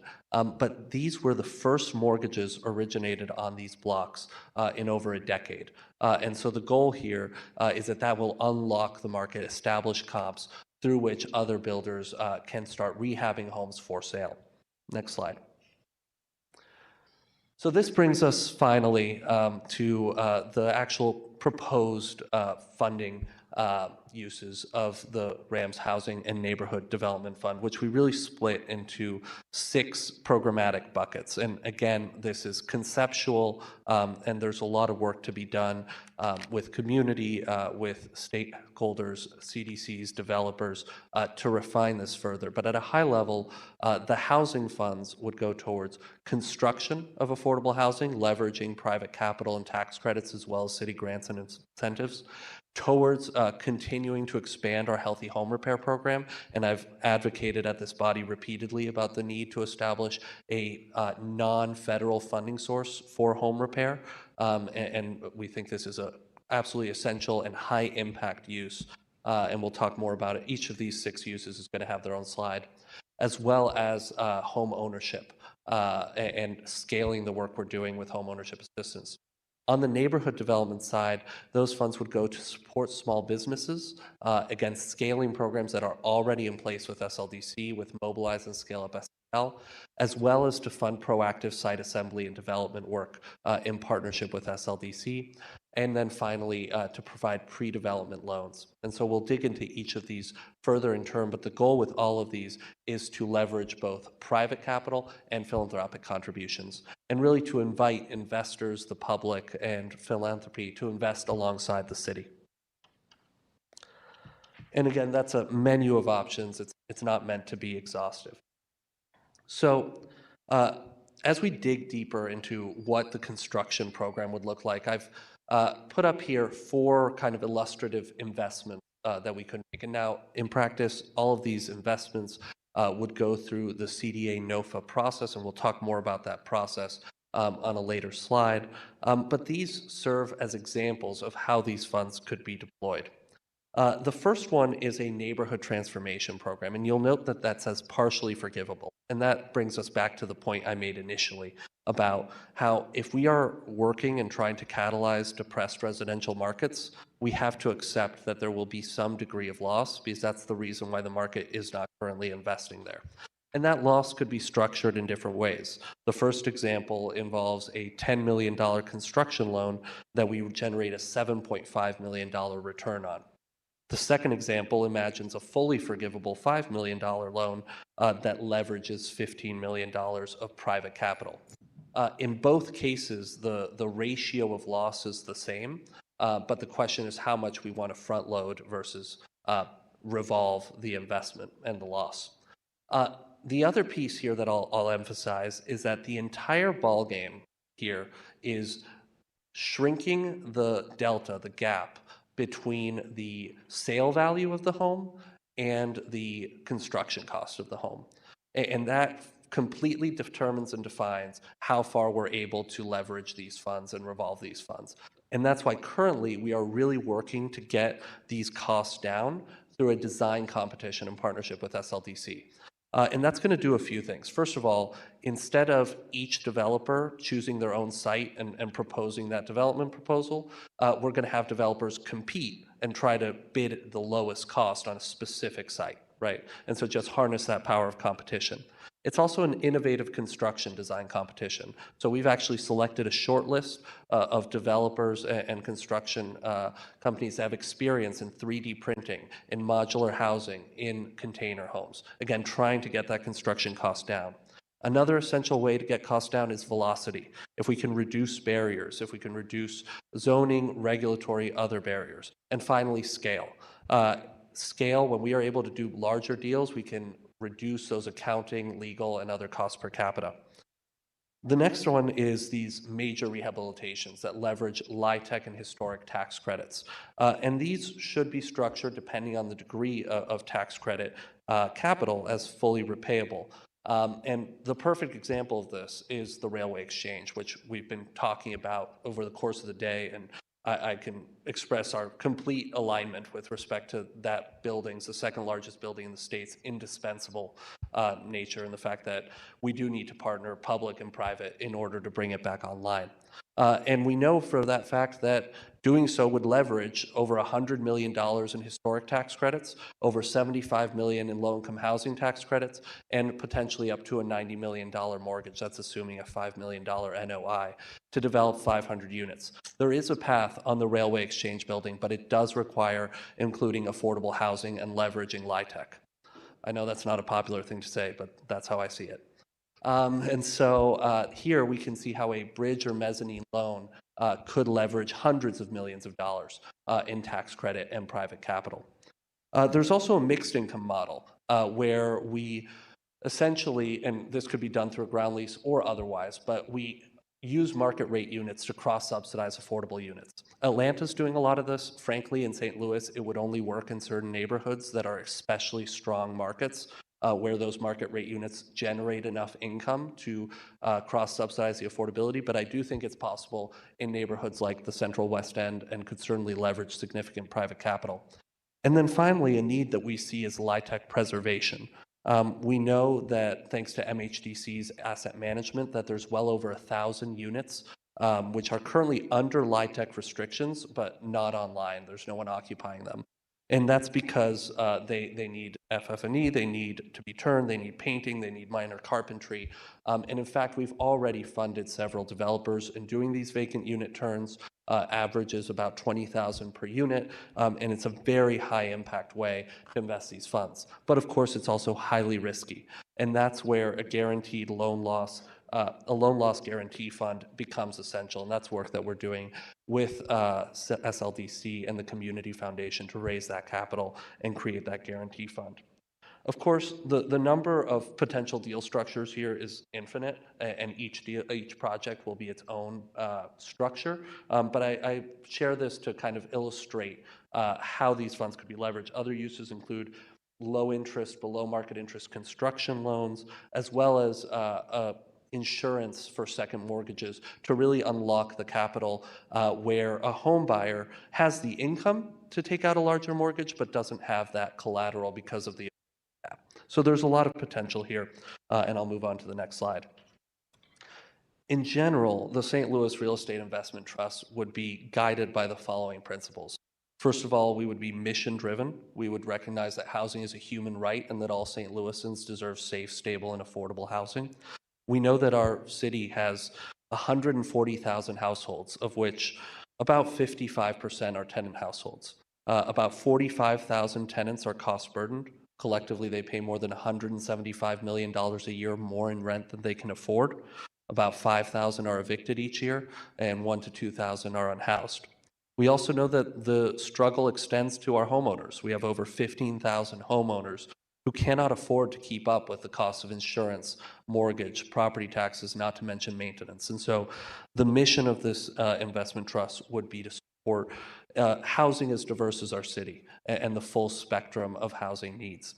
It would also be focused and asset-based. We would rely on our market value analysis, economic justice index, qualified census tracts, and community assets map in order to target investments for maximum transformative impact. What that means is that we fully agree that we need to concentrate funds, but not only on downtown, also along key commercial corridors, transit routes, new schools, grocery stores, health clinics, and more. It would also be leveraged, as we've talked through previously. We want to leverage funds with private, philanthropic, federal, state, and local resources. And it'll also be inclusive and resilient, by which we mean that while we will lower regulatory standards, including environmental review and certain other standards, we still will require projects to follow universal design standards, fair housing practices, and certain building energy performance standards. And of course, and critically, high quality construction standards, because there's just nothing worse than seeing a home that the city funded 15 years ago come back through our home repair program, the vinyl home or what have you. And then finally, it's going to be community driven, and funding cycles will include technical assistance for grassroots developers and prioritize projects which can demonstrate community support. Next slide. So next we move to the home ownership assistance prong of the Housing Development Fund, if we can move to the next slide. And what it details is simply scaling the Home STL program, which we've worked with SLDC to establish. It's already helped, as I mentioned, more than 25 first-time home buyers. It's leveraging fivefold the investment in down payment assistance into mortgages being originated. And I want to talk just for a little, and this might be a little too much detail, but all the documents that had to be created for this to exist. And that includes the subrecipient agreement between CDA and SLDC, the professional services agreement between SLDC and Stiefel, a number, probably around 8 or 9 lender agreements between SLDC and over half a dozen banks selected pursuant to a request for participating lenders, detailed program guidelines, an application portal, term sheet, pre-approval form, eligibility verification form, homebuyer recapture agreement, promissory note, and deed of trust. And the point is that we've spent the last 2 years doing this work so that now we can scale it without having to recreate it. And we don't have to recreate that wheel. And we've learned these best practices from cities across the country, including Denver, Minneapolis, and others. And of course, the objective is to support first-time home buyers. The uses include down payment assistance, closing costs, permanent interest rate reduction, prepaids or principal reduction. The eligible recipients are these first-time home buyers, and we do require them to go through financial literacy and home ownership counseling. We want to provide a particular focus on city employees and also on residents who are going through job training programs to really get them through access to these opportunities. The key difference between the product that I'm describing here today and what we do currently with ARPA funds is that ARPA funds are structured as a forgivable loan. And that's because of complex program income requirements that we didn't want to trigger. But this would be structured, because these are private funds, as a second amortizing mortgage that's only partially forgivable to the extent that philanthropic contributions can be secured. And so the example here, we would make a $10 million city commitment and secure a $5 million philanthropic commitment in order to provide 500 second mortgages, of which 20,000 would be repayable as a second amortizing mortgage and revolve, and 10,000 would be forgivable. Next slide. We also propose to scale our Healthy Home Repair program. And so similarly, this is a program that's currently in place and structured really as a four-legged stool between the eligible homeowner, the city, the nonprofit construction manager, and the contractor. I'm not going to get into the degree of detail because we've talked about it so many times before at this body, but I will say that we've managed to dramatically scale the program, again, from about 150 homes in 2022 to over 300 in 2023 and 2024, and we will spend down the $50 million in ARPA funds in full. They're already obviously fully committed. But we do need a source of local funds because federal funds do trigger, especially once ARPA funds run out, these environmental review requirements that really slow down this process and really prevent it from being an urgent need process, us being able to address collapsed roofs or sewer laterals or water lines as quickly as we would like to. In this case, again, the key difference between the way that our program is currently structured, the ARPA program is a grant program.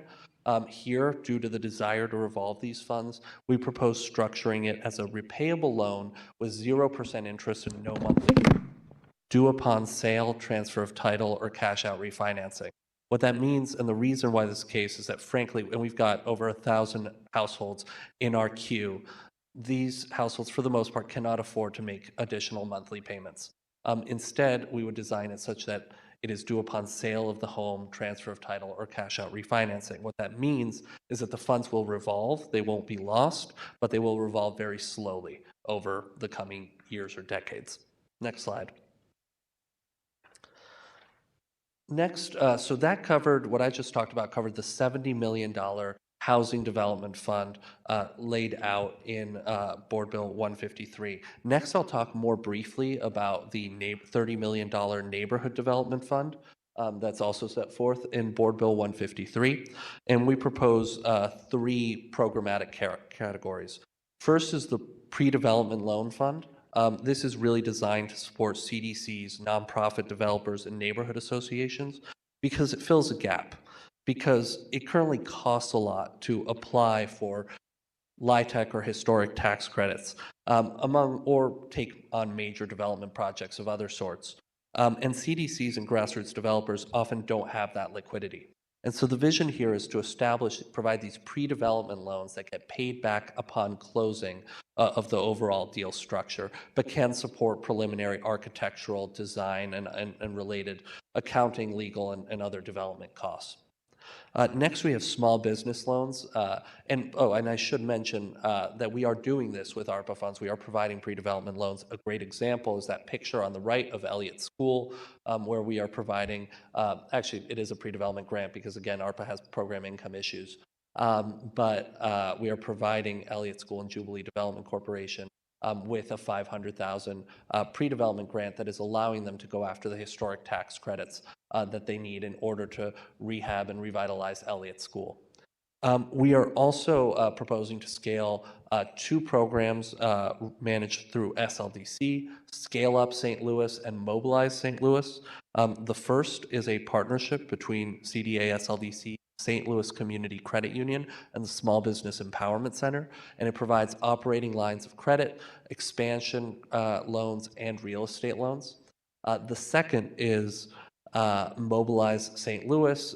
They both provide below market rate loans, to be clear, below market interest. And that's a partnership with RISE, which provides bridge loans for construction contractors and suppliers. And again, we are filling gaps here because there's a lot of contractors that may have the capacity to win a large bid, but don't have the liquidity to mobilize in order to fulfill it unless that developer is willing to provide some innovative dispersing structures that provide advanced funding.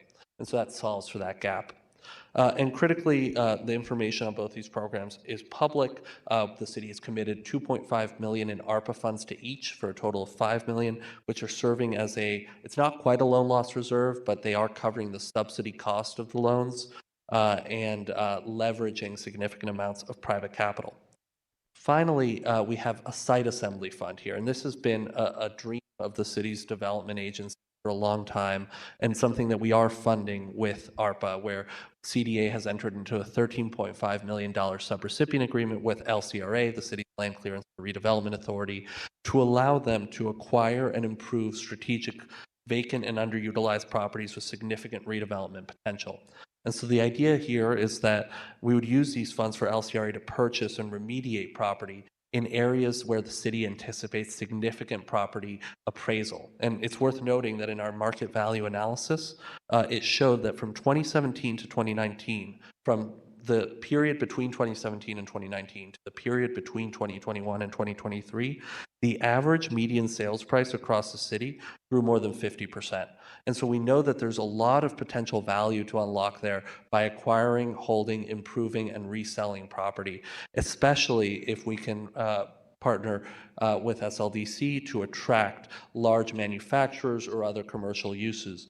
An ideal would be an electric car manufacturer on the North Riverfront. Next slide.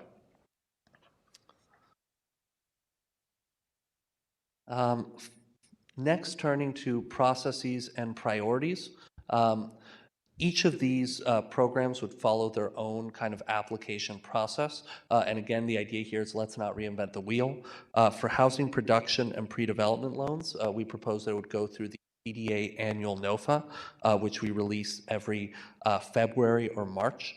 And what we would do is we would publish that draft NOFA, including funding priorities and eligibility and evaluation criteria for public comment, and receive and solicit that public comment and incorporate that input prior to issuing the NOFA.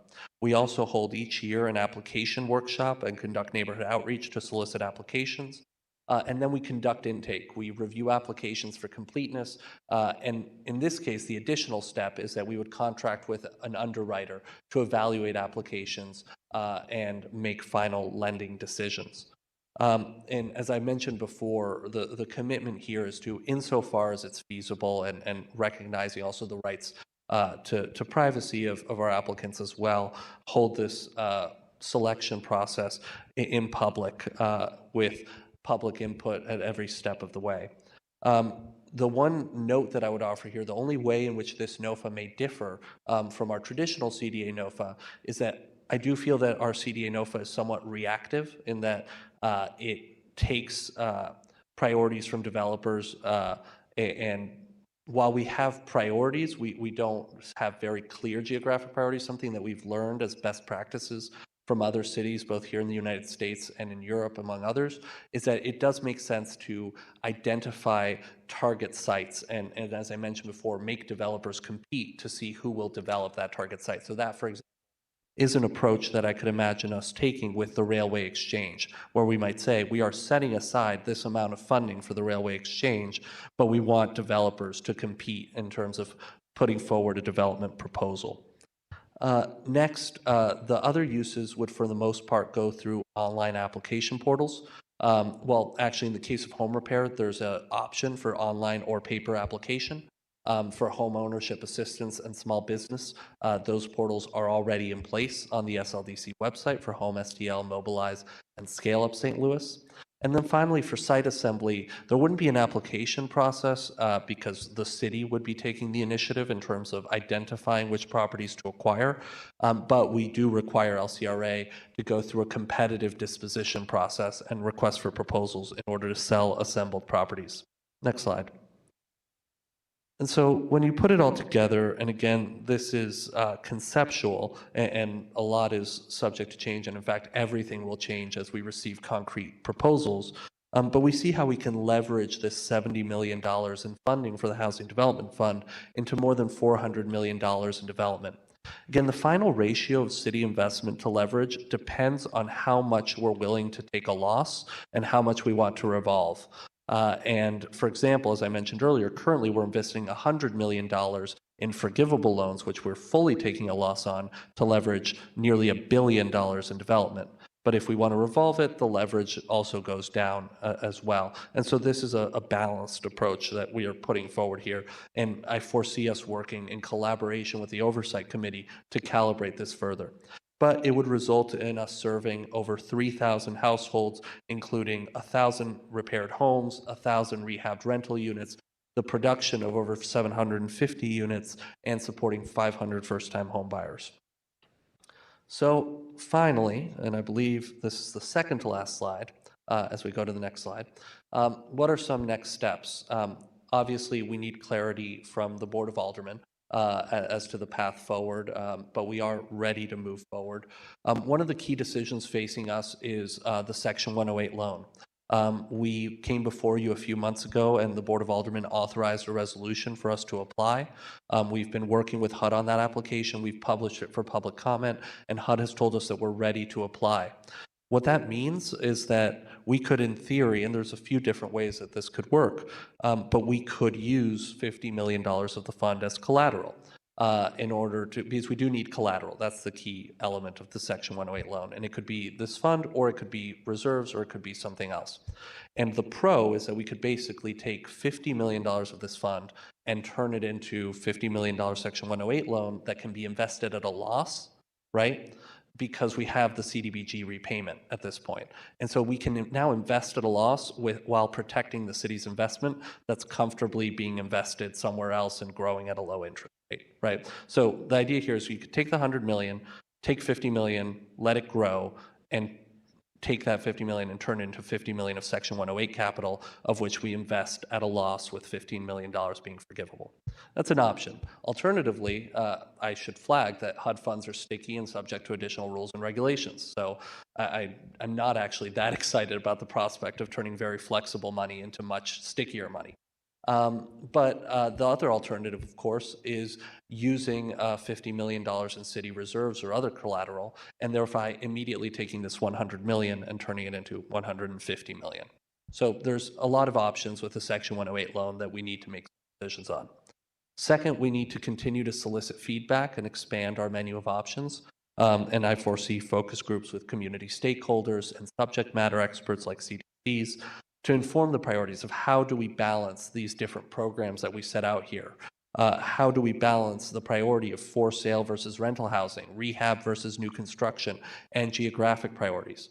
For what it's worth, my instinct is that it doesn't make sense to put a lot of these parameters into the board bill itself, and rather to trust in the oversight structures that are created in the board bill and the oversight committee to calibrate and find that right balance. But then there's also a bunch of other uses that I haven't talked about today, ranging from vacant building stabilization, a rental improvement fund, which was proposed by one of the public commenters, a green infrastructure maintenance fund, and many others. We certainly do need to build capacity, and that includes issuing an RFP for investing, underwriting, and financial advisory services, as well as for legal services and bond counsel. And then I do want to take this upcoming NOFA that we have as an opportunity to solicit interest and invite applicants to tell us what kind of lending products they're looking for that could fill gaps in their projects. And then finally, we need to raise capital and invite investors, philanthropic partners, and the public to invest or donate alongside the city. Next slide. So the last point to make here is simply that this work isn't going on in a vacuum. It actually builds on a foundation that we've been building over the past 4 years that includes the Economic Justice Action Plan. It includes the Affordable Housing Report. It includes the city's market value analysis, which was just recently completed, as well as the consolidated plan that was submitted to HUD. And finally, again, as I mentioned earlier, you can learn more about the city's grants and impact that we're making at the link there, where you can interact with that map and learn more about investments across the city. Thank you for your time. Happy to answer any questions. Alderman Cone. Alderwoman Schweitzer. No questions at this time, thank you. Alderman Browning. Hello, Director Pfeffer, and thank you for that presentation. I really appreciate all the good work that the CDA does. Just as a side note, on my birthday, I went up and just kind of toured parts of North City that I don't get to visit very often, and I went to Hyde Park and saw some of the stabilization efforts that have been done around the park there. Some truly beautiful structures that don't currently have an occupant, but that doesn't mean they should fall down. And I appreciate that there was work to put in to save those structures, because one day someone will make that their home right there on that beautiful park, and they'll be able to bring that back to its full glory, which wouldn't have been possible had we not used those funds. So just calling out that in particular, because it was really nice to see. I do have a question for you about the text of the bill that multiple times refers to providing loans or money for affordable housing. And it said over and over again, affordable housing. My understanding of the issues that especially North St. Louis faces is not necessarily affordability, it's habitability and vacancy. Why are we only reserving funds for affordable housing when what I think North City really needs is market rate housing? Yeah, I'll share my thoughts, or do you want to answer? I can start if you want. Great question, Alderman Browning. If you look into the bill, we were particular about the definition of affordable housing, that we did not use the AMI. We did not use the federal, like AMI 80% definition usually of affordable housing intentionally when we were discussing the bill, because we wanted to have a format that fit kind of what affordability looks like in our city. And so some of the typical restraints that we have when we talk about affordable housing, because we typically are referring to the federal definition, would not exist around this one, but I'll let you follow up if you would like to know it. Just, I think we don't really need the word in there. This is legislation, so I'm concerned that like what we put on the page is going to be guiding and, should someone try to define that later, or should a court decide that we're going to define something, I just don't want to get into that situation. I really do think that, housing in general is what is needed. We see a real need to just really create more homes for people. And yes, different neighborhoods have different needs, and I'd like to see that kind of flexibility. On this, I noticed you mentioned philanthropic funds a lot, private donations, and referenced in the text here too. Do we currently get a lot of philanthropic donations to the city? No, we don't, and the city's not particularly well set up to administer philanthropic funds either, for that matter. So the work that we've been doing in partnership with SLDC and the Community Foundation is establish an economic transformation fund at the Community Foundation where philanthropic donors will be able to park those funds. So what I just heard from you is that these funds would be managed by the Community Foundation? Pursuant to oversight through an advisory board that includes city and other subject matter experts. And that's I wrote the names of all these boards down somewhere here. That's the Community Development Innovation Fund Board?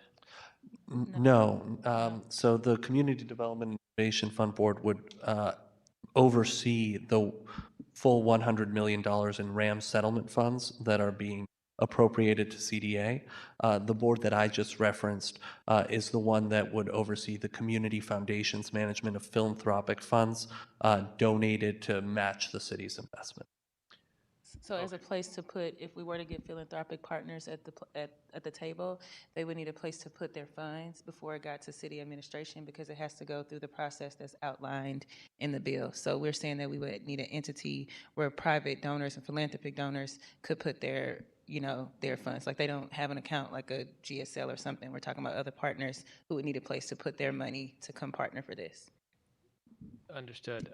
So yeah, that was just my question, because I don't know of a situation right now where the city, where someone donates to the city. I mean, I don't think people wake up in the morning and are like, gee, I wish I could help this fund, but I'm going to trust the city to manage it.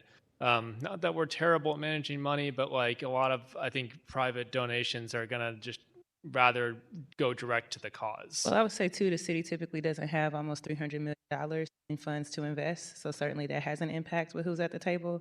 So I don't know that you could exactly, compare this situation to that. I think over and over again, we've talked about the idea of endowment funds and setting up these things to strategically leverage other dollars, that because the city doesn't usually have large sums like this, we're not in position to sometimes attract those philanthropic and private donors.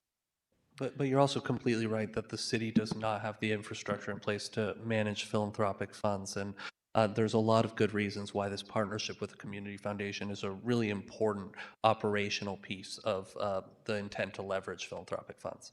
Right. Thank you for that clarity.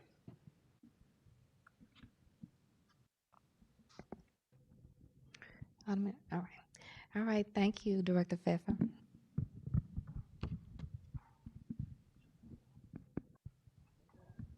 We've got Mr. Ogilvie from Streets. We're almost there. His is much shorter. Thank you, Director Pfeiffer.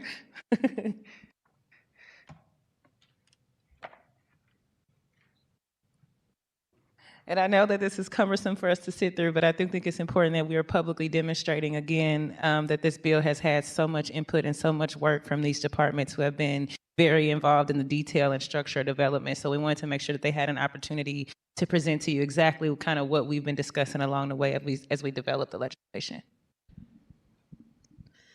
Thank you. Good afternoon, all. I will be abbreviated so as to free up the bulk of conversation with Mr. Ogilvie. For the record, Casey Milberg, Policy Director in the Mayor's Office. As folks on this committee are well aware, and reiterating for awareness and public awareness, the current proposal for the Mobility Infrastructure Fund in Board Bill 153 proposes leveraging $60 million of the RAM settlement funds into a new fund known as the Citywide Mobility Infrastructure Fund, to be used for city streets and sidewalks infrastructure, maintenance improvements, accessibility, some safety-related initiatives thanks to the committee substitute that was incorporated today that also would reflect complete streets priorities as well, in compliance with the ordinance that passed earlier, I guess late last year.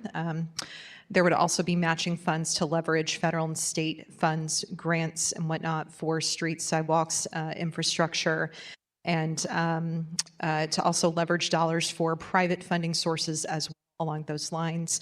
The committee that is currently proposed to help recommend that funding is the Capital Committee. So nothing new there. And with that, I will turn it over to Scott Ogilvie for some higher level conversation about how these funds are anticipated to be leveraged for more dollars, how we might think about the landscape of these funds moving forward.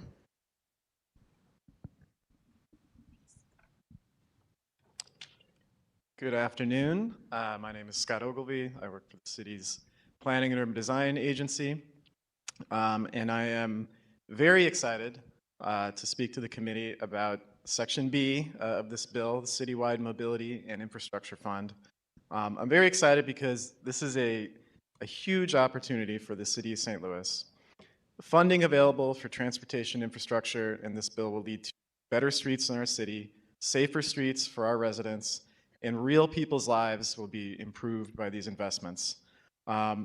Real people who won't be injured or killed in crashes we can prevent with a more systematic investment in our streets. Real people who will be able to better navigate their neighborhoods safely and comfortably. As you know, the city is currently working on the development of a citywide transportation and mobility plan, the first such plan for the city in decades, and we're about halfway through that process. What residents tell us they are interested in through that process is safety across the city, equitable investment and maintenance across the city, better maintained, more accessible streets and sidewalks for all of our residents. The work that's happening in the TMP, particularly in the Safety Action Plan and the High Injury Network, will provide affirmative, specific guidance on where we need to invest in order to achieve better safety outcomes for St. Louis residents. As the Board of Public Service, the Streets Department, and in the future, the Department of Transportation decide, and of course the Capital Committee as well, decide on where to make these investments, they will be able to do so with a base of knowledge related to safety data and public sentiment that we have not had access to in the past. They'll be able to plan ahead and set priorities for which locations have the most need, and be able to do so with a predictable funding source, something that is often lacking year to year at the moment. Because of this, the city will be able to better communicate which projects are on the horizon, where investments are being made, and why those are the selected projects. The funding in this bill will be turned into millions more in street improvements through being able to maximize existing transportation grant programs, these existing programs through East West Gateway, and at the federal level. Most grant programs provide $4 to every $1 we put in at the local level.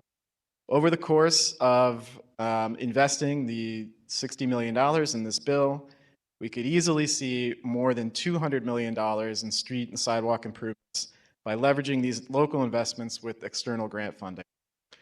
This will mean more projects like the recent investments in Jefferson and Parnell, where a deficient, poorly maintained, and overly wide street was rebuilt to be safer and more accessible for all users. These are the types of projects across the city where we can imagine improvements being made. The timing of this funding coming online is ideal for the city.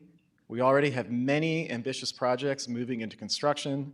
These are projects like the Brickline Greenway, the ARPA arterial corridors, and other projects the city is managing, where improvements or transformations are being made in some of our streets that currently have the most need.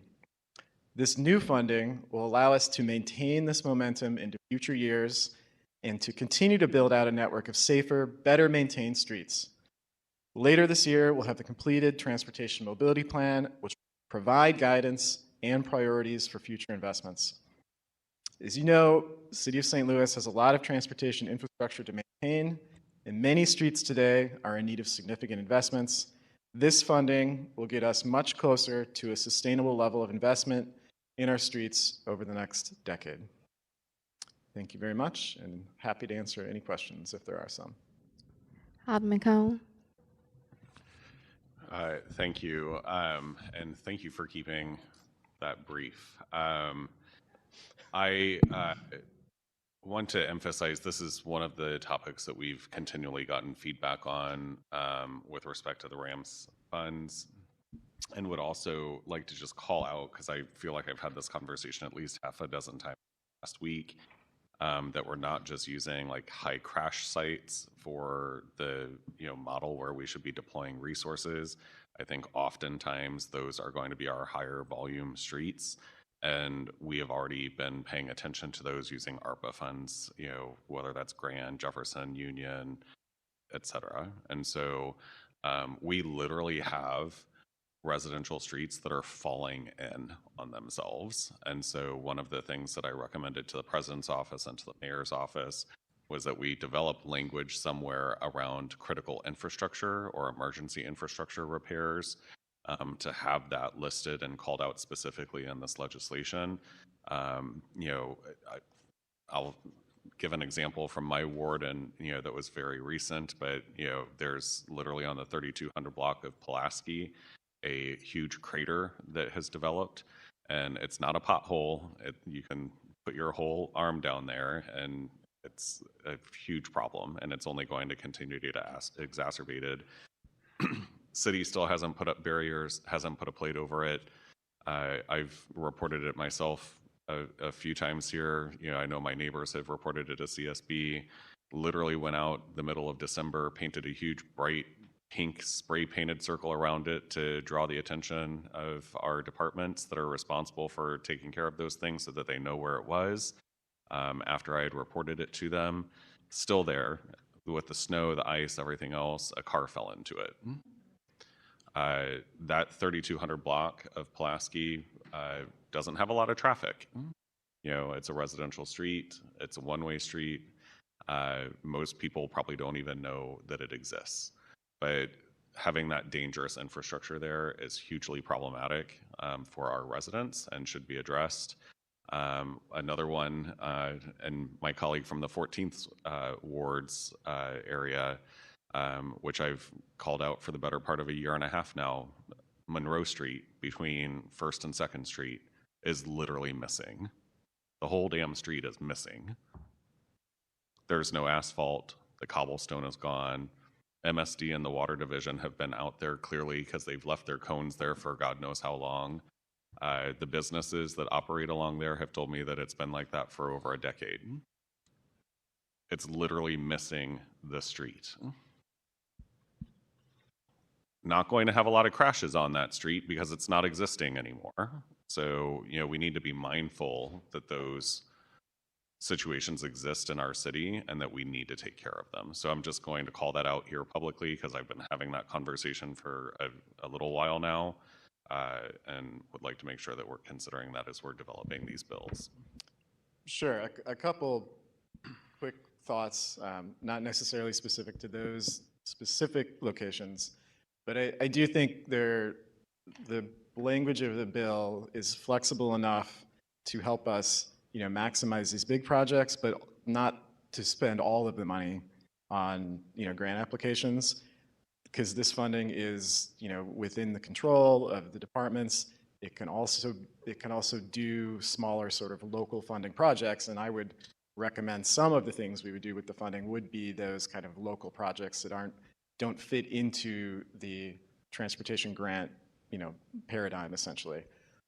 There are also, so I make this mistake frequently when we talk about kind of the high injury network or safety action plan. A lot of time we start focusing on corridors that have poor crash records. There are also systematic things that can be done across the city that can make safety improvements, right? So we could be, making sure all the stop signs are visible, making sure they're reflective. We could, trimming, those types of. It's not a big project somewhere, but it's more a systematic approach to maintaining infrastructure. Those things could pay safety benefits as well, and I think maybe that's like a little bit closer to the types of, the types of maintenance and care that you're sort of referencing with the comments. Sorry, I thank you, Alderman. I 100% agree with that. I think an even more recent example, are snow routes that aren't clearly marked or delineated anywhere. We have major snow every several years. It doesn't happen every year or every winter, but it happens from time to time, and we are woefully and inadequately prepared for that. It's not the responsibility of this administration. They shouldn't take the blame for it, because it's been several administrations where my battery is dead, I think. It's been several administrations where this has been kind of slowly ignored. And so at this point, though, I drove every single snow route in my ward multiple times over the past week and a half, and I can probably count on one hand the number of snow route signs that are still posted along those routes. And the ones that are still there was only one that even still was blue. Most of them are grayed out or almost non-existent, invisible ink kind of a thing. And so I think that those types of safety measures are also really critical. I mean, we've talked about downtown ad nauseum today. There's so many one-way streets downtown, but sometimes you don't even see the one-way street signs for them. And I've been a lifelong resident of town, and I still end up going down the wrong way from time to time in downtown streets, because there's no clear directional signage that's posted down there. You and I had lengthy discussions about closing Washington Avenue when they redid the Arch City River project back in the day. And I think some of the words of wisdom that we shared back then were the complications around getting to places and connectivity and things of that nature.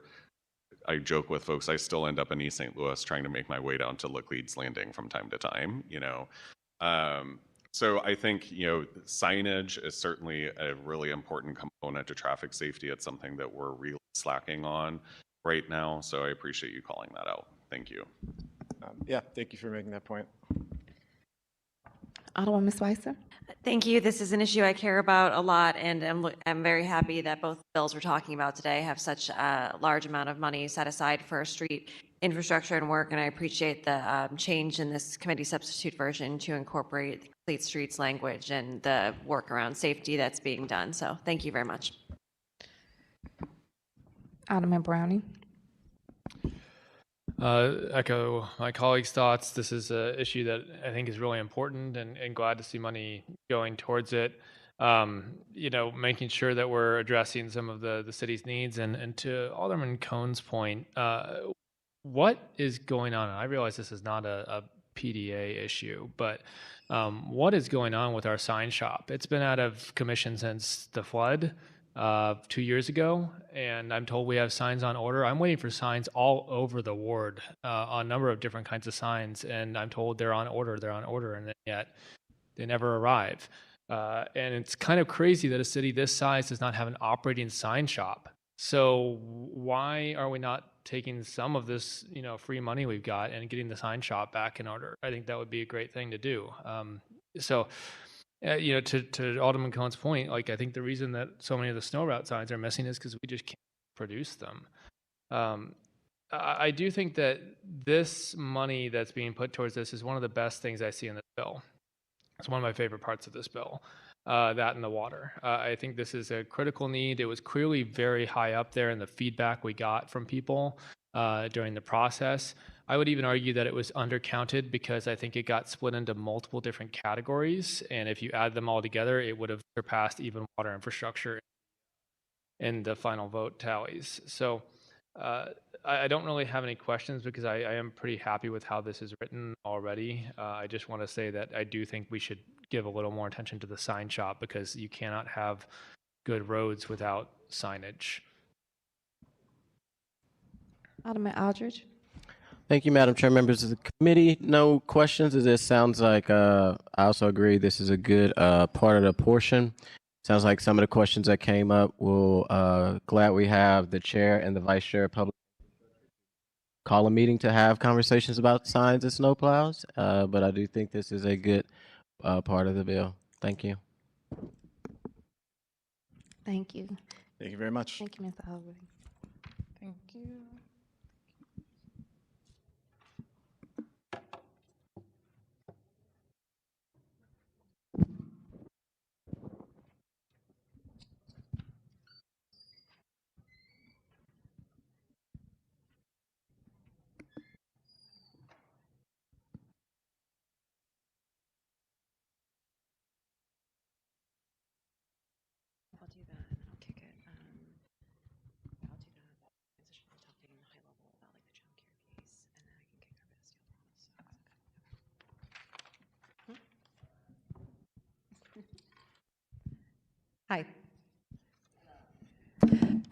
Again, Casey Milberg, Policy Director for the Mayor's Office. I'm going to do a high-level overview of two fund components on behalf of others who could not be here today just due to the length of the hearing.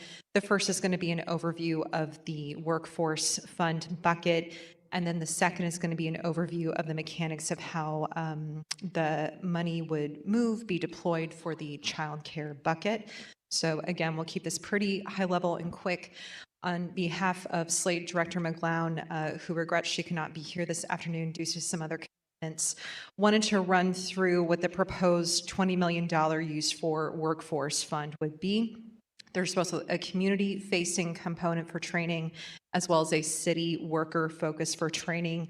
Currently, Slate is envisioning those as about a 50-50 split, so about $10 million for community-facing programs and $10 million for city worker-facing programs. I suspect everyone on this committee is pretty familiar and on board with the ideas of the importance of supporting our city workers as well as our community workforce, so I will skip the reasons and rationales for those and instead get into some of the details of the what's and how's. For the community-facing training programs, the expansion of current community workforce offerings, this $10 million will be used to leverage additional funds for our year-round youth jobs program to serve 1,000 additional youth, Youth Build St. Louis City to serve 120 additional individuals, Community Campus Workforce Development Program to serve 250 individuals, Skill Up St. Louis CDL Edition to serve 150 different individuals. In terms of the career pathways focused, whether for city workforce or community, I'll start with the community-facing workforce focus. There would be an enhanced targeting of advanced manufacturing, construction, educational services, entrepreneurship and startups, financial services, healthcare and biosciences, hospitality, leisure and culinary arts, information technology, clerical and administrative support, and transportation and logistics. So that's the community-facing portion of these funds.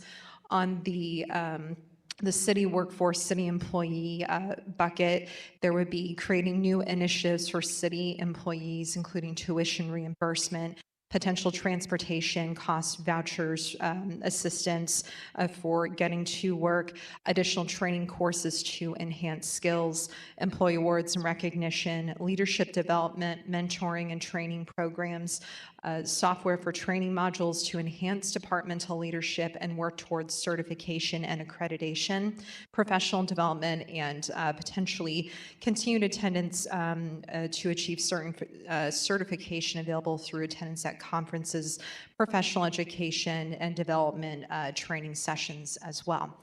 So that's a pretty high-level run-through of the buckets and the focus areas. I'll be happy to take any questions, and anything I'm not able to speak to, I will be happy to send over to the director. Alderwoman Slicer. Thank you. No questions at this time. Alderman Browning. Are we just covering workforce right now? Yeah. Okay, no questions. Alderman Aldridge. All right. And the director asked me to pass along her thanks. I know many here today attended the information session she put on last week, so she wanted to say thank you for making time and for your staff for making time for those as well. Moving on to the people, another bucket of the people bucket, sub-bucket, rather, talking about the mechanics of the child care portion of this. We had some questions raised in prior committee hearings about how much of our workforce would potentially use anything that supports or focuses more on providing benefits for children. We have been able to pull data from the city's insurance modeling showing that 22% of our city workforce currently elects for the individual employee plus child or the employee plus family category of insurance, which means they have children in addition to a partner. So 22% of our city's workforce currently elects for that coverage. So that's a nice benchmark data point that we can use to really focus in on how many folks would benefit from this in the city workforce. When we look at the child care bucket, the custodial department managing those funds is the city treasurer's office. They would place those into a new account designed to accrue interest in perpetuity, with the purpose for defraying a portion of child care costs initially for city workers to be given first priority for access. As Alderwoman Sonia mentioned, some additional clarifying language clarifying that means they get first access before this is expanded to anybody in the community was added into the committee substitute. The way these would go out into the community would be through the treasurer's office, through the annual appropriations process, whether within the treasurer's office or whether they would RFP out for services a firm that would look at childcare cost receipts that would be submitted, verified, and then whatever the portion determined that the city would cover, that would be what would be then provided to the employees. So again, there's the language is pretty broad within the bill, but it could either be housed within the treasurer's office or they could RFP it out to a firm to do the verification services. And the monies would then be appropriated annually through the budgeting process. So that's a bit about the nuts and bolts. So happy to answer any questions as best I can. Alderman Cone, any questions? We just talked about, okay. I'm sorry. Alderwoman Schweitzer. Thank you. I appreciate it. This whole section of the bill is really interesting because I support the general idea of it. It's just, we've talked so much about how limited these funds are and the need to spend the money on infrastructure and development and so many of the things we've seen in both bills and agree on. So those are still the parts that I'm the most supportive of and hopeful that there's still room for movement on and to make sure we can get people together on these issues. So thanks for your time. Alderman Browning.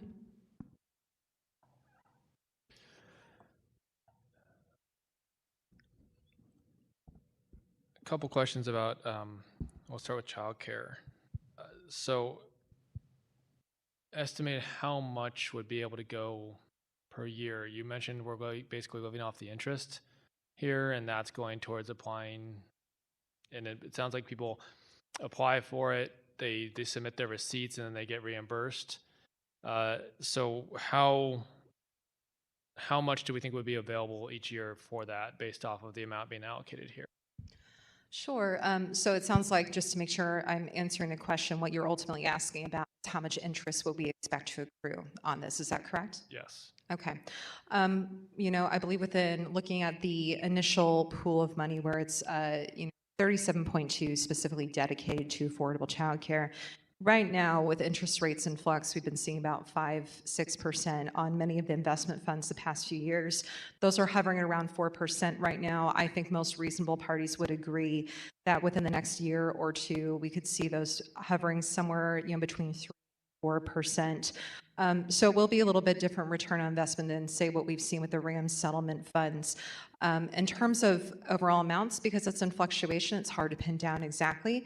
My suspicion is with these funds, with that with the interest it would accrue, we would probably be able to expend most of these funds on city workers, any city workers who would take advantage of this. My suspicion is, at least in the early few years of that would mean that there would be a smaller portion that would, in theory, be available for additional public rollout. But again, while the amount is in flux, I suspect that the initial, amount of interest would probably be tapped out by city workers in the first few years. And can you kind of clarify what's the theory behind why this instead of some other offer that the city could provide? Sure. Not everybody wants to have children. It's a very personal decision.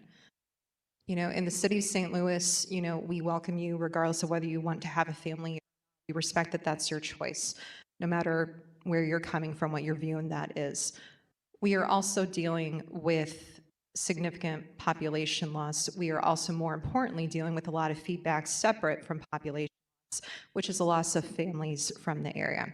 There are a lot of different reasons for that. Included in the many different reasons, which you and I talked about the schools, I think it was last week, as being one of the driving factors of concern there, right? So there's no hiding that. Included among the other, costs that we know are of concern to families is affordability, and as well as, do they have support to, if they have children, to have economic mobility to be able to, maintain a home here. So that is another piece that we're aware of. From the simple cost standpoint, to target that, if you're able to help alleviate a portion of costs, whether it's for our city workers especially, or a member of the community, that does help. It inarguably helps. Childcare is so very expensive.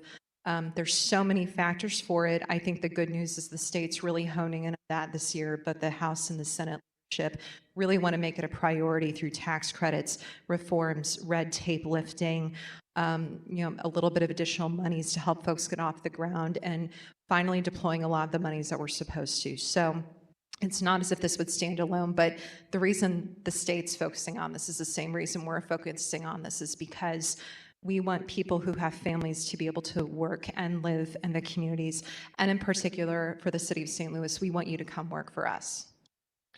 Well, thank you. I think I totally agree. I want people with families to want to live here and be able to live here and afford that. Childcare is ridiculously expensive, and that is obviously, yes, a personal choice of people, and that's a cost you have to figure out. But when I look at, the loss of families with especially small children in St. Louis, what I'm actually seeing is that, and I think we discussed this, that we actually have a higher percentage of our population of children under 5 than the county does, which would suggest that they're not actually fleeing the city to the county.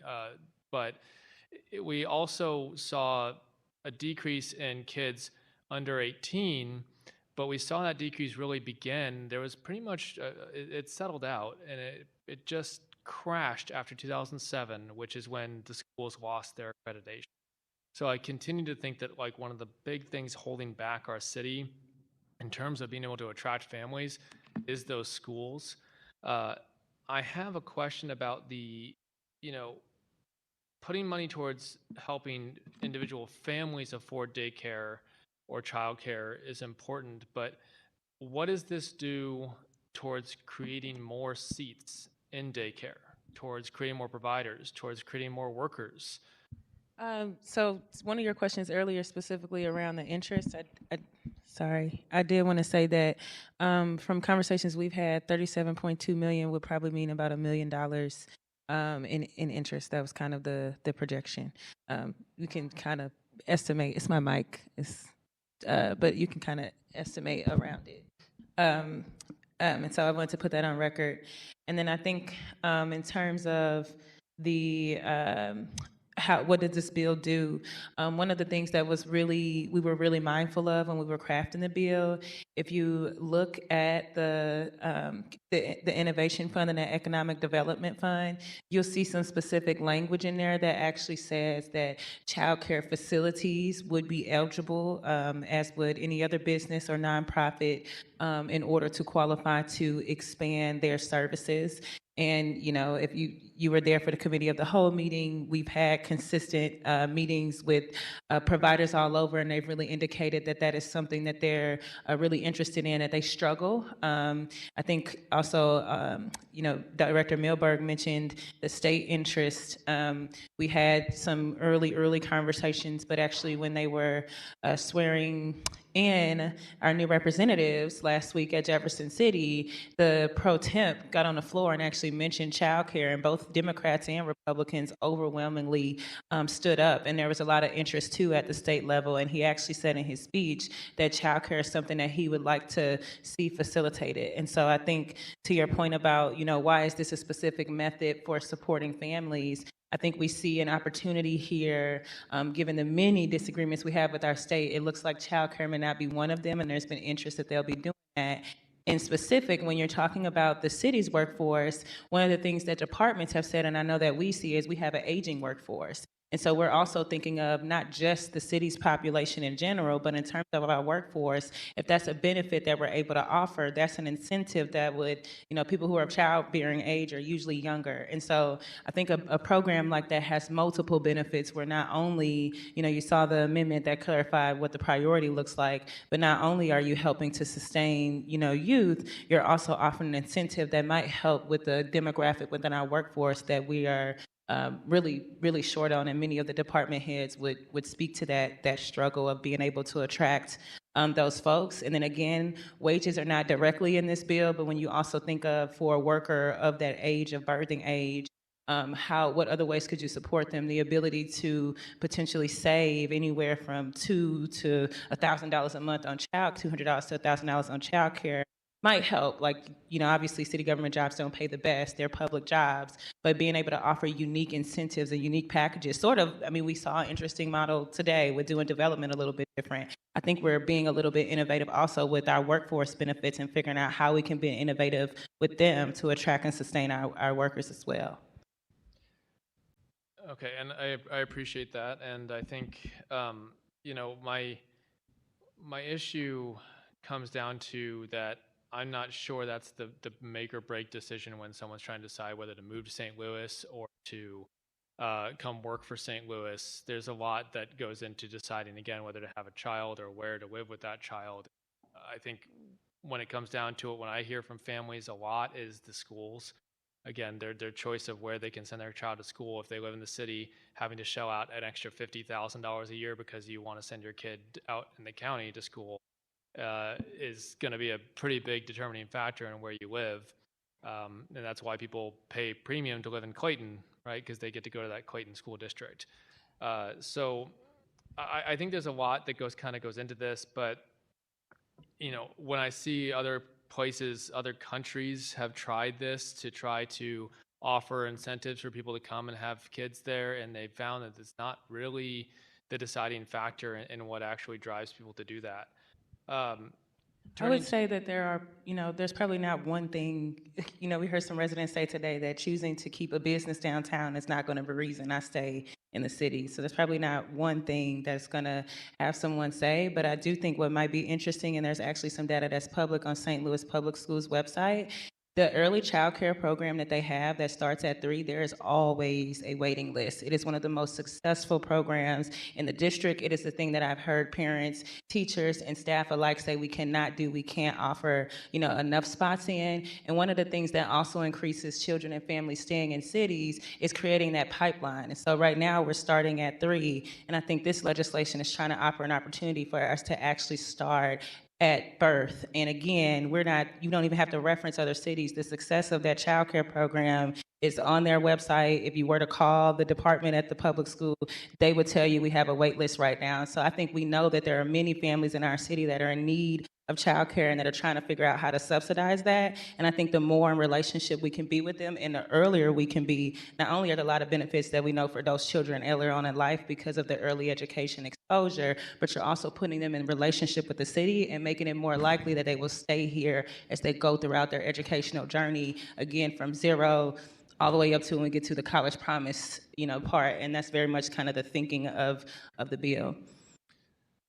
Gotcha. Okay. Well, and this is what it comes down to for me is that this is a new thing that the city is offering, and what it comes down to is that this money that we have available with the RAM settlement funds is a very limited amount of money, not even a quarter of our city's annual budget.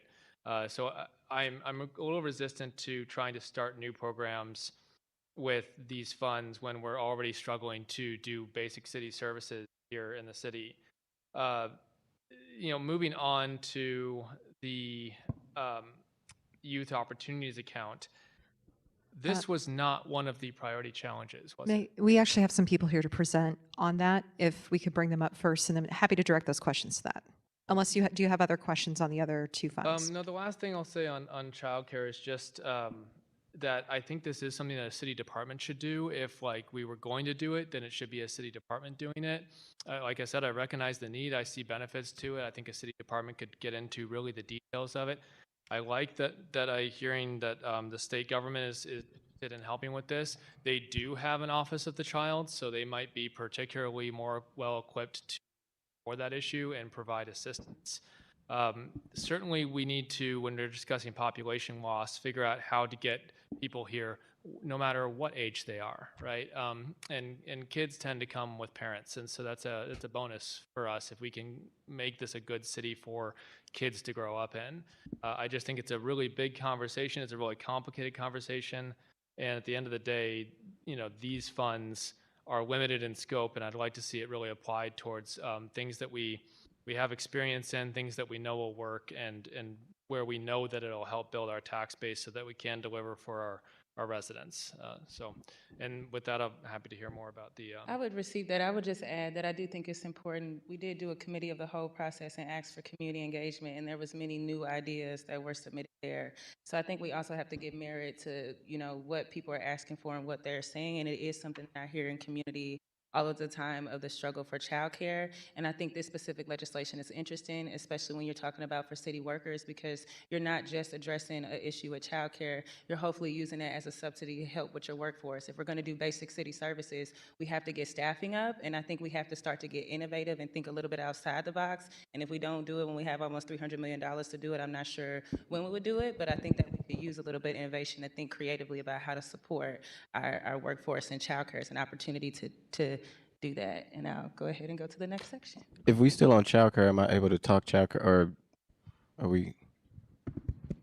Yeah, we're taking questions. So Okay, because I know youth opportunity would be it's a different part of the bill. So, Go next. I guess on the childcare, I want to say, if I'm not mistaken, we laid out a process at the board where I think many of us attended those virtual meetings to hear on, how to spend those RAMS money. And, I know childcare was also, as we talk about infrastructure and development, childcare was also in the top 5 of those ideas. And, this is something I definitely understand the sentiments of the alderman that just spoke, because I also had concerns of how do we make sure this work, especially doing, new programs, a new program that, the city hasn't embarked on, but then I thought, we've passed a lot of legislation that created new programs or put things on the ballot that created new things. So, I get where there is a little bit of hesitation to make sure it's ran, properly, but I was also up there the first day where it was the speaker said, President Pro Tem, you're on the Senate side, but the speaker on the House side, basically, the state is about to start leading the way on childcare. And I know the city has always tried to take a proactive approach of we're not going to wait on the state to save us, we're going to save ourselves. And I do think, with this initiative, I think there's only, at all the members on this committee, there's only one person who has a child. So I can't speak to Madam Chairwoman, has a few of them, and probably went through the process of living in the city and trying to pay for childcare. And I'm sure that's absolutely, well, you're not a committee member, Jonathan, but as far as the legislators that are here today, it's only one person that had went through that hurdle. And I think what saves city population, we can be going back and forth. Some will say crime, some will say not invest in North Side, so I left, so I went to North County. I absolutely agree that schools are part of that conversation. Unfortunately, it's not much the board can do. That's why we have the public school board. Elections are coming up. We can't really do legislation around public schools. And I totally agree that when parents think about staying in the city, come to city, schools is important. I think there are a lot of factors, but I do think by starting again, we're not going to spend these funds in the next year or probably 2. These funds will be gaining interest, and being able to start with city workers, I think is something that is crucial to show our city workers that if you do have a child, that it's an incentive for folks to want to come work for the city. If we're not at least keeping people in the city of St. Louis, what we also know is we have a staffing problem. And I'm sure, if a lot of parents knew that, you know, I can tap into this incentives within the city of St. Louis to have some type of rebate or, you know, cut off from my childcare, it probably could bring people at least back to working for the city to address a lot of these city services that we all talk about. Like all these things go hand in hand. I don't think it's just one thing that will bring population back or address the infrastructure needs if you don't have the employees. Like, we have to start building a puzzle. I do think childcare can be a interesting part of the puzzle of trying to help St. Louis either bring population or bring a workforce back. And I think starting with city employees on this is that would just be my make or break on it. I do think we need to start with city employees on this fund before, you know, open it up to the whole city of St. Louis. I do think it's something that residents spoke on. We got to be very clear as we say they spoke on infrastructure, they spoke on water main breaks, they spoke on housing and development. They also spoke on childcare. And I think I would love to see this part of the bill, whatever it looks like, hopefully get to the finish line. I think and that's all I have to say. I think we're about to talk about something that may cause more of a heartburn, hiccup, and headache. Thank you, Alderman. All right, my name is Jonathan Strong. I'm the Chief Equity Inclusion Officer for the City of St. Louis out of the Mayor's Office. I'm here to speak on just the College Promise. If you think of the early childhood as being the beginning, the College Promise would be the capstone. What a College Promise or St. Louis Promise program, it's a bold initiative design that ensures that the students in the City of St. Louis have access to free and high quality post-secondary education. This transformational program will provide substantial scholarships for all student residents who graduate high school. Right now, we're looking at students who live in the city of St. Louis. And by doing this, we partnership with higher education institutes. We have sat down with Harris Stowe, we've sat down with Rankin, we've sat down with St. Louis University, we sat down with St. Louis Community College, we sat down with UMSL and WashU to really talk and to really build out this program. And they're all in agreement of a program such as this. The St. Louis Promise program is more than just scholarships. It's a community-wide investment for the future in design to eliminate barriers of education and inspire academic achievement and create higher, brighter students for families. So if you think about it, over the next couple of years, the St. Louis is graduating probably about 800 students, roughly, who live in the city every year. So we're looking at its max and at its peak, supporting 3,300 students to go to one of the universities that I mentioned for tuition free. A brief background, like I know we mentioned about starting new programs. I think this program, the only thing new is that it's new to St. Louis. This program, College Promise programs, are located nationwide. Currently, there are 337 and located in roughly around 40 different states. So it's just new coming to St. Louis. The effective of the program, it supports the structure of secondary education. So parents know once they arrive from birth, enrolling their students in their early childhood programs, they know exactly where their child is going to go, and they also have choices from a community college to a technical school to a four-year university. What are some of the key components of a college program? It is a place-based scholarship. And just the way it said, so we're looking at City of St. Louis. It's non-competitive. Every single student who's eligible, regardless of academic performance, financial need, will be able to succeed and have access to this program. The renewable scholarships are annual, ongoing, supporting students through their whole journey through their college tuition. Then the holistic, so beyond the scholarship, we're providing wraparound services for the students and the family. We know that in some families, this college, some of these students may be first time students from their family going to college, and we know that the college arena is confusing. And even the FAFSA, I don't know if anybody's looked at a FAFSA lately, but there is some kind of quadratic formula. You need to actually fill it out. And we know this can be scary and this can be intimidating for multiple families. And also our program, again, we're looking at just community funding, the partnership between St. Louis City and community, and also community. We will be looking at philanthropic contributions and also getting tuition discounts from the universities in order to support this program. We've kind of mentioned it already. The program like this, it supports the community by it boosters what we've seen in other cities, Kalamazoo and Toledo, that also it boosts the K-12 academic. So now these teachers truly understand like where these kids are going. a lot of the feedback that they received, especially from the education and teachers, is that, you know, right now they teach just to graduate kids from high school. But now they actually have a place to where they're sending students. And then there's a strong relationship between our K-12 education and these college universities.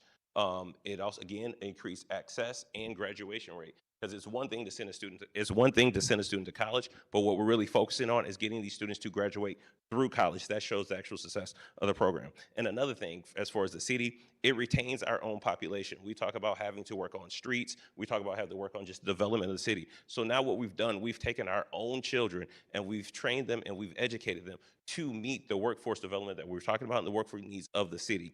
And we can speak of with Rankin, with the technical and the streets and the certificated programs, but also we can speak of utilizing SLU, WashU for these design and engineering programs that require a college degree or higher degree.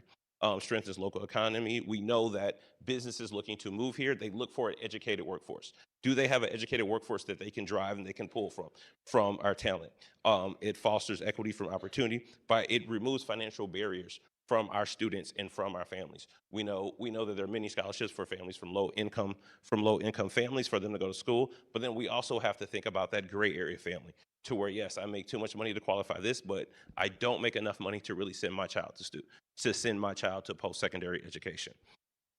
And then, so right now, as we continue to build and design the program, we're focused on really just going deeper with sustaining these relationships with college access programs and also our outside philanthropy. What we're looking for is roughly the $20 million for this part to go towards, where we're looking at roughly 70% to go directly to schools. I'm sorry, directly to the students as far as the scholarship, and then another portion to go to for supportive services as far as our college access programs and just helping with support. How do we get making sure these students have support in the wraparound services starting deeper within their K-12 education all the way throughout college. So thank you. Are there any questions? Alderman Cone. Alderman Browning. Thank you. So this was not one of the priority challenges, is that correct? I believe education was. Education in general came up, but the specific idea, no. Okay, so just education in a big sense. You mentioned families would apply and it would follow them throughout, it would follow the child throughout, or I guess they're not a child anymore if they're in college, but you know what I mean. The teenager, the young adult. The young adult all the way through their college career? Yes. Is there any kind of academic requirement that they have to fulfill? So right now we're working on that, but also I want to caution people, and I always tell the story of myself to where like I literally graduated with a 2.0, so I'd have missed a lot of scholarships. But yet here I am now, 3 degrees later, been a principal for years. So I'm always very cautious when people put academic strains on stuff, because sometimes it measures a student's work ethic and not their academic effort. Sure, I think there's not a lot of money available, and that's what I think most of the time when there's scholarships, people want to make sure that they're going to the most deserving of students, the ones where it will make impact, and that's why, you know, we have to see this. It's not to say there aren't exceptions, you know, of course, and I would like it if we could give every child a chance, but when we have a limited amount of money, that's I think where people are generally thinking. And I would add that there obviously in the bill, it kind of outlines that there would have to be specific academic criteria would have to be developed. It's just not done in the legislation. That would be more of an operational piece. Sure. So this is starting with 20 million, and I heard that there's a need for philanthropic donations. Yes, my partner Jay Harmon from the St. Louis Community Foundation, he had to leave to pick up his children. We've been in contact and meeting with different people from that arena who are actually ready and willing to begin sitting down to talk about actual numbers. And Jay, who's also representing the St. Louis Community Foundation, and they're ready and willing to start fundraising. Yes. Yeah, we wanted to bring someone who had kind of been in the conversations with multiple different institutions, go today. They had to go, but we'll try to get them again when you hear it so that you can kind of, I'm sure we would all like more information on like what specific questions have been there, what institutions are interested. So that was kind of the purpose of having him here, but he had to go get his child. Is the thought that institutions themselves would be filling in some of this? Yes, so there's a part, so for all college promise, and especially St. Louis promise, the ask is for an institution is a discounted tuition rate for our cities. Don't SLU and WashU already provide discounted tuition for? As an residents? alum of SLU, no, they do not. I mean, they have different scholarships and different programs, but right now, a program like this, where automatically, potentially as a graduate of a St. Louis City High School, as I was, that you would get a scholarship, would be what would be interesting. Right now, the funding, I mean, and I certainly had scholarships to go to college, that's the only way it was possible, but I didn't necessarily have anything within the city of St. Louis that was specific to me at SLU. And then also what we've realized from just research with different universities, it's almost like buying the car. We raise the sticker price just so we can give you until which really goes back to not too far off from. Okay. And is there anything guaranteeing that young adults who take advantage of this are going to stay in the city? We have had conversations, but the conversations that the institutions have raised is that they would like to probably model this after some of the programs they have for their workers to go and get school, where it's probably not the best to oblige a child or a young adult to stay, but instead identifying an adult beneficiary in some cases who could do it, because we were thinking of, something that some of the institutions raise. It's like if a kid goes to medical school or law school, we don't want them to, have to stay here. So they kind of want more room to figure out, like, what would that language look like? But we have had conversations about, similar to other programs the institutions have, how we submit that, but they're just wanting to make sure that there's process to develop the leniency so that we're not locking a person having to stay here should they get an opportunity post, undergraduate, that they don't have to deny that in order to be eligible for the program. And also developing deeper and creating pipelines from these universities directly into our local workforce. Sorry, you say that again with? So also, I'm sorry, I don't know why I hold it down. So also developing just stronger pipelines from universities into our local workforce and businesses entities that are located and based here in St. Louis. Okay, and you mentioned wraparound services. Can you explain a little more about that? So the one thing we've seen just from university is like it's one thing just to go to college, but if you're dealing with first generation college students, we know that there's more to the college culture and college lifestyle than just attending, going to class. So sometimes students, and we see students have different social emotional needs that they need. They as far as burnout, or we've seen students that they're the top of their class in high school, now they're the little fish in a big pond. But how do we still support those students with the same thing that they need? Also, we know that some students are going to college that actually have children. So how can we really provide service and make sure they have access to childcare? I think too, if you think of like when you do FAFSA, how it asks you like, what is your family need index? And then when they calculate what you need, they take in whether like what would your housing needs be and things like that. So the STL Promise program would necessarily just be for tuition, but it would be able to be a gap and be able to cover gaps that are left within their funding, which, can for students include housing, include food, because usually a lot of students, especially if they're going fresh out of high school, are going to stay on campus and are going to need those things as well. And I think there's one thing that thank you for saying that. I think there's one thing said, this is also a last dollar program. So the first dollar is that, you're going to this university, we pay it. We're last dollar. So this is after the FAFSA, after the Pell, after all the scholarships of the program, we are covering. That's what we're looking to cover. Is there an idea of how many families this could help? So as far as families, no, but we're averaging, looking at around 800 students per year until the max running with the 4-year kind of loop. We're looking at about 33 to 36. And it all depends on if they decide to go the 2-year route or a ranking or certificated program route. Sorry, can you say it again? I think that 800 is the number of students on average that we're looking at graduating from within the St. Louis city to take there. And he was saying that might break down specifically into about 33 or 36 family But part of the information that would be needed is families have multiple children. There needs to be, if you're talking about partnering with the institutions and they have matching funds, that might change some of those numbers. So this is just based off of like what the seed money is, but the conversations are, with the institutions who will also be putting things forward. And you would need to see some applicants and see like some of the sizes of the family who apply and things like that. But the goal or the idea is about 800 individuals on average. Sorry, so I just heard you say seed money. So what's the total amount of money that would be needed to send these kids? No, we're saying that with the money that we have with 20 million, that could get you about 800, but we're saying it's seed money because you're hoping that the institutions that you're in conversation with will also be bringing money. So we're saying seed because that's the city money, but we don't want this to just be. Yes. Okay.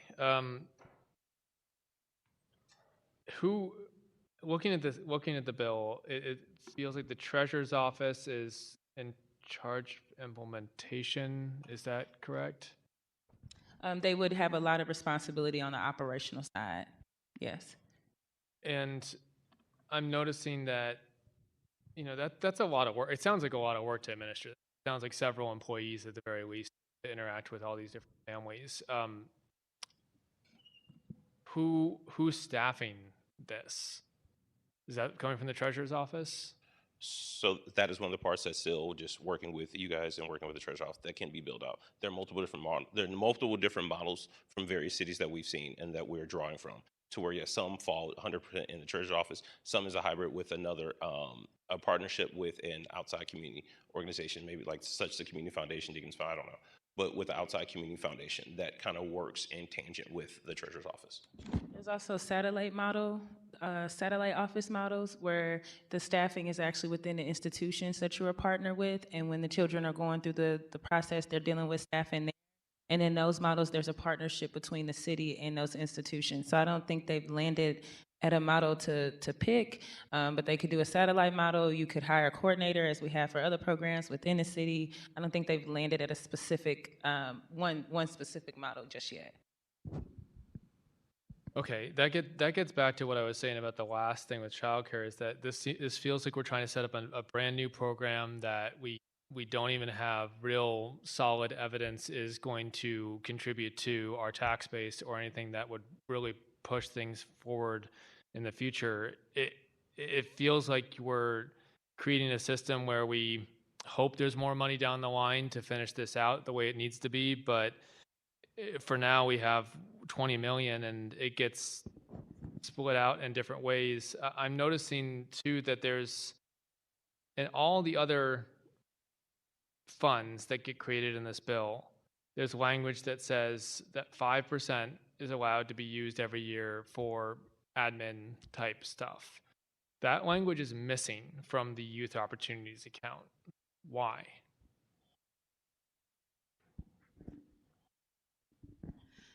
Thank you. Hi, Casey Milberg again for the record.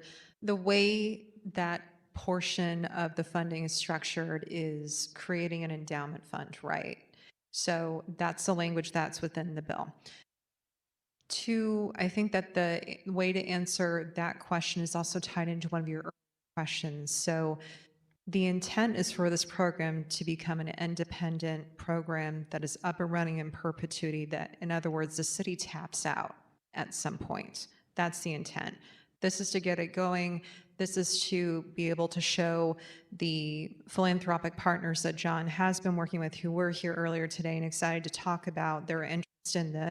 Unfortunately, we're not able to, for them to be able to match that money and then sustain in perpetuity an independent entity moving forward. So this kickstarts that process.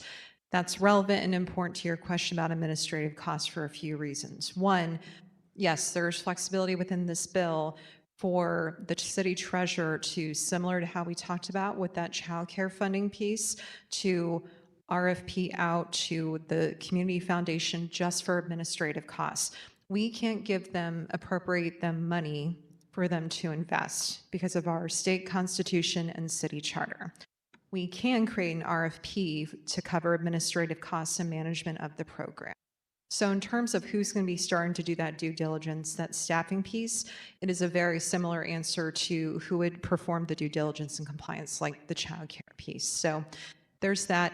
And in terms of why the administrative costs were not included in there, again, for the Youth Opportunities Program, it's because there is that intent to do that very upfront delegation out to that community partner that will ultimately take this over, assume it from, any city involvement. This is to kickstart. So that's why it's not included, is because there's really only going to be, one entity really administering it. And then the role of the city treasurer's office is going to be receiving the information from the entity saying, here's how many students we've verified. Here's what you should put in your annual budget. Let us know what questions you have, meet, and then that money goes into the annual budget.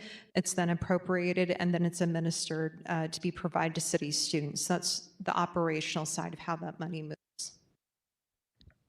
So more than 5% could be used initially to staff this up and get it moving? Is that accurate? Yeah, but I don't think that's anyone's intent, is to have this be just funding, administrative right out the gate.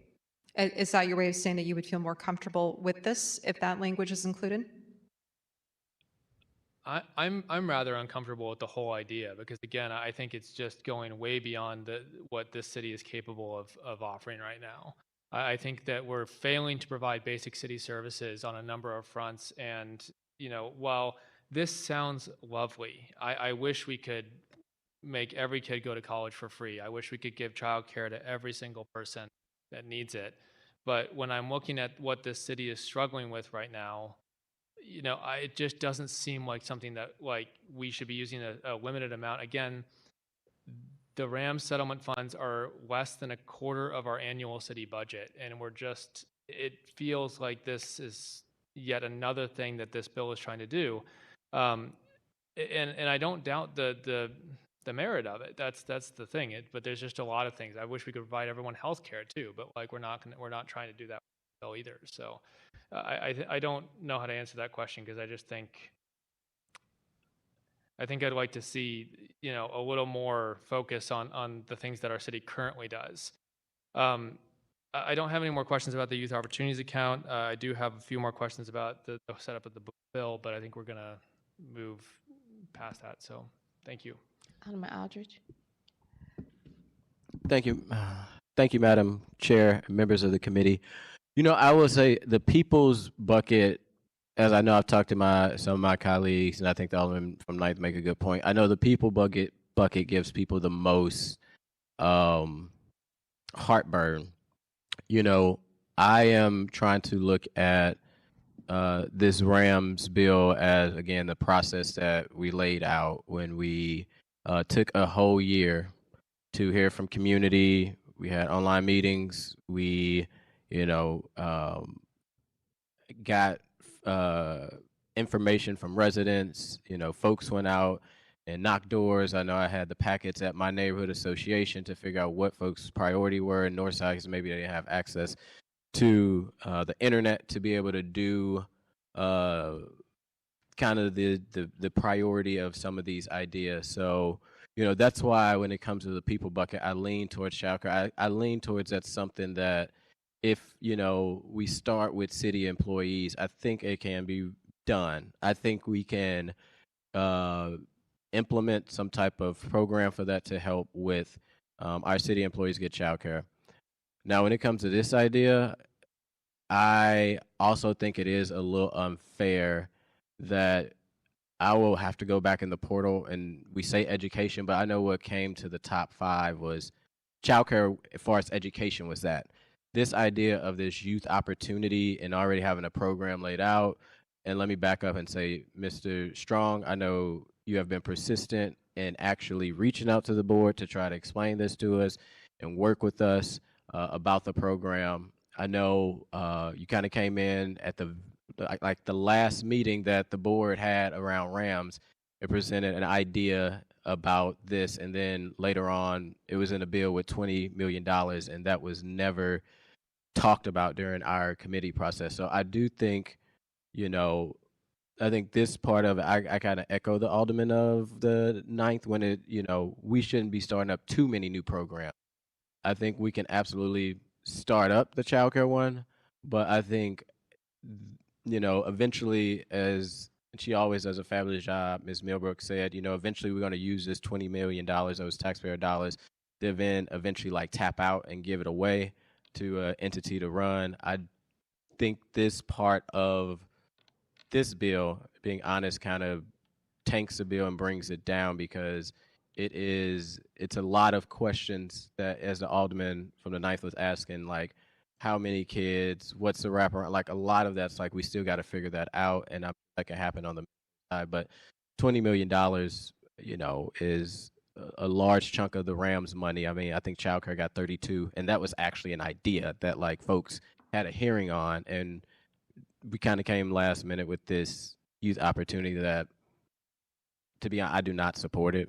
I lean towards other ideas in the bill, but this idea is just something I think we didn't have probably enough time at the board to digest it and have conversation. So it's not, like the alderman said, it's not that I don't support helping our young people, and also agree with you, go to school, who may not have been like, working hard, but actually, like yourself, landed here. I landed here. It wasn't like the best kid in school. So I get how this can help our young adults. I just think this one came at the ninth hour with no conversations about like this program that does exist in other states, and say we just gonna put it in a bill. I think honestly, like I said, I think this part of it brings 153 down, and I would love to see it out, and maybe figure out how do we do it in the future. But it just wasn't enough time to digest this part of the idea. So that's all I gotta say.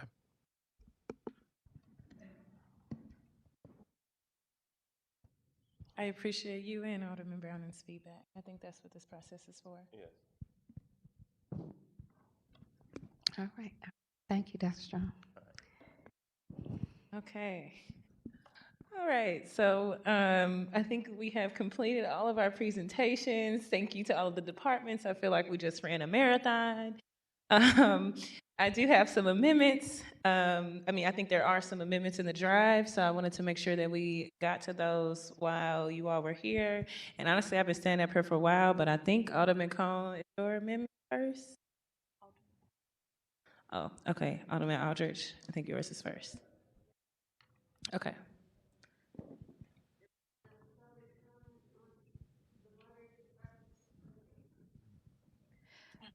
Yes, we're going to take public comment, ma'am.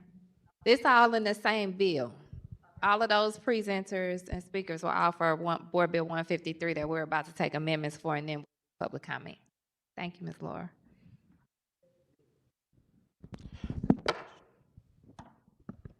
All right. Thank you, Madam Chairwoman and members of the committee. I have an amendment that is in front of us, and before I take it up, I just want to explain it to the committee and also for folks that are at home. So what Amendment 1 does is... Do you want to read it first?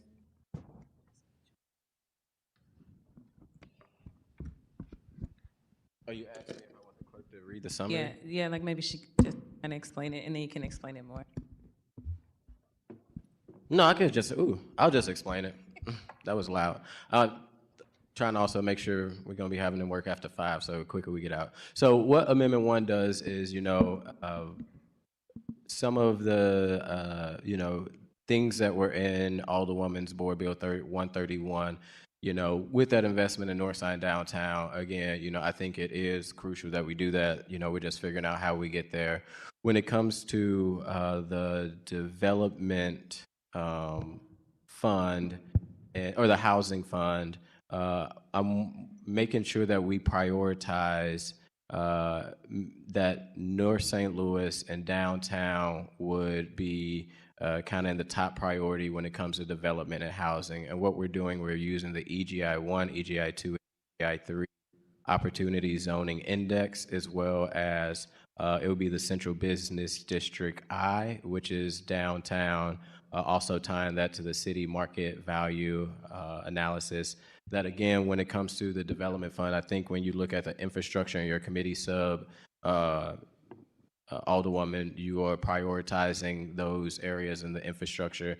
And what we're doing is just also prioritizing that in the community development fund, that those individuals in EGI 1, EGI 2, and EGI 3 will kind of become first priority, whatever their scorecards looks like.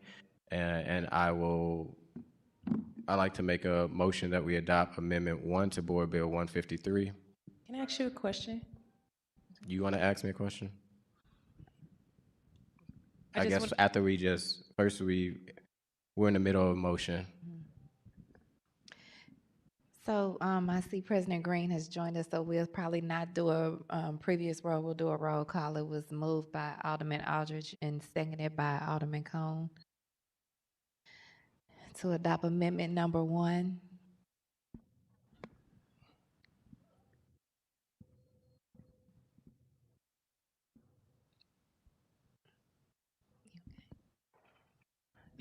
Okay. Okay. Okay. Madam Clerk, please call the roll. Alderman Cone. Alderman Cone. Alderwoman Schweitzer. Vice Chair Saunier. Aye. Alderman Browning. Alderman Aldridge. Aye. Chair Clark Hubbard. President Green. All right. Alderwoman Schweitzer. We have 6 aye votes. Thank you. Then we've accepted, adopted amendment number 1. I just wanted to clarify, Alderman, that that it includes Southeast City. That was it. I'm sorry, because you said that this preference language for North City and downtown, but Southeast City is in it as well. Southeast City would also be in EGI 1, EGI 2, or mainly in EGI 3, so yes. Okay, that would be part of it too. Thank you.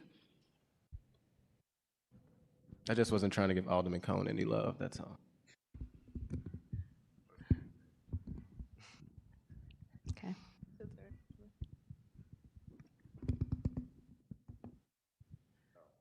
Amendment 2 is next. Second amendment to the bill, which I'd like to offer, is to include language that funds that are provided from the opportunities account would be specifically for licensed care professionals. And so I think it's important that if we're spending public money, that we're doing so in a manner that's consistent with the intended outcome of this, which is raising our kids in a healthy and learned environment. And so want to make sure that the folks that we are providing funds to are licensed to do so. All right. Any discussion? Alderman Browning?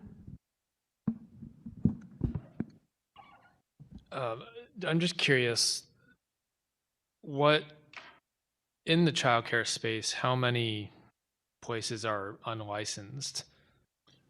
We have a very large number of home-based daycares in the city of St. Louis that would not be considered licensed facilities. Not all of them are. Right. I'm sensitive to I just want to make sure that, like, obviously we want to make sure everyone has the proper credentials and whatnot. I just want to make sure that often when we talk about licensing and things like that, sometimes it can have an effect of locking out people who maybe don't have the resources or often have been, disenfranchised. And so I just want to make sure, and maybe President Green could help answer this because she might be more familiar with it, but just that this wouldn't be adversely affecting, providers that are, say, in predominantly Black areas or other disadvantaged areas in our city. Yeah, I just want to make sure, to Alderman Cone's credit, that it's on the record that providers have been talked to about adding this requirement, that they've been engaged. And you also see some specific language that makes sure that the child care facilities that are within churches are not exempt. So I definitely want to let President Green speak on it, but I want to make sure, to Alderman Cone's credit, that engagement and that conversation has happened with them to make sure that licensing would not block them out. And typically, licensing is just, I think, a way, especially given, like he mentioned, with public dollars, that we are making sure that the funding is going to facilities that are going to provide the quality of childcare that we seek for children to get. But absolutely happy to also let President Green add to the discussion. Sure. I thank you, Alderwoman Saunier, Alderman Browning, Alderman Cohn. What I'll add to it is there's kind of this spectrum. There's facilities that are registered, which is basically they exist, but they are not subjecting themselves to any kind of oversight. Then you have your licensed facilities. A lot of them are your in-home daycares, all the way up to your your center-based that have a license. But in Missouri, the standards to get licensed are very, very low. And then there's this third tier, which is accreditation. Accreditation is what's really hard to get. And like the ultimate goal for our community should be to move folks from being licensed to being accredited. But licensure makes sure that there's at least a meeting of some very minimal government standards in place for what we're giving resources for. And the reasons license non-exempt is also in there is because that's a lot of your like church daycares. They still abide by state regulations in forms of like ratio, like student teacher ratios and things like that. But they still sort of operate outside of that system because they're religiously affiliated. But there is still some regulation there. So it was basically tailored only to exclude the folks that are kind of operating completely outside of any kind of government standards or regulation. Okay, thank you for that clarification. I just wanted to double check since this is the first time I'd seen this language. So I do appreciate that. No more questions. Not a problem. All right. Any other? Come. I'd like to make a motion that we adopt amendment number 2 to Board Bill 153 committee substitute. Previous. Second. It was moved by Alderman. I thought it was moved by Alderman Cone, and then okay. One's been here a long time. I know, right? It was moved by Alderman Cone and second by Alderman Aldridge. The previous row, we've adopted amendment number 2 to Board Bill 153 committee sub. Okay, and Amendment 3. Amendment 3, I guess I'm up. Yes. So Amendment number 3 has, I think, come out of a lot of listening and efforts to, build consensus around this bill and listening to, some of the concerns and things like that that have been prevalent across the early childhood childcare space. So essentially, what it's doing is first tightening up the language to indicate that these start with city workers, and then adding an additional step that in order for this program to be expanded beyond city workers, we would have to that basically an operational plan and an evaluation of the program as it relates to city workers would have to take place, and then the Board of Aldermen would have to approve the operational plan.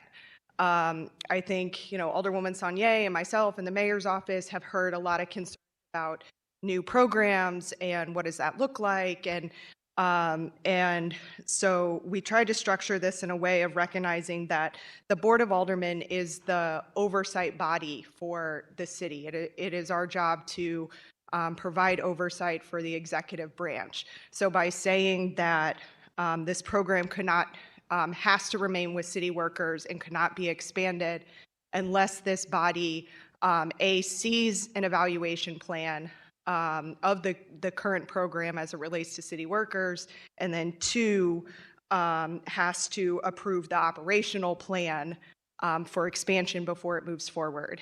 And this is an amendment that has the support of myself, of Alderwoman Saunier, of the mayor's office, as I will say, an olive branch to try to reach some consensus, to alleviate some concerns, to put some additional checks and balances in there.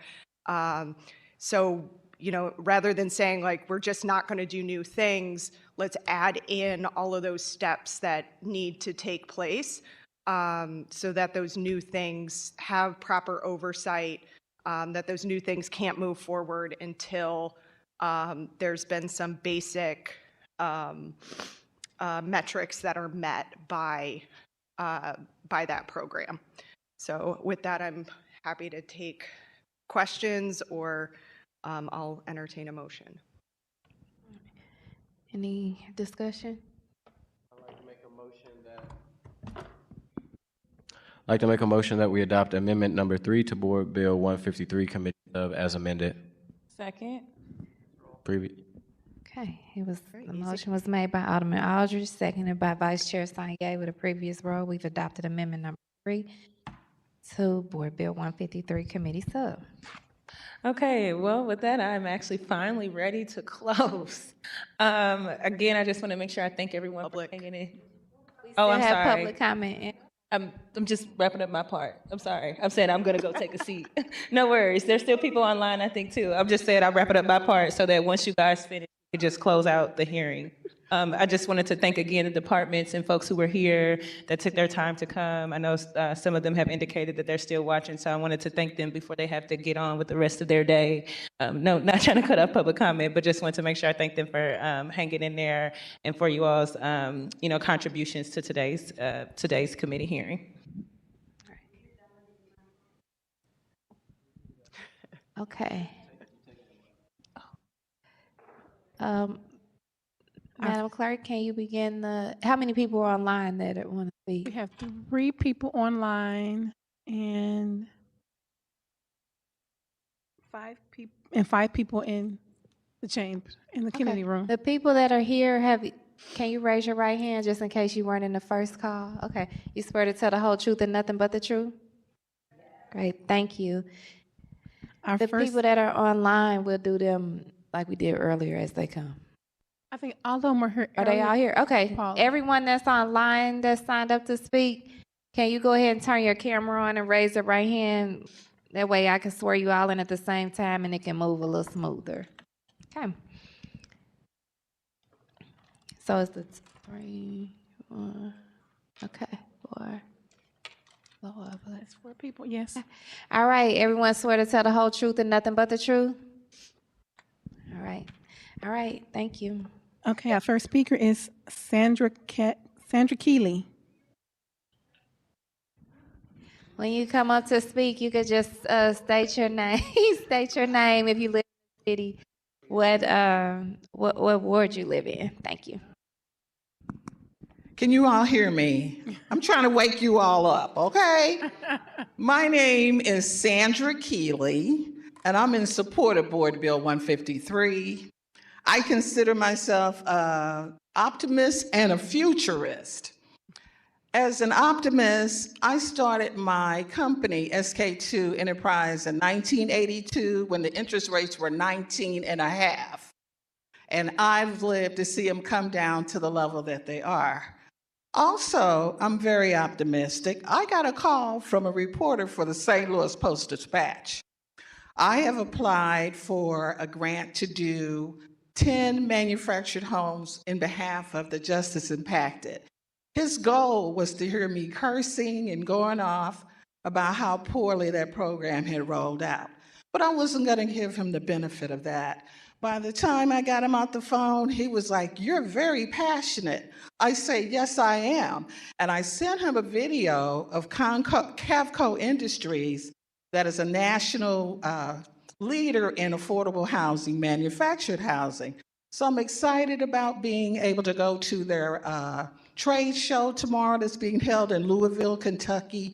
More than 3,000 professionals that are elevating this manufactured home model to the level that it should be. It's no longer your trailer home anymore. And so HUD has gone all in. Director Marcia Fudge, when they do that once a year, manufactured homes on the lawn, was doing cartwheels when she went through one of the 2-family flats that Cavco has created. So I'm hopeful that since my application is in reconsideration for the 10 manufactured home, that I'll get some good news. But you won't read in the paper that I said anything negative about the Northside Small Business Nonprofit Grant rollout. So I'm also optimistic as the executive director of 3 Daughters and 1,000 Sons.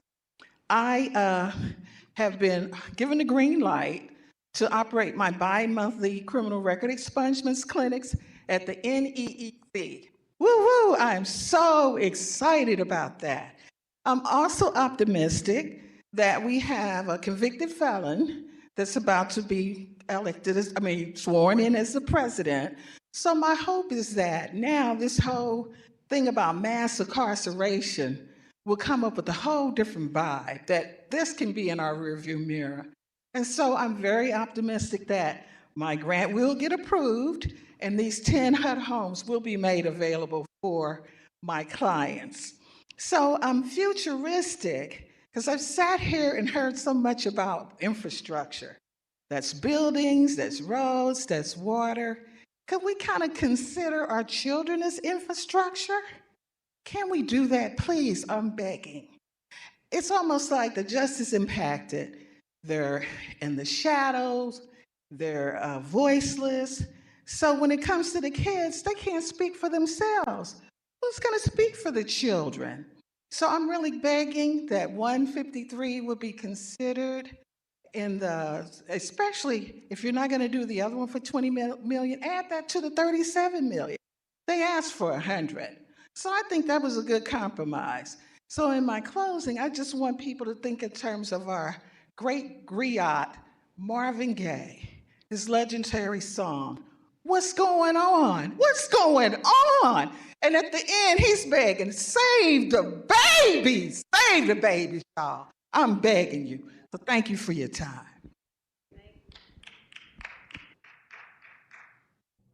Our next speaker is Elaine Laura, undecided. I'm sorry, in opposition.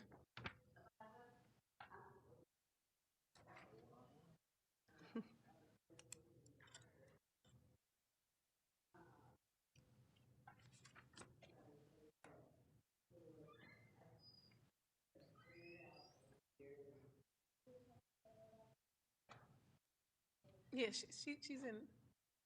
I have one opposition, so I just wanted to get her out.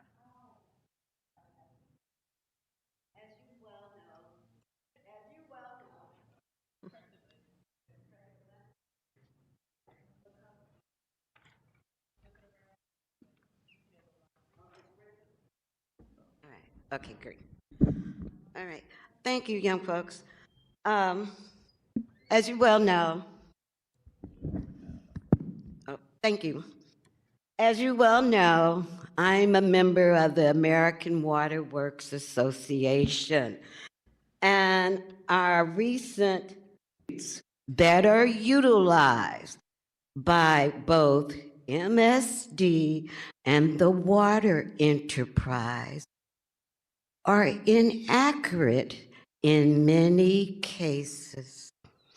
I don't know hardly anybody, and I know of 20 homes that have inaccurate attributes. You know what that means? That means for, in my case, 30 years of inaccurate charges. I love the city of St. Louis. My daughters try to encourage me to move out. We're unmetered water. But I say, no, I'm gonna stay here and convince you folks that we deserve metered water. We have to make ethical decisions. The American Water Works Association recommends that every water utility accurately meter all water taken into its system and all water distributed from its system at its customer's point of service. It's simple. We're not going to attract anybody to St. Louis once they hear that we're unmetered water.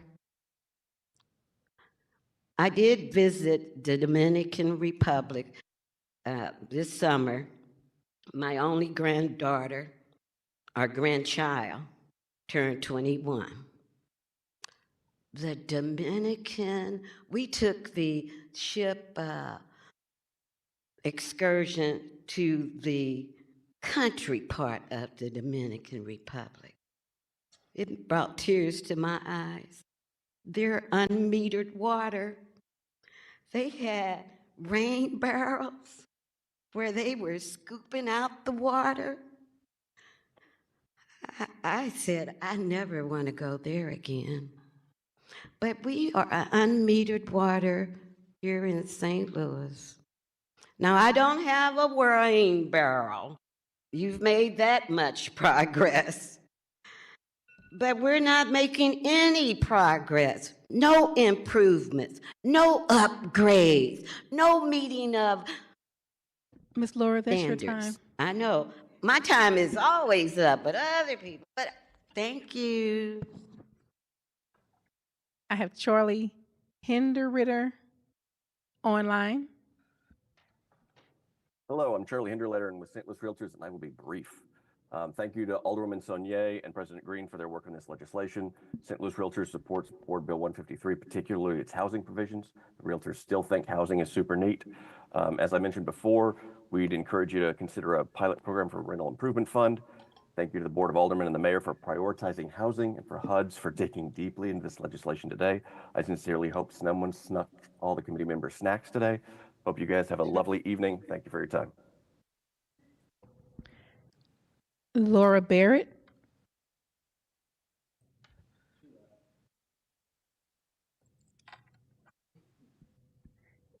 Dalen Brown. Undecided. Hi there, Board of Aldermen. In response to Board Bill 153, the Transform St. Louis Act, I have seen quite a few requests for housing to be in development with allocated funds. And I do believe the first 180, 70-ish million dollars was already put in request, but I do see that there's a new 277 million that's being requested for allocation. And in regards to the Transform St. Louis Act, I did see the Missouri Sewer Water Department here in St. Louis was there in even a few meetings ago notifying St. Louis of costs and things of that nature. So I would propose, in addition to our St. Louis Science Center and assisting in allocating funds, because the Department of Sewer and Water here in St. Louis did notify us that they are a nonprofit, that we therein add an attachment to the St. Louis Science Center and annexed at where the medium security jail once was, having a museum there, allowing individuals to understand the structures of how in fact we therein put together our sewer system, because we do get quite a few compliments on how clean our water is, how in fact hydroelectricity can power our city, and the fundamentals of science, technology, engineering, and mathematics. And I do understand that the neighborhood there in Baden has requested a few times for the water spigots there and is at the Riverview Circle to be returned on. I do understand that the city has notified that neighborhood, whether they know it or not, that it's pretty dangerous for children to be right there at that circle. So if we are indeed going to request that the Transform St. Louis Act, in partnership with the Missouri Sewer District therein, move some type of museum to where that correctional facility once was, the park or that area itself return the spigot for children at play, and therein have borders up around the park area or around the museum area for them to do so. I would like to thank you all for your time, and have a good day. Paula Brioni Vickers online.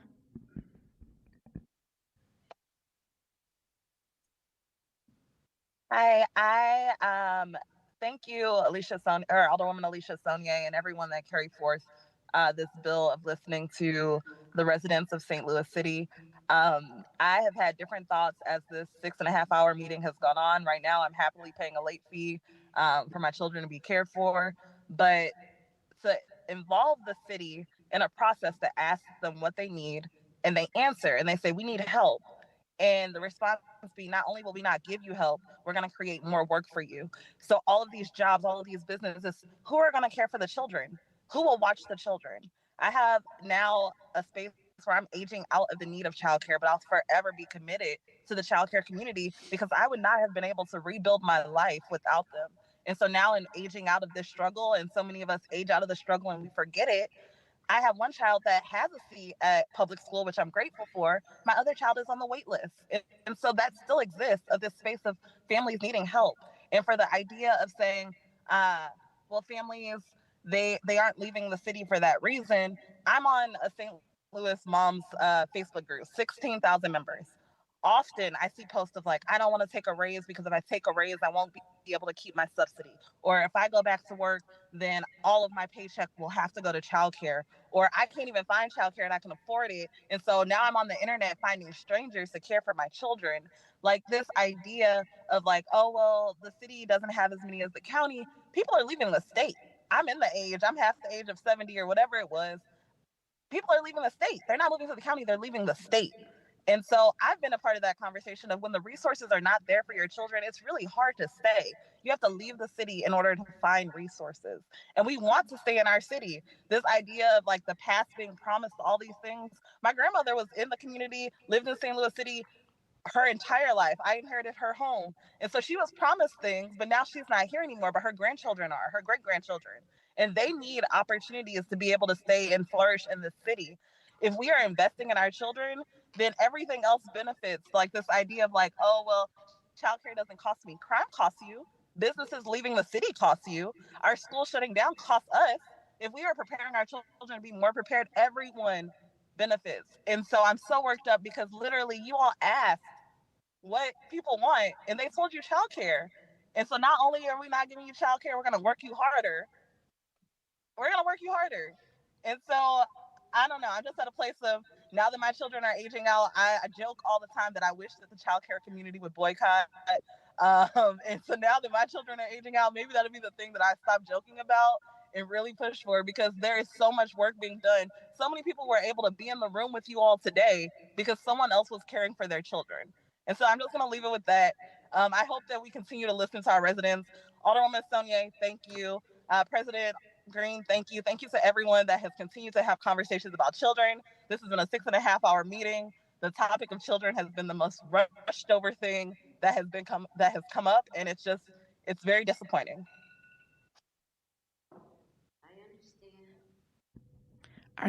Our next speaker is Ray Cummings.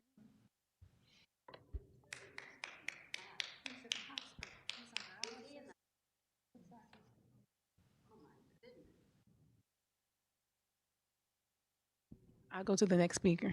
Our next speaker is CJ.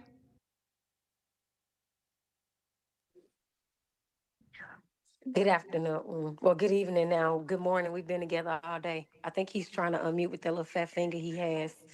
But I just kind of want to discuss, I see a lot of people talking about childcare. I have a child that's 18 now, and childcare, finding a good daycare ain't gonna make me want to move to the city or even stay in the city if that, for that matter. But I hear people saying the wraparound services. Yeah, I hear people saying the wraparound services and things like that. So when you say wraparound services, why would we want them to start in college? They should be starting now. Love you more. We have so many things that other districts are doing, and I love all of you all. Please don't take this personal. But I work with you all, and I'm going to also be against you all on some things. So I say that in order for all of our babies to invest, all of our babies to thrive, we need to invest in those things that are already happening. I heard my homie Alderman Rasheen say we can't privatize public housing, but he supports privatizing the public education. Then I heard him say um, we can't support education on this platform, all type of different things. When we can, because that's where it starts with the leaders right here that are elected to serve the people that they're trying to serve. So if we provide those wraparound services like St. Louis Okay, Public Schools Sharon. already does it with the daycares, Okay. thank you. Time. Yeah, probably was, honey. That wasn't us, Jay. You can finish your comment. That wasn't us that said time. I'm sorry. Okay, okay. So, but yeah, that would help if we already have those things in place. That would help to already just support that funding so that we can get our babies to these different programs in the schools that are already happening. Those that don't want to be doctors, maybe they want to own their own dentist practice. Maybe they want to build the next school. They don't all want to go to college, so that shouldn't have to be always on the table. But I wanted to reiterate that it's programs already done. We don't need these more of these programs. But by investing in these schools, excuse me, I'm sick. We ensure that every child has a fair start and equitable education. We are at a place where our babies see books that look like them, leaders that look like them, and places that they can be in one day.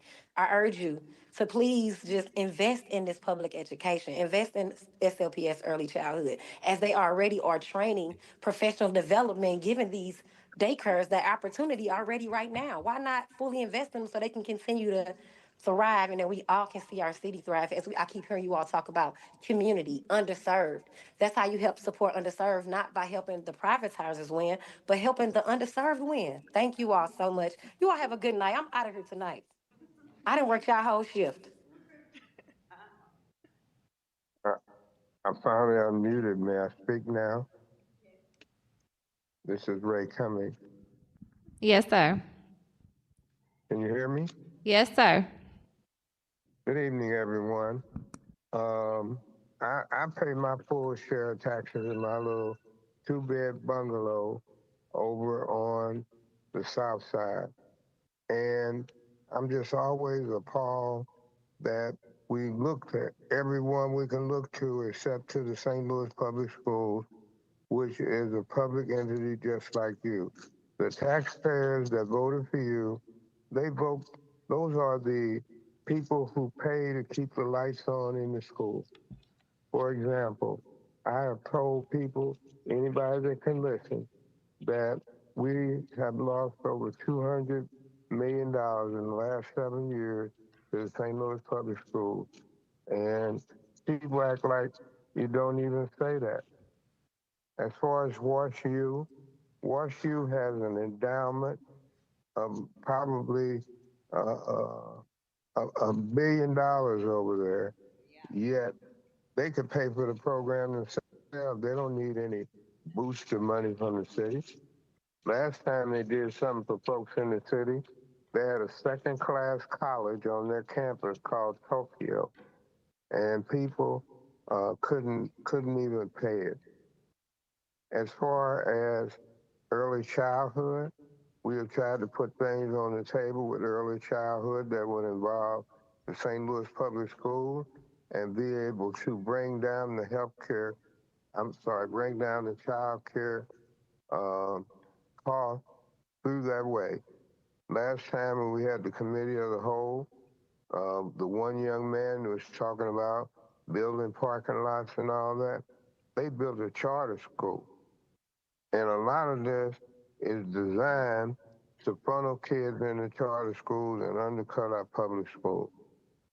Community Foundation and the philanthropic community helping, and people like to talk about that now, that is just another word for privatization, privatizing our public institutions.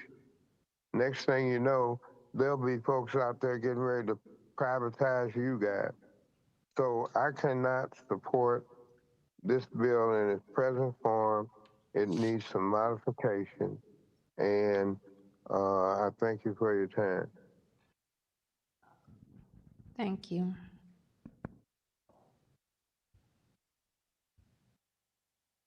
That was our last speaker. All right, well, I thought you didn't sign up to speak. Thought you had your hand raised when we sworn in. Okay. Oh, okay. Did you sign the sign-in sheet? Yes, ma'am. Okay. You can come on over.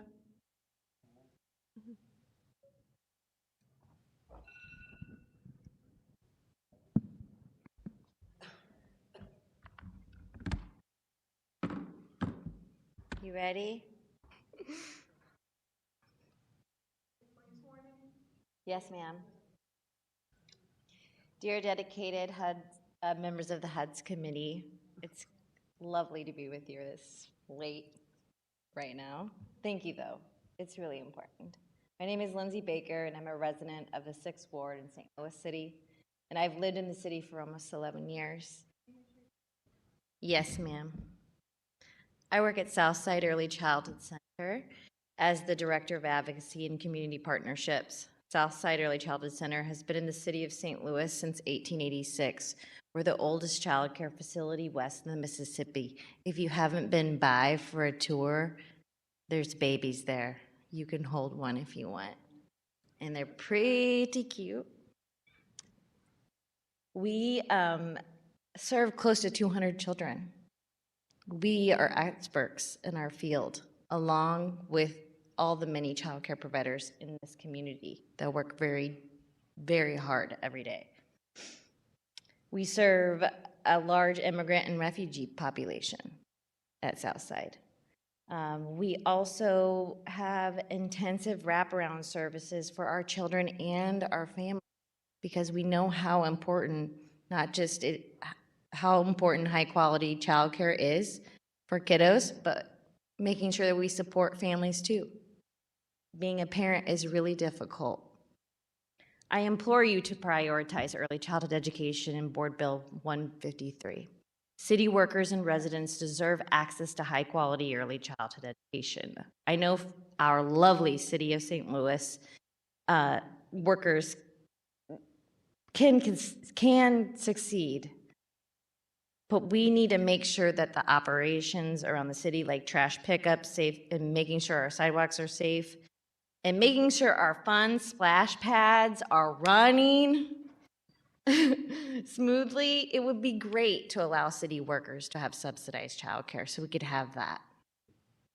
This unique family-friendly benefit not only seeks to incentivize more city workers to join the workforce, but it also has huge benefits for their children 0 to 5. When children are in safe hands, their parents can work with the solace they deserve to work more efficiently and effectively for our city. I ask you to allocate $50 million for early childhood into Board Bill 153. Childcare is workforce development and is fundamental to building a robust infrastructure in our city. Thank you so much.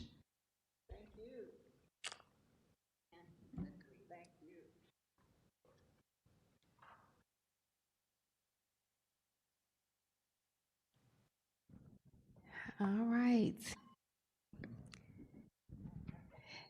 So we do have some you have some comments, right? Okay. Alderman Brown has some.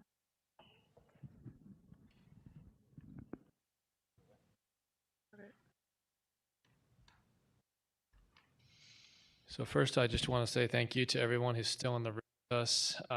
You all are marathoners, and it's incredible that you stuck through this all. It's our jobs to do this, but you all chose to be here. Appreciate you all for participating in this process. The last couple of things I just wanted to ask about the bill, I don't think we ran through each kind of bucket, and I want to make sure we cover overall how this bill is set up. There are 3 new boards being set up in this bill. There are the City Workforce Fund Board, the Children and Families Endowment Fund Board, and the Community Development Innovation Fund Board. My question is, are these boards staffed?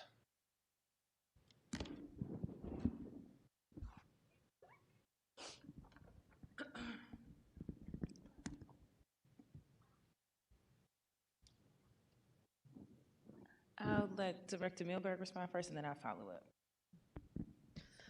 Casey Milberg, Mayor's Office again. They are not explicitly delegated staffing in the bill, but there's nothing prohibiting any individual from staffing them at the same time. The only thing I would add is I just know when we were discussing the bill, that's why we put in the admin costs with the knowing that they may end up needing some support staff. That 5% cap is because we want, we knew that that might come up operationally, and we wanted to make sure they didn't exceed what was in the fund or exceed the interest, but they did have some support if they should need it in that manner. Okay, thank you. I think staffing first of all, I think this is creating bureaucracy on top of bureaucracy, which I am concerned about. I think at the end of the day, it is departments that are going to be doing a lot of this bill's work, and the money should be put to departments, such as, like, we got a nice presentation from Director Pfeffer about the work that CDA is doing. Let's just give the money to CDA directly instead of running it through a special board. I think we've seen at our city what happens when we have commissions and boards that are not well staffed. Recent history, I'm going to cite two examples, the Charter Commission and the Reparations Commission, both of which really suffered from a lack of administrative support.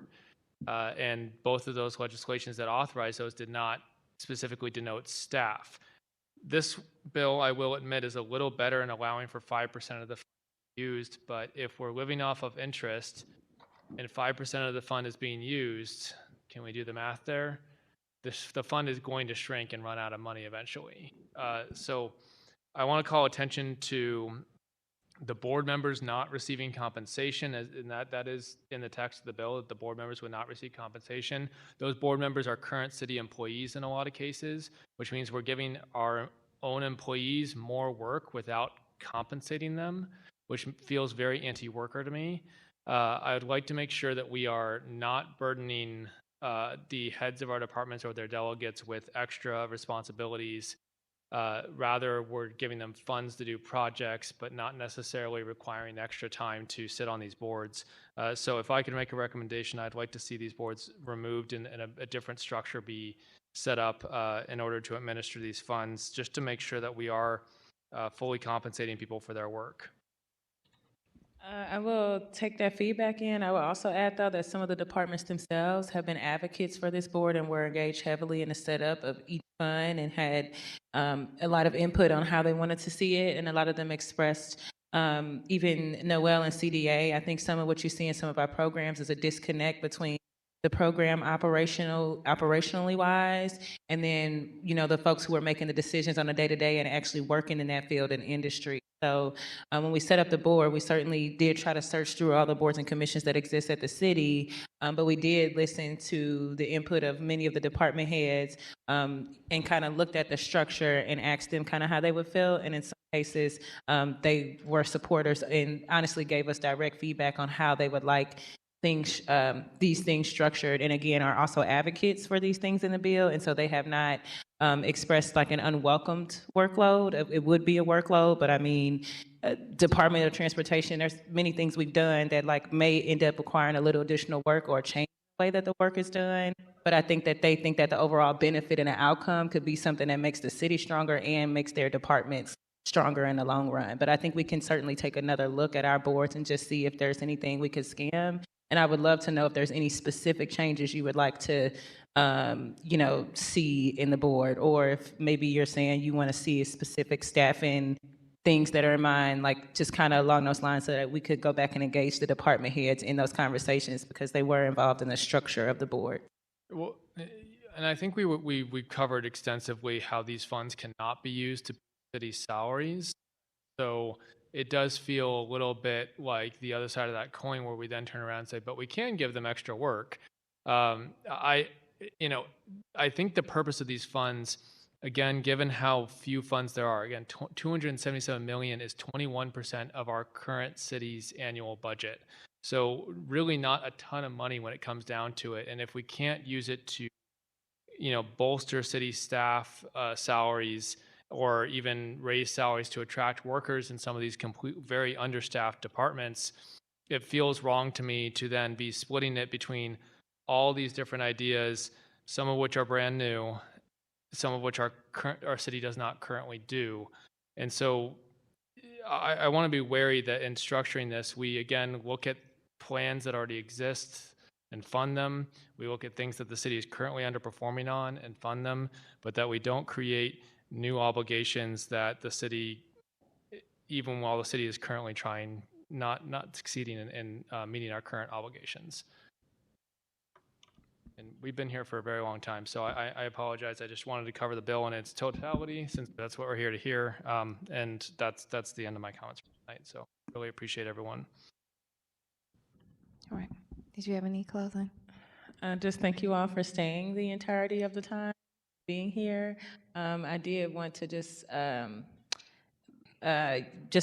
walk us like some of the amendments that were made today that I think were really critical or really good steps forward, requiring the licensing component, putting in prioritization language for downtown North City and Southeast City, which again reflects what we discussed earlier, that you can see the bill is evolving and taking in input and taking in feedback, and also that now we also have tailored our city worker program, tailored the child care program just to city workers, and put in some language that will also involve us in the operations and allow us to address concerns. I also want to remind us that tomorrow at 5 o'clock, there is a hearing as well for public comment. It will strictly be public comment. We will not, there will not be like an in-depth presentations or anything. It is strictly just to, obviously these are big decisions that are being made, and we want to make sure, we're ending at 5, but there are many people who are just now getting off work right now are able to tune in. And so that will be the purpose of tomorrow. And thank you again for you all's time. All right. Do we have any resolutions for review? No, we have none. Okay, we definitely are past committee discussions. We know that there is plethora of written testimony. I'm sure in the drive I've gotten texts about written testimony, so we will all be able to read and follow up on those. The one announcement was made here about the meeting, the hearing for tomorrow. I also want to announce that Ms. Milberg has parking tickets for those of you all that are here present in the room. And if you're when you're leaving the parking lot this evening, you do have to go north on 14th Street due to the Blues game. We will not be able to go left, not be able to go south, so you will be able to only go north. All right, with that, all members were present. Chair? Oh. You want me to remind you about the email that you received earlier you want to speak on today? Yes, that was just a thank you so much, Ms. Ross. We did, and he was on here today. One of them was on here today, Mr. Cummings. We're going to keep you lifted up in prayer. And then the other email sent, there were questions that were sent that we want to make sure that when we get those in the emails, we will send them to the respective sponsors. And then hopefully they can answer and address your questions. We had a specific email come that referenced not only our sponsors, but the mayor's administration with a question. So just wanted to track that we are receiving those written comments and we will be responding. Thank you so much, Roz. With that, I'll accept the motion to adjourn. Second. Moved by Alderman Browning, seconded by Vice Chair Sanye with a previous roll. We are adjourned. Everyone have a good night.